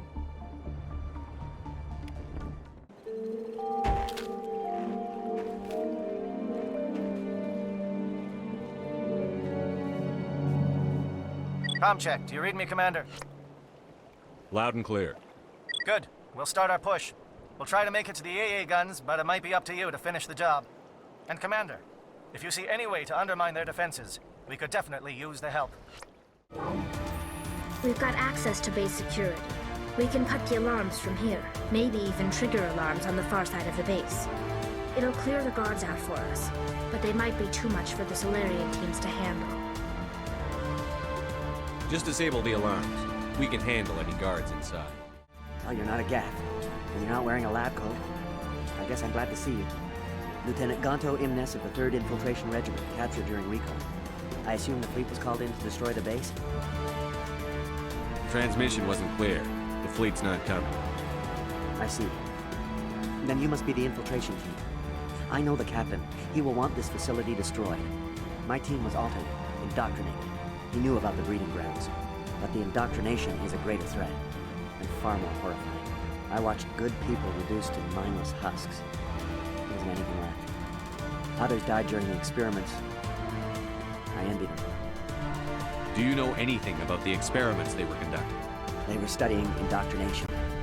Symptoms, progress. Saren uses it to control his people, but I don't think he fully understands it. I don't know much else. I just saw what it did to the others. Turned them into empty husks. I can't end up like that, please. Let me out. I'm opening your cell, but then you're on your own. Don't look back and hope to outrun the blast, A better chance than I had before you showed up. Thank you, human. And good luck. You'll need it. Don't shoot! Please, I just want to get out of here before it's too late. I'm not going to hurt you. Who are you? Ranathanoptis, neurospecialist. But this job isn't worth dying over, or worse. You think the indoctrination only affects prisoners? Sooner or later, Saren will want to dissect my brain too. I thought this was a breeding facility. Not this level. We're studying Sovereign's effect on organic minds. At least that's what I assumed. Saren kept us in the dark as much as possible. You helped him and you do not even know why? I didn't have the option of negotiating. This position is a little more permanent than I had expected. But I can help you. This elevator behind me goes to Saren's private lab. I can get you in. See? Full access. All of Saren's private files. Are we good? Can I go? What were you studying here? It's that ship, Sovereign. It emits some kind of signal. Undetectable, but it's there. I've seen the effects. Saren uses it to influence his followers, to control them. It's called indoctrination. Direct exposure to the signal turns you into a mindless slave, like the Solarian test subjects. But there's collateral damage, too. What do you mean by collateral damage? Sovereign's signal is too strong. Spend too much time near the ship and you feel it, like a tingle at the back of the skull. It's like a whisper you can't quite hear. You're compelled to do things, but you don't know why. You just obey. Eventually, you just stop thinking for yourself. It happens to everyone at the facility. My first test subject was the man I replaced. Now I just want to get out of here before it happens to me. Why is Saren researching this? Isn't he the one controlling it? The signal comes from the ship. It makes us obey Saren, but I don't think he controls it. Not exactly. I think he's scared it might be affecting him. Indoctrination is subtle. By the time the effects become noticeable, it's usually too late. Tell me more about this signal. Signal's not exactly the right word. There's some kind of energy field emanating from the ship. It changes thought patterns. Over time, days, maybe a week, it weakens your will. You become easier to manipulate and control, but it's a degenerative condition. There's a balance between control and usefulness. The less freedom a subject maintains, the less capable it becomes. I'm gonna blow this place to hell and gone. If you want to make it out alive, you better start running. What?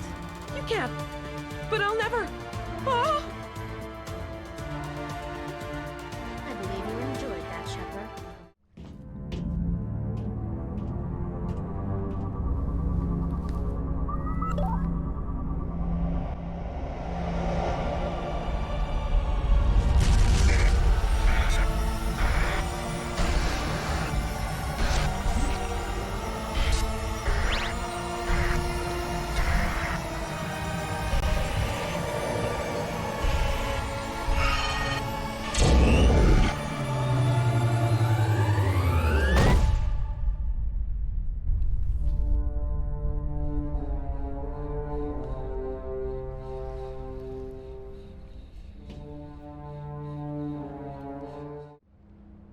I get the feeling something bad is about to happen. You are not Saren. What is that? Some kind of VI interface?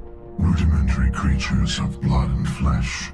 You touch my mind, fumbling in ignorance, incapable of understanding. I do not think this is a VI. There is a realm of existence so far beyond your own, you cannot even imagine it. I am beyond your comprehension. I am Sovereign. Sovereign isn't just some Reaper ship Saren found. It's an actual Reaper. Reaper, a label created by the Protheans to give voice to their destruction. In the end, what they chose to call us is irrelevant. We simply are.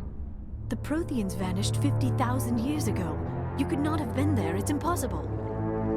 Organic life is nothing but a genetic mutation. An accident. Your lives are measured in years and decades. You wither and die. We are eternal, the pinnacle of evolution and existence.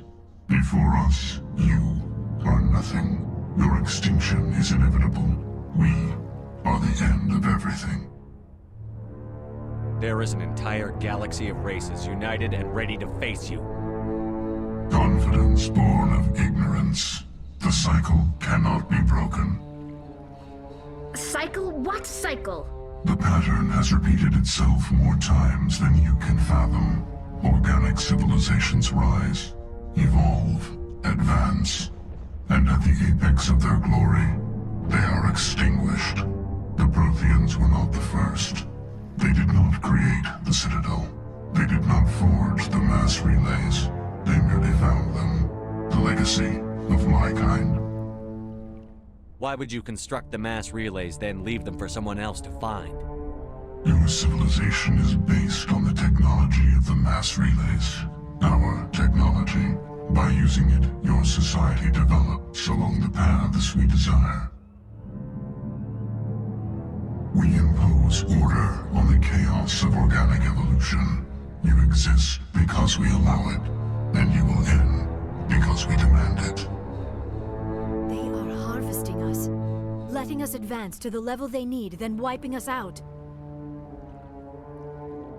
Where did you come from? Who built you?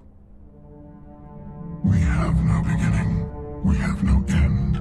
We are infinite. Millions of years after your civilization has been eradicated and forgotten, we will endure. What do you want from us? Slaves? Resources? My kind transcends your very understanding. We are each a nation, independent, free of all weakness. You cannot even grasp the nature of our existence. Where are the rest of the Reapers? Are you the last of your kind? We are Legion. The time of our return is coming. Our numbers will darken the sky of every world. You cannot escape your doom. You're not even alive. Not really. You're just a machine. and machines can be broken. Your words are as empty as your future. I am the vanguard of your destruction. This exchange is over.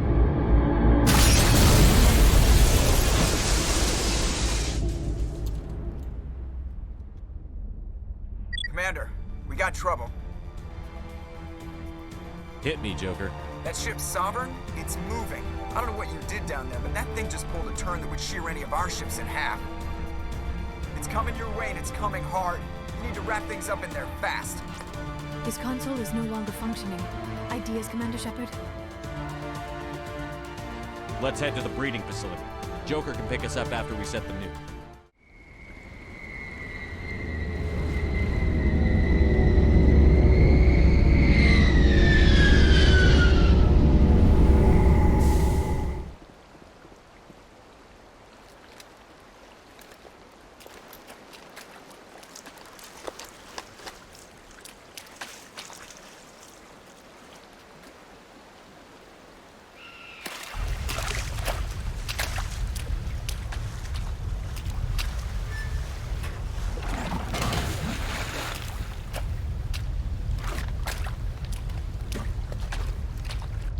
Bomb is in position. We're all set here.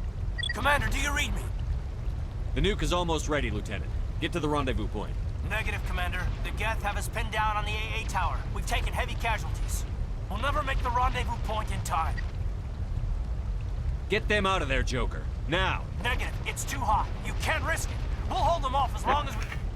It's okay, Commander. I need a couple of minutes to finish arming the nuke. Go get them and meet me back here. Up to the AA tower. Move! It appears the Geth have sent reinforcements. Chief, we just spotted a troop ship inbound to your location. It's already here, and is bleeding Geth all over the bomb site. Can you hold them off? There's too many! I don't think we can hold them! I'm activating the nuke! What are you doing, Chief? Making sure this bomb goes off, no matter what! It's done, Commander. Go get the lieutenant and get the hell out of here! Belay that. We can handle ourselves. Go back and get Williams. Williams, radio Joker and tell him to meet us at the bomb site. Yes, Commander, It's the right choice, and you know it, Ash. I'm sorry, Caden. I had to make a choice. I understand, Commander. I don't regret a thing.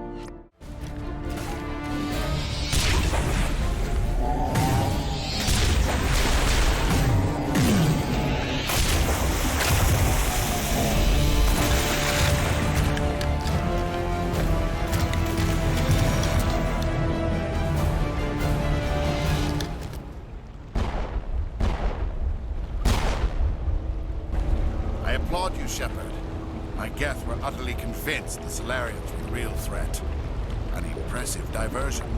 Of course, it was all for nothing. I can't let you disrupt what I've accomplished here. You can't possibly understand what's really at stake. Why are you doing this? You've seen the vision from the beacons, Shepard. You of all people should understand what the Reapers are capable of. They cannot be stopped. Do not mire yourself in pointless revolt. Do not sacrifice everything for the sake of petty freedoms. The Protheans tried to fight, but they were utterly destroyed. Trillions dead. But what if they had bowed before the invaders? Would the Protheans still exist? Is submission not preferable to extinction?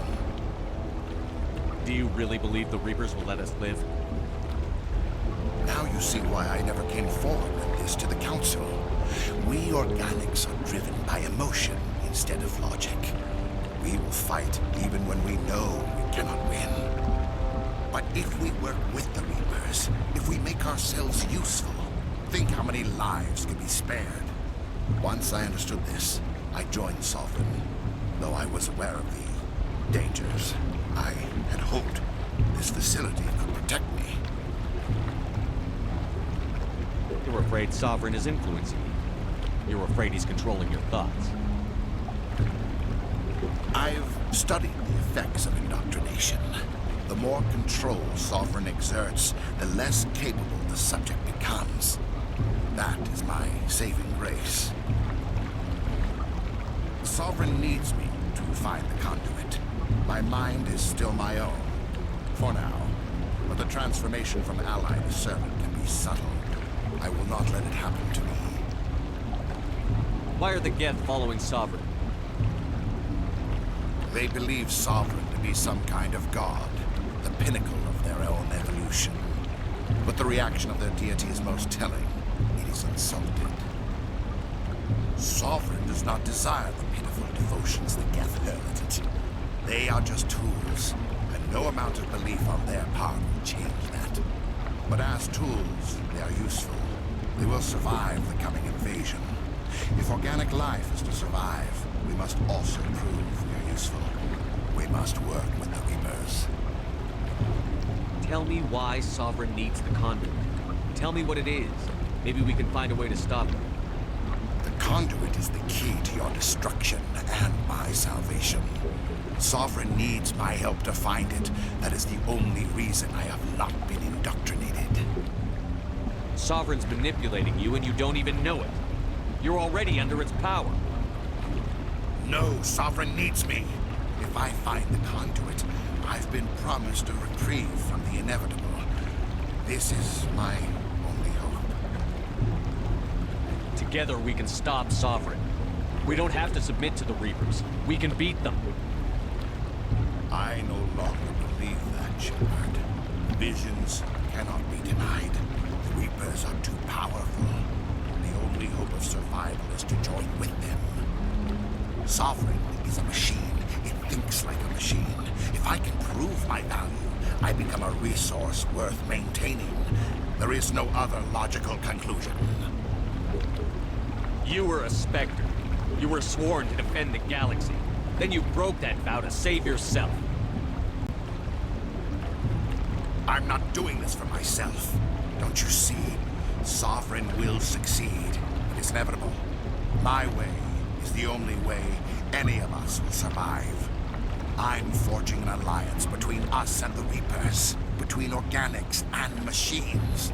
And in doing so, I will save more lives than have ever existed. But you would undo my work. You would doom our entire civilization to complete annihilation. And for that, we must die.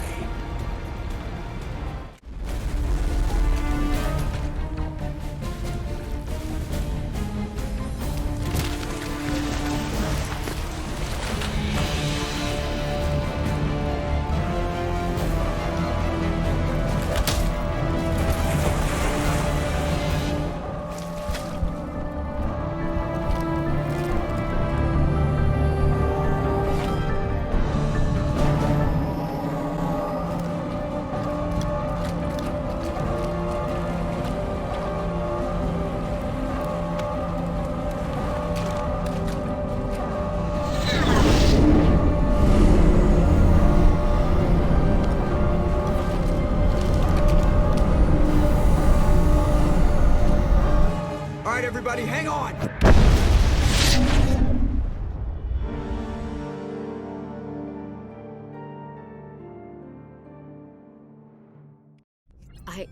I can't believe Caden didn't make it. How could we just leave him down there? Alenko knew the risks going in.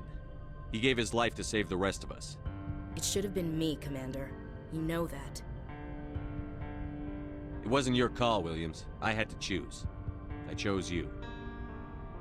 I'm sorry, Commander. You saved my life. I'm grateful for that. But it should have been me. Alenko was a superior officer. I would have gladly stayed behind. Ash, how far are you going to drive yourself? Are you trying to be a martyr? To redeem your grandfather's honor? That's not fair. What the public and the military did to him was unfair. But I don't want to lose a good soldier over it. Aye, Commander. Commander, excuse me for interrupting, but I have an idea. I think the beacon you found in Saren's base was similar to the one you found on Eden Prime. It may have filled in the missing pieces of your vision. I might be able to help you put all those pieces together. You want to join our minds again, don't you? Okay, go ahead.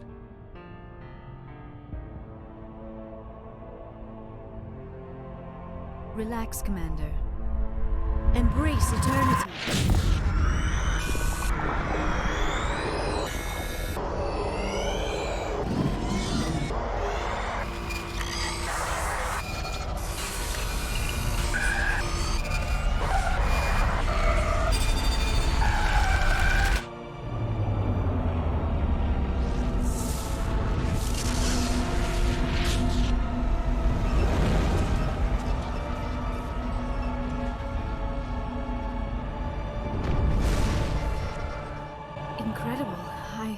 I never thought the images would be so intense.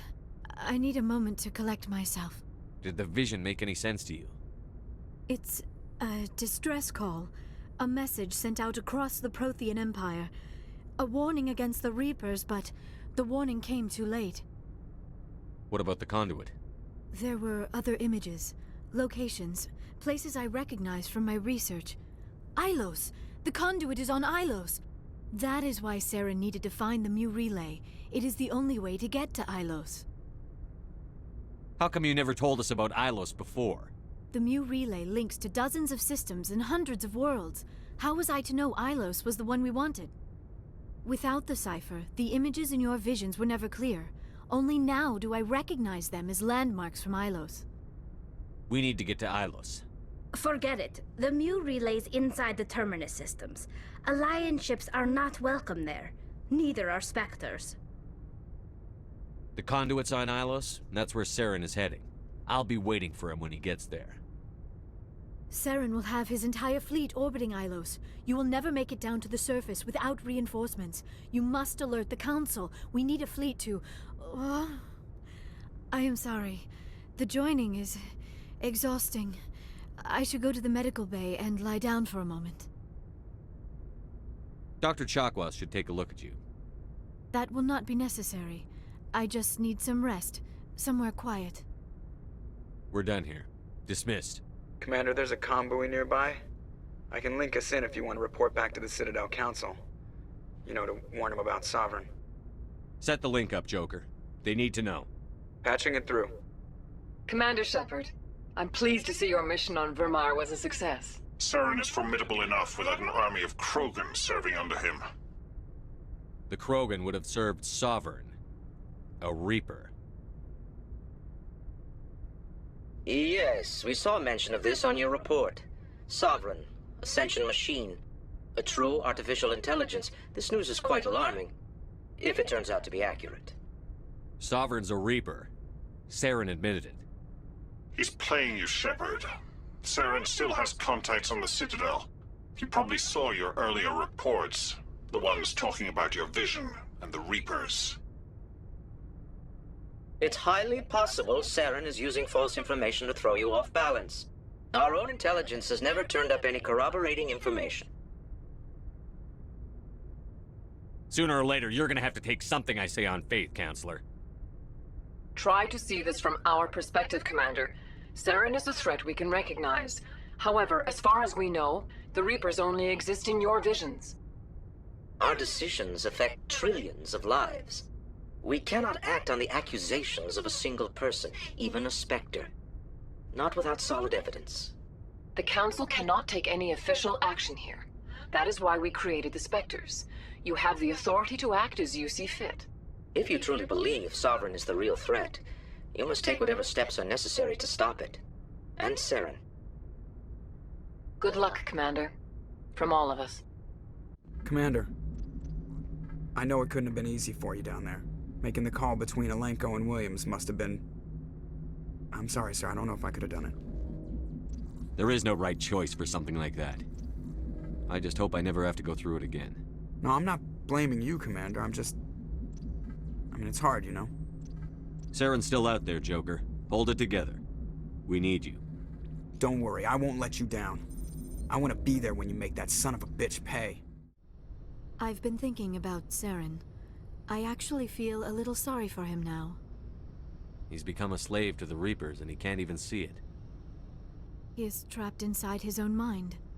Part of him senses his identity slowly being swallowed up by Sovereign, but he is powerless to stop it. I wonder how he first fell into Sovereign's trap. Did he think he could somehow stop the Reapers from returning? Or was he simply driven by a lust for power and glory? Whatever Saren's reasons may have been, they're long gone now. He has to be stopped. Yes, I suppose you're right. He may be Sovereign's victim, but he is also a threat to all life as we know it. Let's not spend every free minute talking about Saren. It is bad enough we are chasing him across the galaxy. I should go. It was an honor working with you, Commander Shepard. Despite the losses, our mission was a success. Lieutenant Alenko's actions will not go unnoticed. His sacrifice has earned humanity a great deal of respect from my people. Kaidan was a fine officer. He knew what the risks were, but he did what he had to. Of course. The grim reality that every soldier must accept. Rest assured, Commander, my men and I will not forget what you have accomplished here. Commander, things got heated back on Vermeer. You did what you had to do. I respect your choice. I appreciate what you did, Rex. I won't forget it. Just make sure it was worth it. Saren has to pay for what he's done. We'll have him soon enough. Then he can answer for his crimes. He'll do more than just answer if I have anything to say about it. Never a dull moment with you, Shepard. You ever go on any missions like ours before? Saving the galaxy from certain destruction? No. But I've had my share of adventures. Do you remember any that stick out? A few. I remember one time I was hired by a Volus diplomat. What an ass. I guess even politicians have need of mercs from time to time, huh? Time to time. If it wasn't for politicians, I'd be out of work. They're always looking for ways to get ahead. This one was no different. He wanted me to erase his past. Get rid of an old friend who knew too much. Huh. His old friend turned out to be an Asari commando. I can see why that might give you pause. What? No. Alina and I were old friends. Sort of. We met when we were both contracted to kill the same Turian. Neither of us wanted the other one to get him first. We spent more time fighting each other than tracking that Turian. An Asari commando mercenary? That's unusual, isn't it? I wouldn't say it's unusual. Mercs come in all shapes. Anyway, when I told Alina about the diplomat's contract, she and I had a good laugh about it.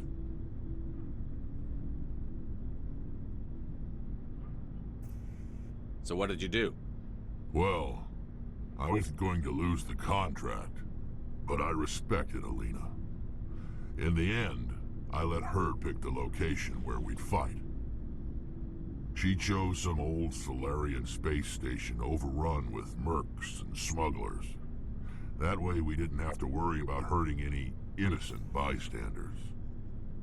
Huh. She always was a bit of a softie. What happened on the station? What didn't happen? For 2 days I chased her through that station. Used my entire store of ammunition. Had to kill a bunch of mercs and use their crap weapons. By the 3rd day, the station was barely holding together. The mercs were dead or gone. Life support was failing. But I had her. She'd locked herself in the med labs. She was trying to patch herself up. Damn tough, that one. Then just when I thought I had her, the station's core went critical. Barely made it back to my ship in time. I assume the Asari commando didn't make it? I watched the station from a distance. I never saw her leave. And when that place blew, there was nothing left larger than a Turian's right nut. So I headed back to the diplomat to give him the good news and collect my pay. But before I got halfway there, Alina sent me a message. Better luck next time. Now, I'm not superstitious, but if someone can survive that, well, they deserve to live. At least for a bit longer. What about the diplomat? He wanted her dead. I told him the truth. Alina was still alive and she was really pissed. I told him if he wanted to live, he'd need me around to protect him. And he believed you.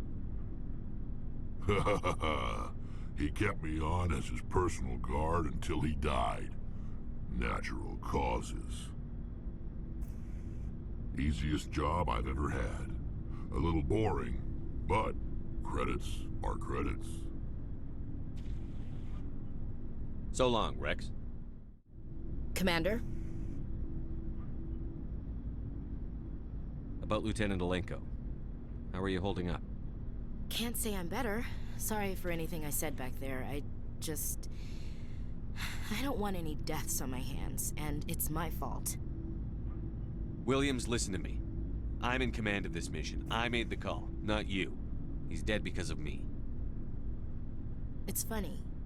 I don't have any fear of dying for the Alliance.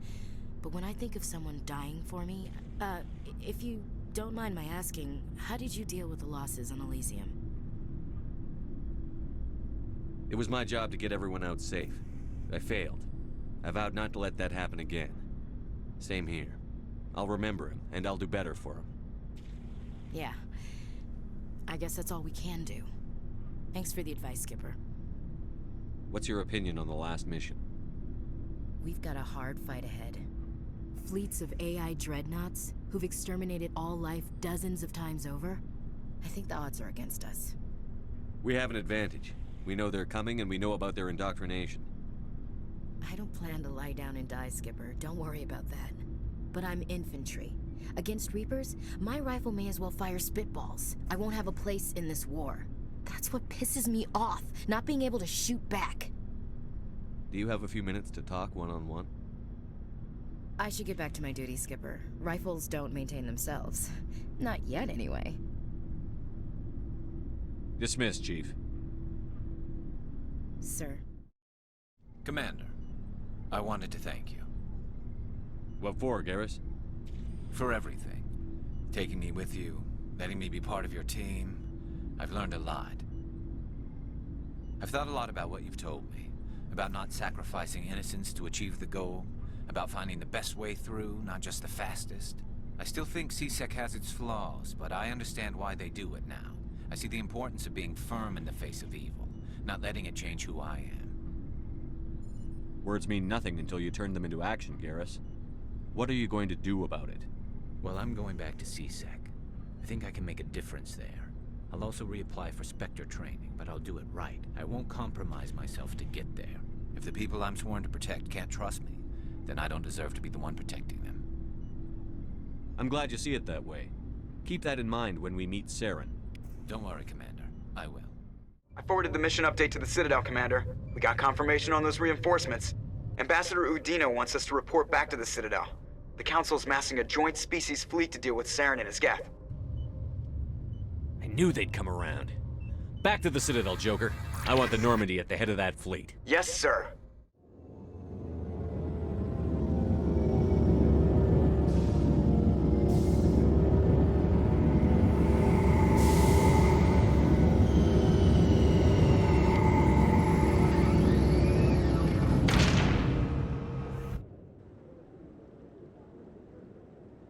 Good job, Shepard. Thanks to you, the Council's finally taking real action against Saren. The Ambassador is correct. If Saren is foolish enough to attack the Citadel, as you believe, we will be ready for him. Patrols are stationed at every mass relay linking Citadel space to the Terminus systems. You think a blockade's going to stop him? He's on Ilos looking for the conduit right now. What are you doing about that? Ilos is only accessible to the Mu relay, deep inside the Terminus systems, Commander. If we send a fleet in there, the only possible outcome is full-scale war. Now is the time for discretion, Commander. Saren's greatest weapon was secrecy. Exposed, he is no longer a threat. This is over. One ship going into the terminus systems won't start a war. I can be discreet. You detonated a nuclear device on Vermeer. I wouldn't call that discreet. Your style served you well in the Traverse, Commander. We recognize that.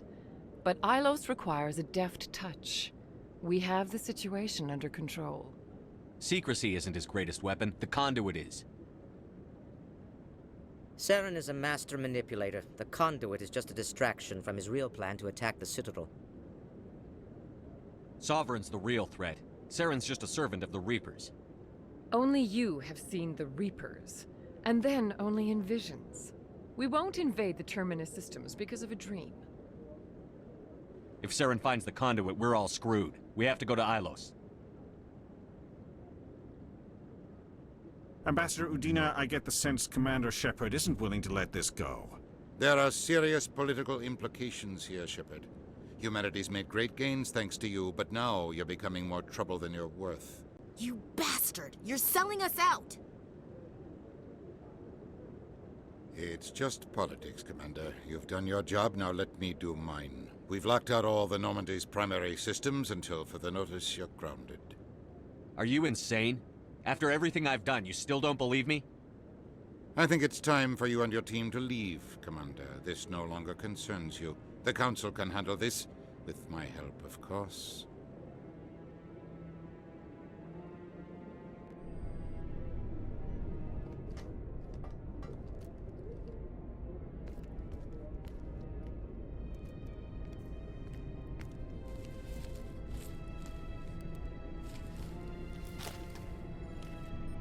Commander. Shepard, I cannot believe they did this to you. I am so sorry. It's not your fault. It's not right. You did everything they asked and more. Nobody else could have done what you did. The Council owes you everything, everything. Instead, they strip you of your command and ground the Normandy. I don't care if they ground me, but they refuse to go after Saren. If they don't stop him from finding the conduit, we're all dead. Perhaps we could appeal, and get them to reverse their decision. I pushed them as hard as I could. They wouldn't budge. So you're going to walk away? You will just give up and doom the entire galaxy to extinction? We're out of the game for now, but I'll find a way back in. I believe in you, Shepard. I am with you every step of the way.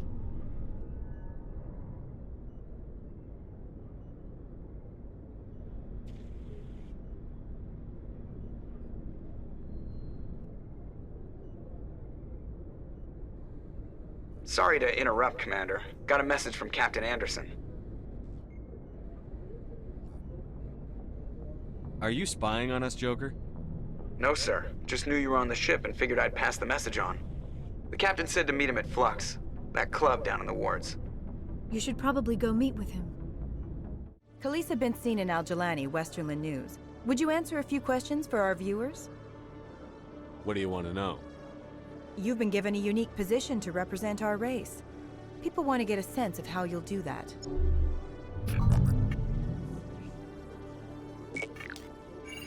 Humans have been trying to get the respect of the galactic community for 26 years. With that in mind, what are your feelings on being the first human Spectre? The Spectres represent the best of every species in the galaxy. To be asked to join them is an honor. Some have said your appointment is the Citadel throwing humans a bone. Have you encountered any situations where the Citadel asked you to place its needs before the needs of Earth? The Council is concerned with the needs of the whole galactic community. We're part of that community now. Our needs are on their agenda, but we're one of many. You really do believe that, don't you? You've been given command of an advanced human warship for your missions. Is there anything you'd like to say about it? Actually, the Normandy was co-developed by human and Turian engineers. Its design incorporates many innovations, all of which are classified, I'm afraid. So the Turians have knowledge of the Normandy that is being kept secret from the Alliance public? Do you think it was appropriate to hand Earth's most advanced warship over to the Citadel? I wasn't aware it had been handed over to anyone. I'm in command, and last I checked, I'm human. Same goes for my crew. Human, yes, but you do work for the Citadel now, Commander. Speaking of your new job, did the Council order you to sabotage human research concern on Noveria? The Council had nothing to do with it. There was an accident at Binary Helix Labs. In the interest of protecting the company's confidentiality, I can't say more. That's a surprising revelation, Commander. We've had nothing but stonewalling from Binary Helix. Given your recent experiences, do you think humanity will ever get the respect it deserves from the galactic community? Respect's a funny thing. People always assume they deserve it. The truth is, respect is earned. And I firmly believe we can earn it. You're an idealist, Commander, but a sincere one. I hope you're right. One last question, Commander. Rumors back home say you're tracking a rogue Spectre named Saren. Do you have any comment on that? Saren instigated the attack on our colony at Eden Prime. Once his involvement was proven to the Council, I was assigned to bring him in. That's surprising, Commander. The official line says Eden Prime was attacked by rogue synthetics. Good luck in your mission. Thank you for your time, Commander Shepard. I'm glad you came, Shepard. I heard what happened. They pulled me off the mission. Just like when they forced you to give up the Normandy. I know, I'm sorry. I wanted to warn you, but there was no way to get a message to you before you docked. I know you're pissed off right now, but you can't give up. They all think this is over, but we both know it's not. You have to go to Rylus. You have to stop Saren from using the conduit. There's only one ship that can get me into the terminus systems undetected, and she's grounded. Citadel controls locked out all the Normandy's systems, but if we override the Ambassador's orders, we can get them to bring the Normandy back online. You can be in the terminus systems before anyone even knows you're gone. If we steal the Normandy, you're the one left holding the bag. And if Saren finds the conduit, life as we know it is over. The Reapers will destroy us. Humans, Asari, everybody. You're the only one who can stop him, Shepard. So I'll do whatever it takes to get you on the Normandy and off this station. Stealing the Normandy is mutiny. What if the crew won't help me? The Normandy's your ship now, Commander. Her crew will follow you to the ends of the galaxy. We both know that. I won't forget this, Captain. I promise. I can unlock the Normandy from one of the consoles in the Citadel Control Center. You'll have a few minutes before anyone realizes what happened. That's a restricted area patrolled by armed guards. How are you going to get in? Leave that to me. Just make sure you're in the Normandy when the systems come back online. You're gonna get yourself killed. There has to be another way. Ambassador Udina issued the lockdown order. If I can hack into the computer in his office, maybe I can override it. He will not just stand by while you use his computer. Hopefully he won't be there. If he is, I'll just have to think of something. The Ambassador will not forgive this, Captain. You will be charged with treason, a capital offense. We don't have a lot of options. I break into the Ambassador's computer, or I take my chances with the patrols in Citadel Control. You'll have a better chance if you go after the Ambassador's computer. I was hoping you'd say that. The Ambassador has made this personal. You ready to get the hell off this station, Commander? Let's do it. I'll take care of the lockdown. You get down to the Normandy and tell Joker to stand by.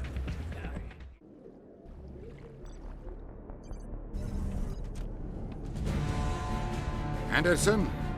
What are you doing here? I didn't send...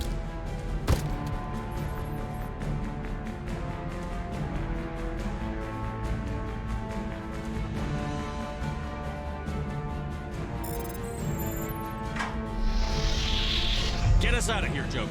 Now!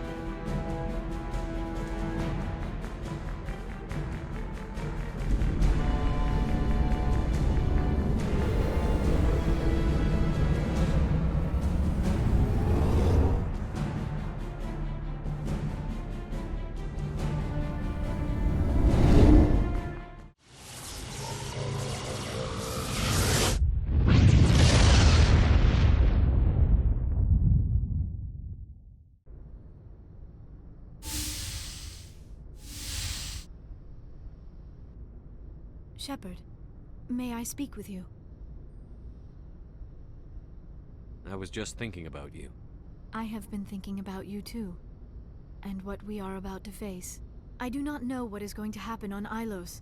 I hope we will stop Saren, of course, but part of me fears we are already too late. There is something I must tell you, in case we fail. We're not going to fail. I promise. Please, I am not looking for comfort. Saren might already have the conduit. It is time to be completely honest with each other. These could be our last moments together. Our last chance to show each other how we feel. I want this to be special. We don't have to do this. Not unless you're sure. I have never been more sure of anything in my life. Will you join with me, Shepard? Let our bodies and minds unite. Just tell me what to do.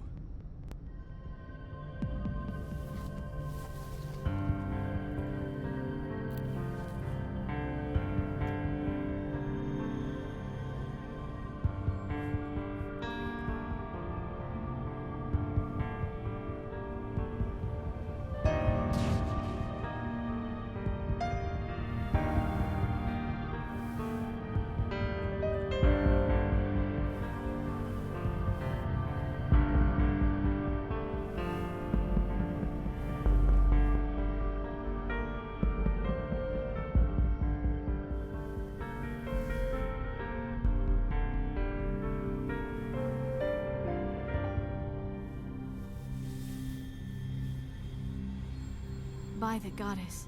That was incredible, Shepard. You were incredible. 5 minutes ETA to the Mu relay. I had better go. Duty calls. You would not want to keep Joker waiting. Shepard, whatever happens on Ilos, I just wanted to say thank you for everything.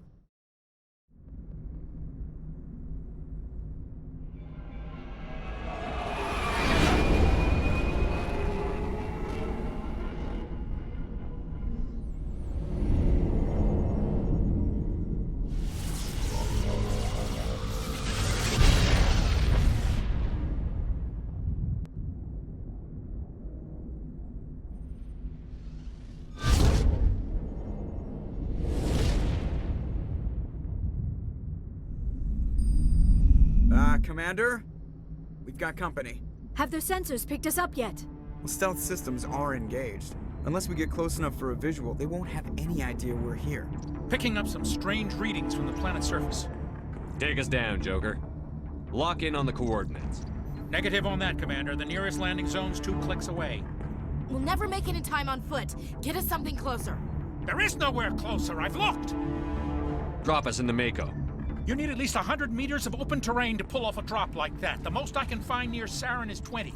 20 meters? No way we can make a drop in there. We have to try. Find another landing zone! There is no other landing zone! The descent angle's too steep. It's our only option.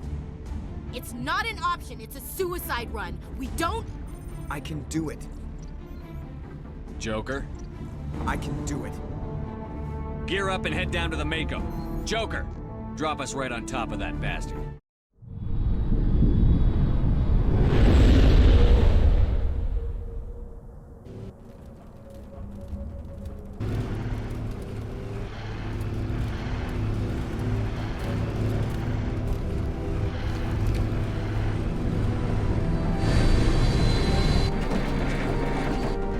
You two, keep moving inside now.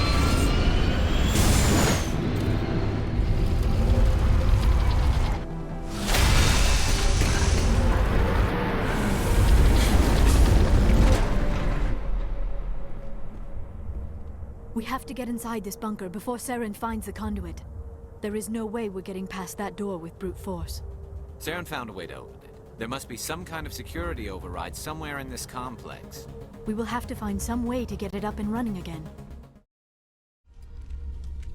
Come, Saren already has a head start. We have to go find him before he reaches the conduit.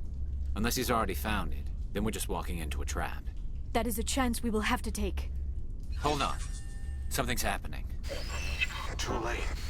Unable to... Invading fleets. No escape. Sounds like some kind of message, but I don't recognize the language. It is probably in Prothean. This recording must be 50,000 years old. No wonder we cannot understand it. The message is all broken up, but I recognize some of the words. It's a warning against the Reaper invasion. Of course. Between the beacons and the cipher, an understanding of the Prothean language would have been transferred into your mind. Not safe. Seek refuge inside the archives. What's it saying? Can you make out anything useful? Fought Reapers. The Citadel. Overwhelmed. Only hope. Act of desperation. The conduit. All is lost. It said something about the conduit, but it's too degraded to help. We should go. You are not Prothean, but you are not machine either. This eventuality was one of many that was anticipated. This is why we sent our warning through the beacons. Looks like some kind of VI program. Pretty badly damaged.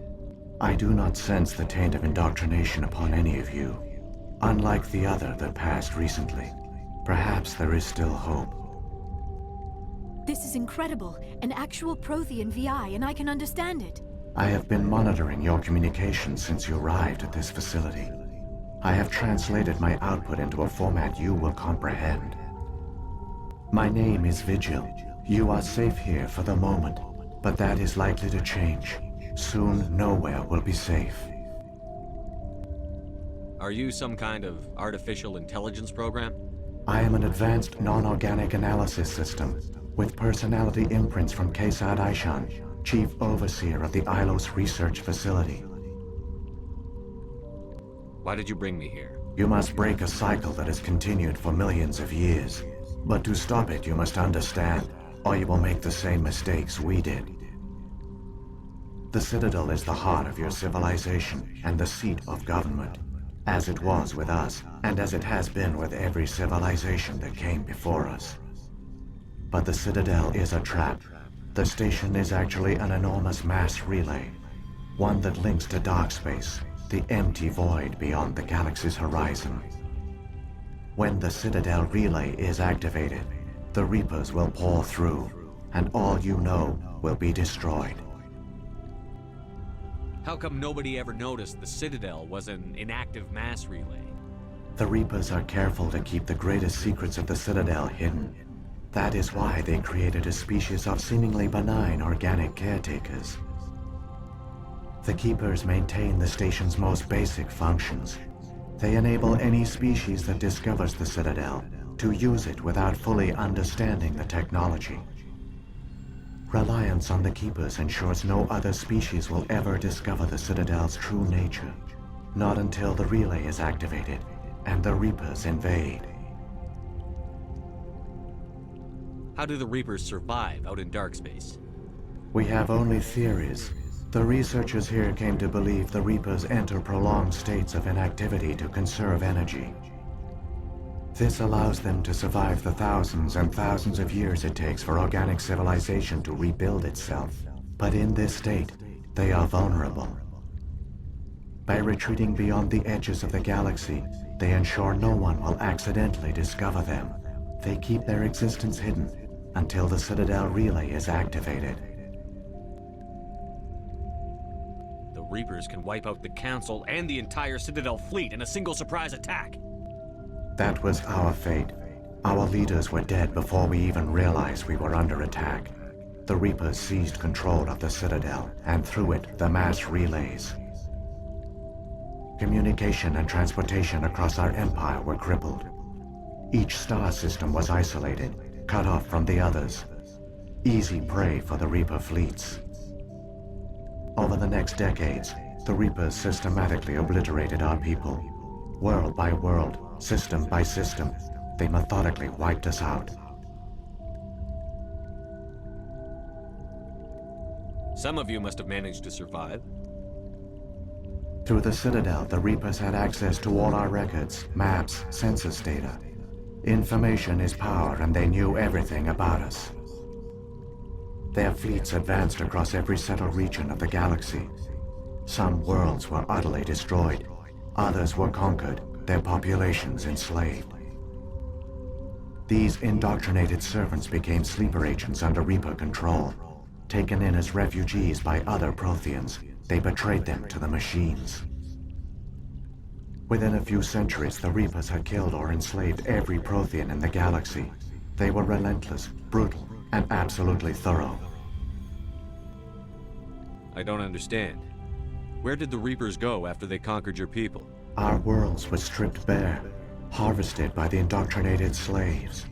Everything of value, all resources, all technology was taken. Certain that all advanced organic life had been extinguished, the Reapers retreated back through the Citadel relay into dark space, sealing it behind them. All evidence of the Reaper invasion had been wiped away. Only their indoctrinated slaves were left behind, abandoned. Mindless husks, no longer capable of independent thought, the indoctrinated soon starved or died of exposure. The genocide of the Protheans was complete. What do the Reapers get out of this? Why do they keep repeating this pattern of genocide over and over? The Reapers are alien, unknowable. Perhaps they need slaves or resources. More likely they are driven by motives and goals organic beings cannot hope to comprehend. In the end, what does it matter? Your survival depends on stopping them, not in understanding them. You said you brought me here for a reason. Tell me what I need to do. The conduit is the key. Before the Reapers attacked, we Protheans were on the cusp of unlocking the mysteries behind mass relay technology. Rylus was a top-secret facility. Here, researchers worked to create a small-scale version of a mass relay, one that linked directly to the Citadel, the hub of the relay network. The conduit is not a weapon. It is a backdoor onto the Citadel. How did you manage to stay hidden? All official records of our project were destroyed in the initial attack on the Citadel. While the Prothean Empire came crashing down, Rylus was spared. We severed all communication with the outside, and our facility went dark. The personnel retreated underground into these archives. To conserve resources, everyone was put into cryogenic stasis. I was programmed to monitor the facility and wake the staff when the danger had passed. But the genocide of an entire species is a long, slow process. Years passed, decades, centuries. The Reapers persisted, and my energy reserves were dwindling. You should have fought. We were a few hundred against a galactic invasion fleet. Our only hope was to remain undetected. I began to disable the life support of non-essential personnel. First support staff, then security. One by one, their pods were shut down to conserve energy. Eventually, only the stasis pods of the top scientists remained active. Even these were in danger of failing when the Reapers finally retreated back through the Citadel relay. There were hundreds of stasis pods out there. You just shut them down? You killed them? You were programmed to protect them, not kill them. This outcome was not completely unforeseen. My actions were a result of contingency programming entered on my creation. I bet they didn't tell the non-essential staff about this contingency. I saved key personnel. When the Reapers retreated, the top researchers were still alive. My actions are the only reason any hope remains. When the researchers woke, they realized the Prothean species was doomed. There were only a dozen individuals left, far too few to sustain a viable population. Yet they vowed to find some way to stop the Reapers from returning, a way to break the cycle forever, and they knew the Keepers were the key. I still don't understand what's going on here. Why is Saren trying to find the conduit? The conduit gives him access to the Citadel and the Keepers.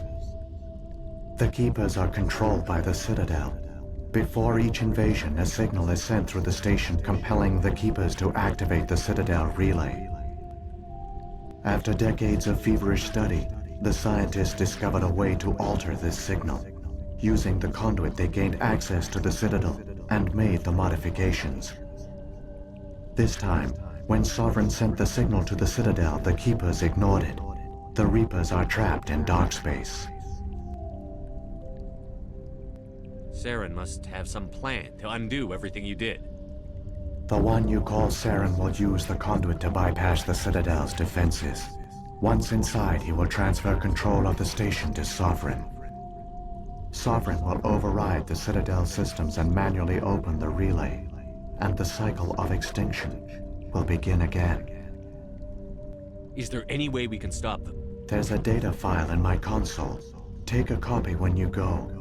When you reach the Citadel's master control unit, upload it to the station.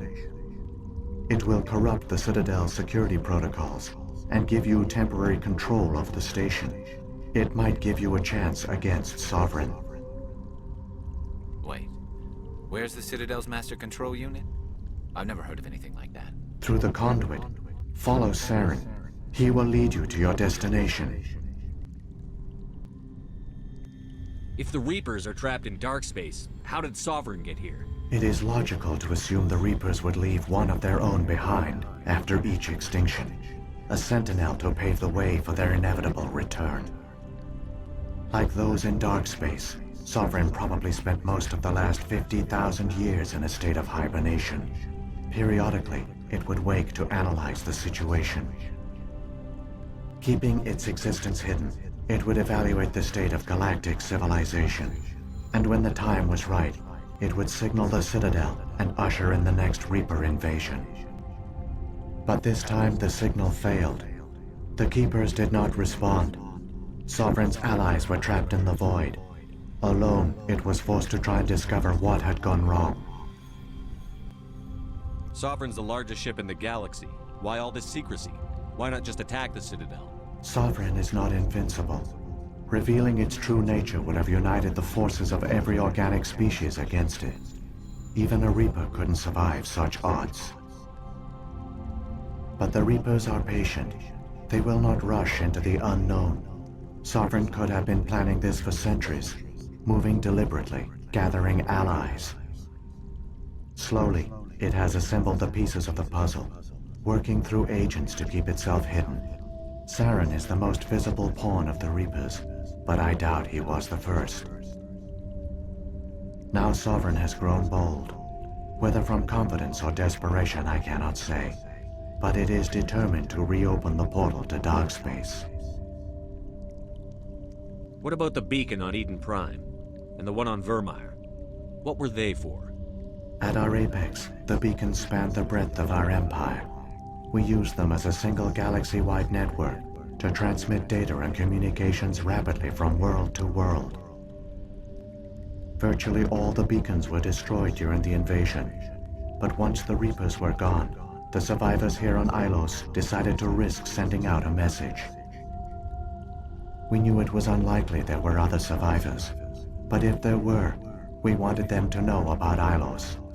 We wanted to give them hope, so a message was sent across the network. You could have exposed yourself to the Reapers. In truth, we didn't expect any of the beacons would still function, but we had to try. If there were survivors, we had to reach them. The message was meant for our own people. It was coded so only organic beings could interpret it. We still didn't understand the power of Reaper indoctrination. We never realized it could lead an agent of the machines, like Saren, to this world. But it has also led you here. So perhaps we did not fail after all.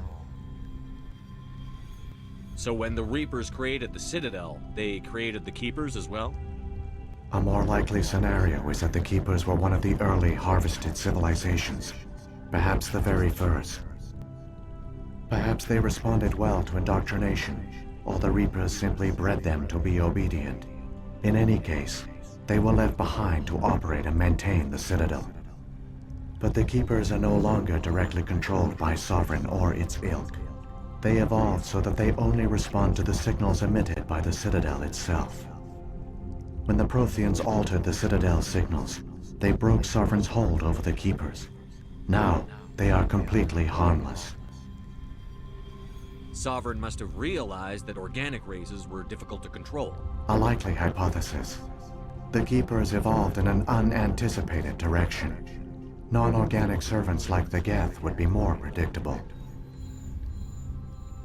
What happened to the survivors from the Conduit project? They used the conduit to gain access to the Citadel, but the conduit is only a prototype. The portal only links in one direction, so they were trapped on the station. I do not know what became of them then.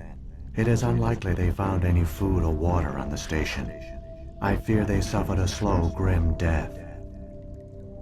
I only know they succeeded in their mission to seal the relay. Your presence here proves their sacrifice was not in vain. Saren's got enough of a head start. Grab that data file and let's go. Shepard, are you sure? Who knows how much longer Vigil will be here? Even now the projection is weak. This might be our only chance to speak with it, our only link to the knowledge of the Protheans. It is the opportunity of a lifetime. It might know something useful. I will provide whatever information I can. My data banks, however, are limited to information directly related to stopping the Reaper invasion.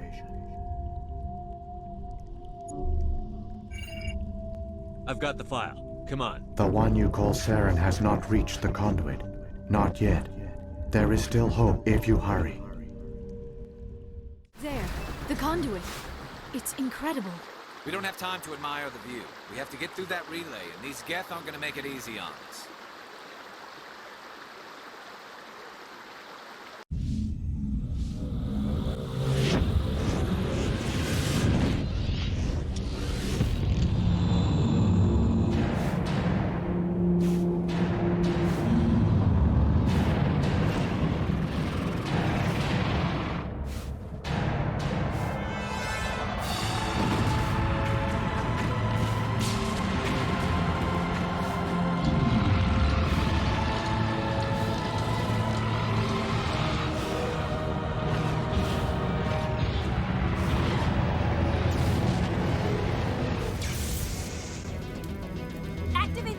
Seal the station! The arms aren't moving. System's not responding. Abandon the Citadel! Evacuate the Council! Citadel Control! Citadel Control, do you copy?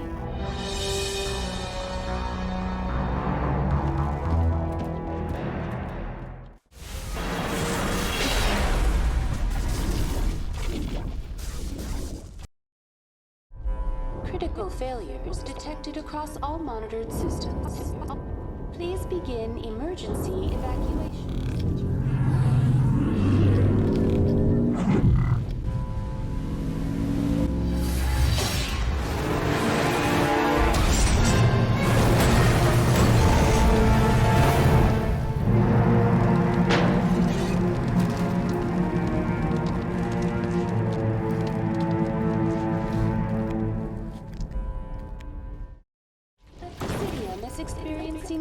System malfunctions across the entire level. All non-emergency personnel must evacuate immediately. Give me a rundown of the damage. We have lost all primary power to the level. Environmental controls are not responding. Class 3 fires are burning in sectors 2, 3, 6, and 7. Civilian casualties are high. I am also detecting numerous unauthorized synthetic life forms throughout the station. They are believed to be hostile. Please approach with caution. What happened to the Council? In accordance with standard emergency procedures, the Council has been evacuated to the Destiny Ascension. Where's Saren? Former Spectre agent Saren Arturius is nearing the vicinity of the Council chamber. A warrant has been issued for his arrest, though Citadel security is unable to respond at this time. What about Captain Anderson and Ambassador Udina? What happened to them? I have no information on the status of specific individuals. Once the current crisis has been resolved, a complete accounting of casualties and survivors will begin. Come on, we need to stop Saren before it's too late.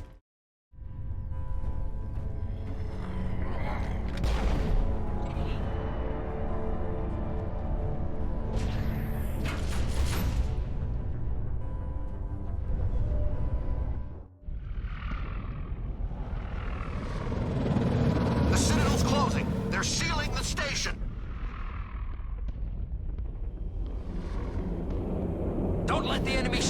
Find the arms!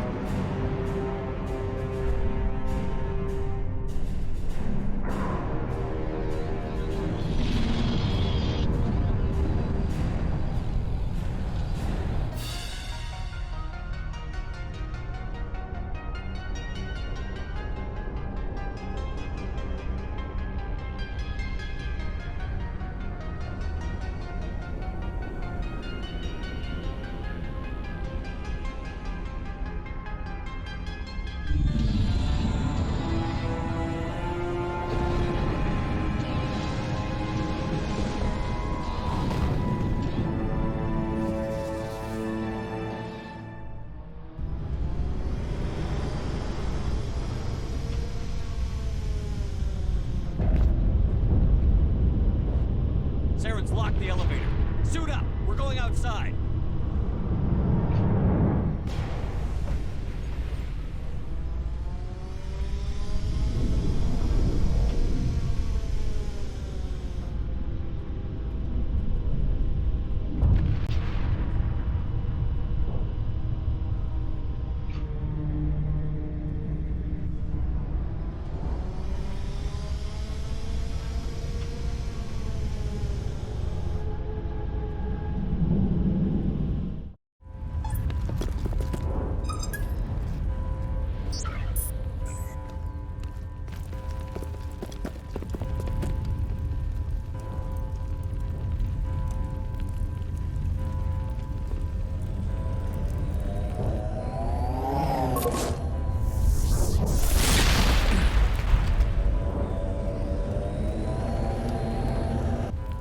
I was afraid you wouldn't make it in time, Shepard.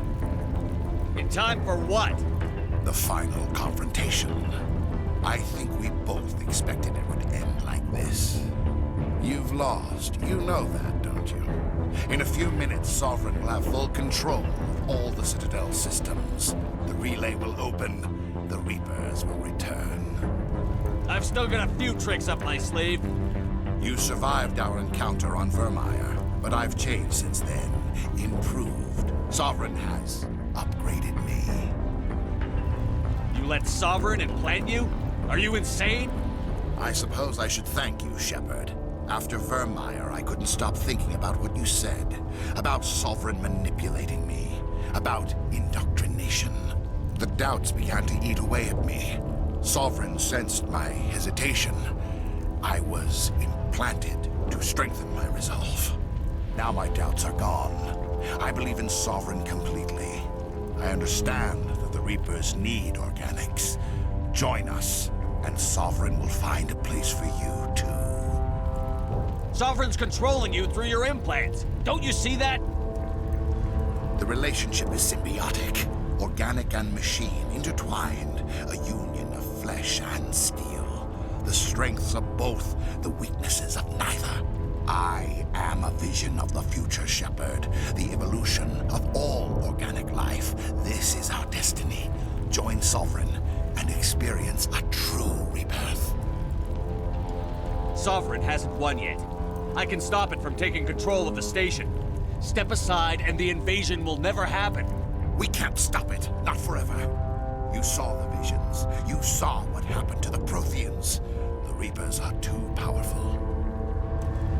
Some part of you must still realize this is wrong. You can fight this. Maybe you're right. Maybe there is still a chance for...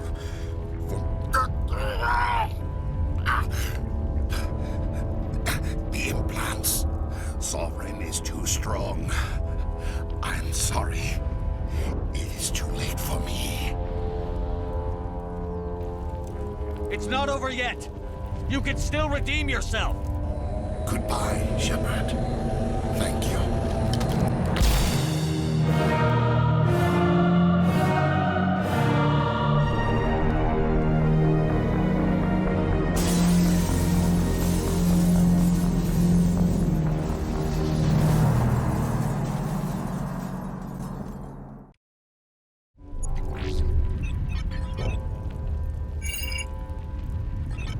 Vigil's data file worked. I've got control of all systems. Quick, open the station's arms. Maybe the fleet can take Sovereign down. See if you can open a communications channel. The Destiny Ascension. Main drives offline. Kinetic barriers down 40%. The Council is on board. I repeat, the Council is on board. Normandy to the Citadel. Normandy to the Citadel. Please tell me that's you, Commander. I'm here, Joker. We caught that distress call, Commander. I'm sitting here in the Endura sector with the entire Arcturus fleet. We can save the Ascension. Just unlock the relays around the Citadel and we'll send the cavalry in. Are you really willing to sacrifice human lives to save the Council, Shepard? This is bigger than humanity. Sovereign is a threat to every organic species in the galaxy. The Council must be sacrificed for the greater good. Don't waste your reinforcements. Hold them back until the Citadel arms open up. Save the human fleet to attack Sovereign. What's the order, Commander? Come in now to save the Ascension, or hold back? Opening the relays now, Joker. We need to save the Ascension, no matter what the cost. I hope you know what you're doing, Shepard. Alliance ships, move in. Save the Destiny Ascension.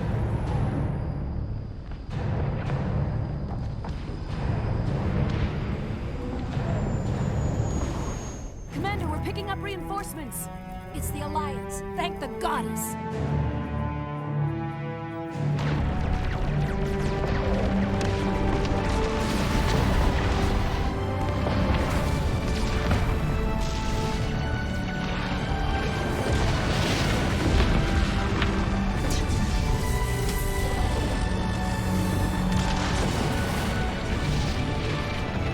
Destiny Ascension, you are all clear. Repeat, you are all clear. The Citadel's opening. All ships move in. Concentrate on Sovereign.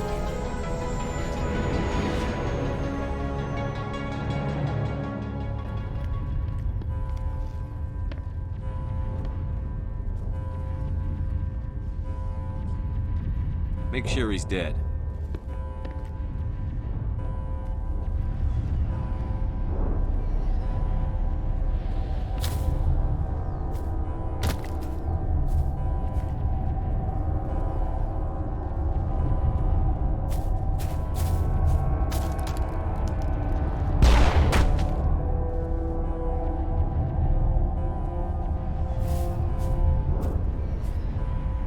He's dead.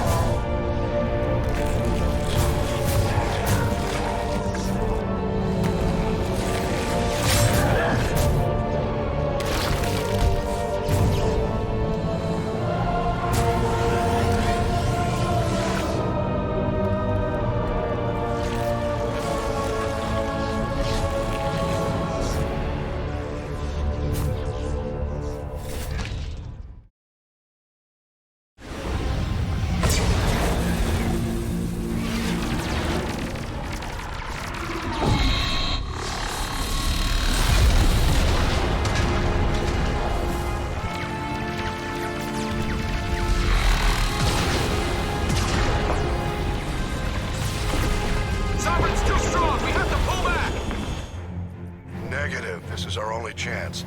Take that monster down no matter what the cost.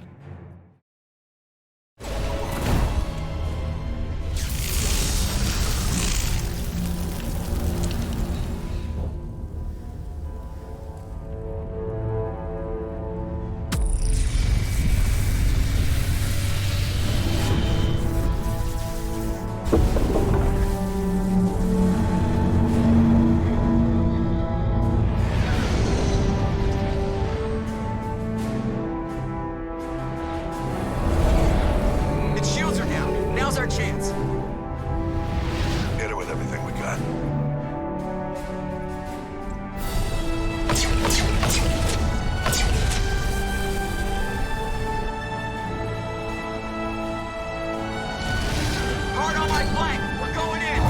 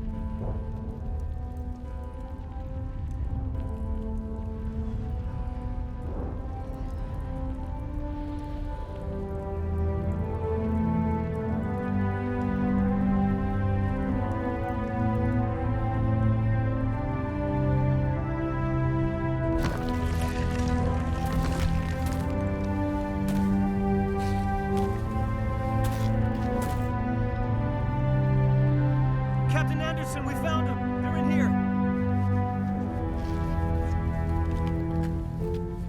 Take it easy. It's over. You're safe now. Where's the commander?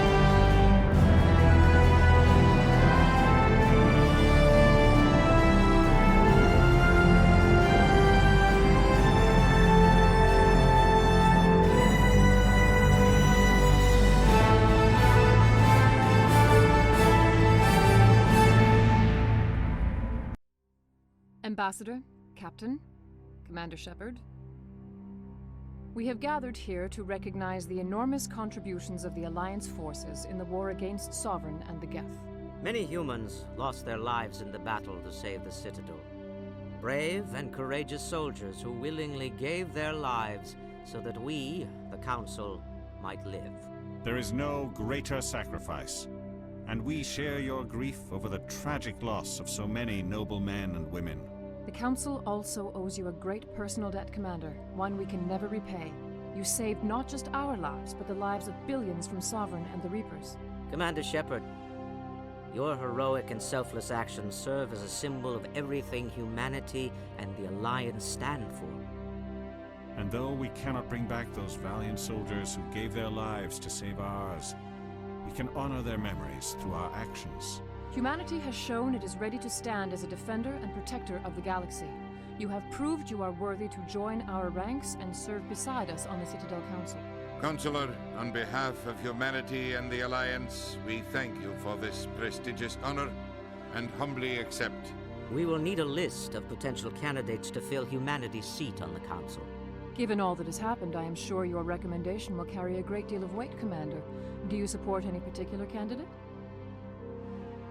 We need someone with the courage to stand up for what he believes in. Someone like Captain Anderson. Him? You must be joking. Anderson prefers to let his fists do the talking. Only with you, Ambassador.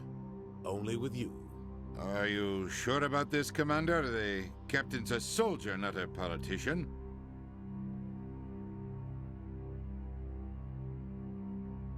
We've already got too many politicians on the Citadel. The captain would be perfect for this job. I think it's an inspired choice. The Council would welcome him with open arms, should he accept. I'm honored, Counselor. As humanity's representative, I'll do everything in my power to help the Council rebuild. Sovereign's defeat marks the beginning of a new era for both humanity and the Council. Sovereign was only a vanguard. The Reaper fleet is still coming. Hundreds of ships, maybe thousands. And I'm gonna find some way to stop them.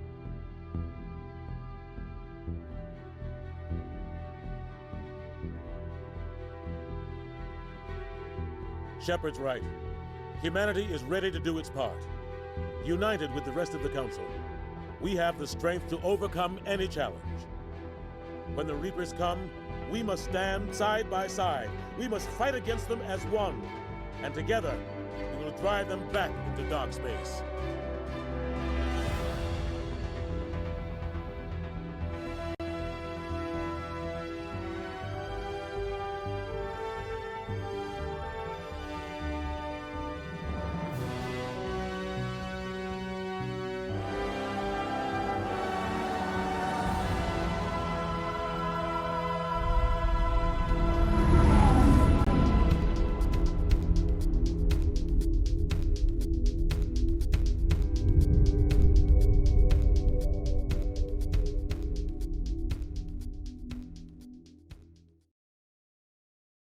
E esta então foi a história de Mass Effect 1. Espero que vocês tenham gostado. Se você chegou até aqui, parabéns pela sua coragem, pois eu sei que esse vídeo ficou muito longo, mas não tenho o que fazer. Como é a história do jogo, como se fosse um filme, eu cortei algumas partes que eu achei desnecessário, mas eu não fiz um resumo, deixei ali bastante parte para ter uma informação, assim, um background melhor, porque eu planejo fazer ainda do 2 e do 3, e assim eu não cortei algumas coisas que eu acho que é essencial, pois a gente pode rever ou não. E alguns personagens podem aparecer novamente, assim você já conhece, já se acostuma. Então logo eu vou começar a fazer então o do Mass Effect 2, fazer um resumo primeiro, que se eu não me engano no próprio game tem, e é lógico, né? Nada melhor do que ter aí, já que não temos a dublagem, pelo menos temos agora então as legendas em português, graças aí à galera que fez a tradução e distribuiu lá na tribo. Eu já tinha jogado, mas jogar novamente ele ali traduzido, eu gostaria que ele tivesse saído já no lançamento assim, direto da empresa, né?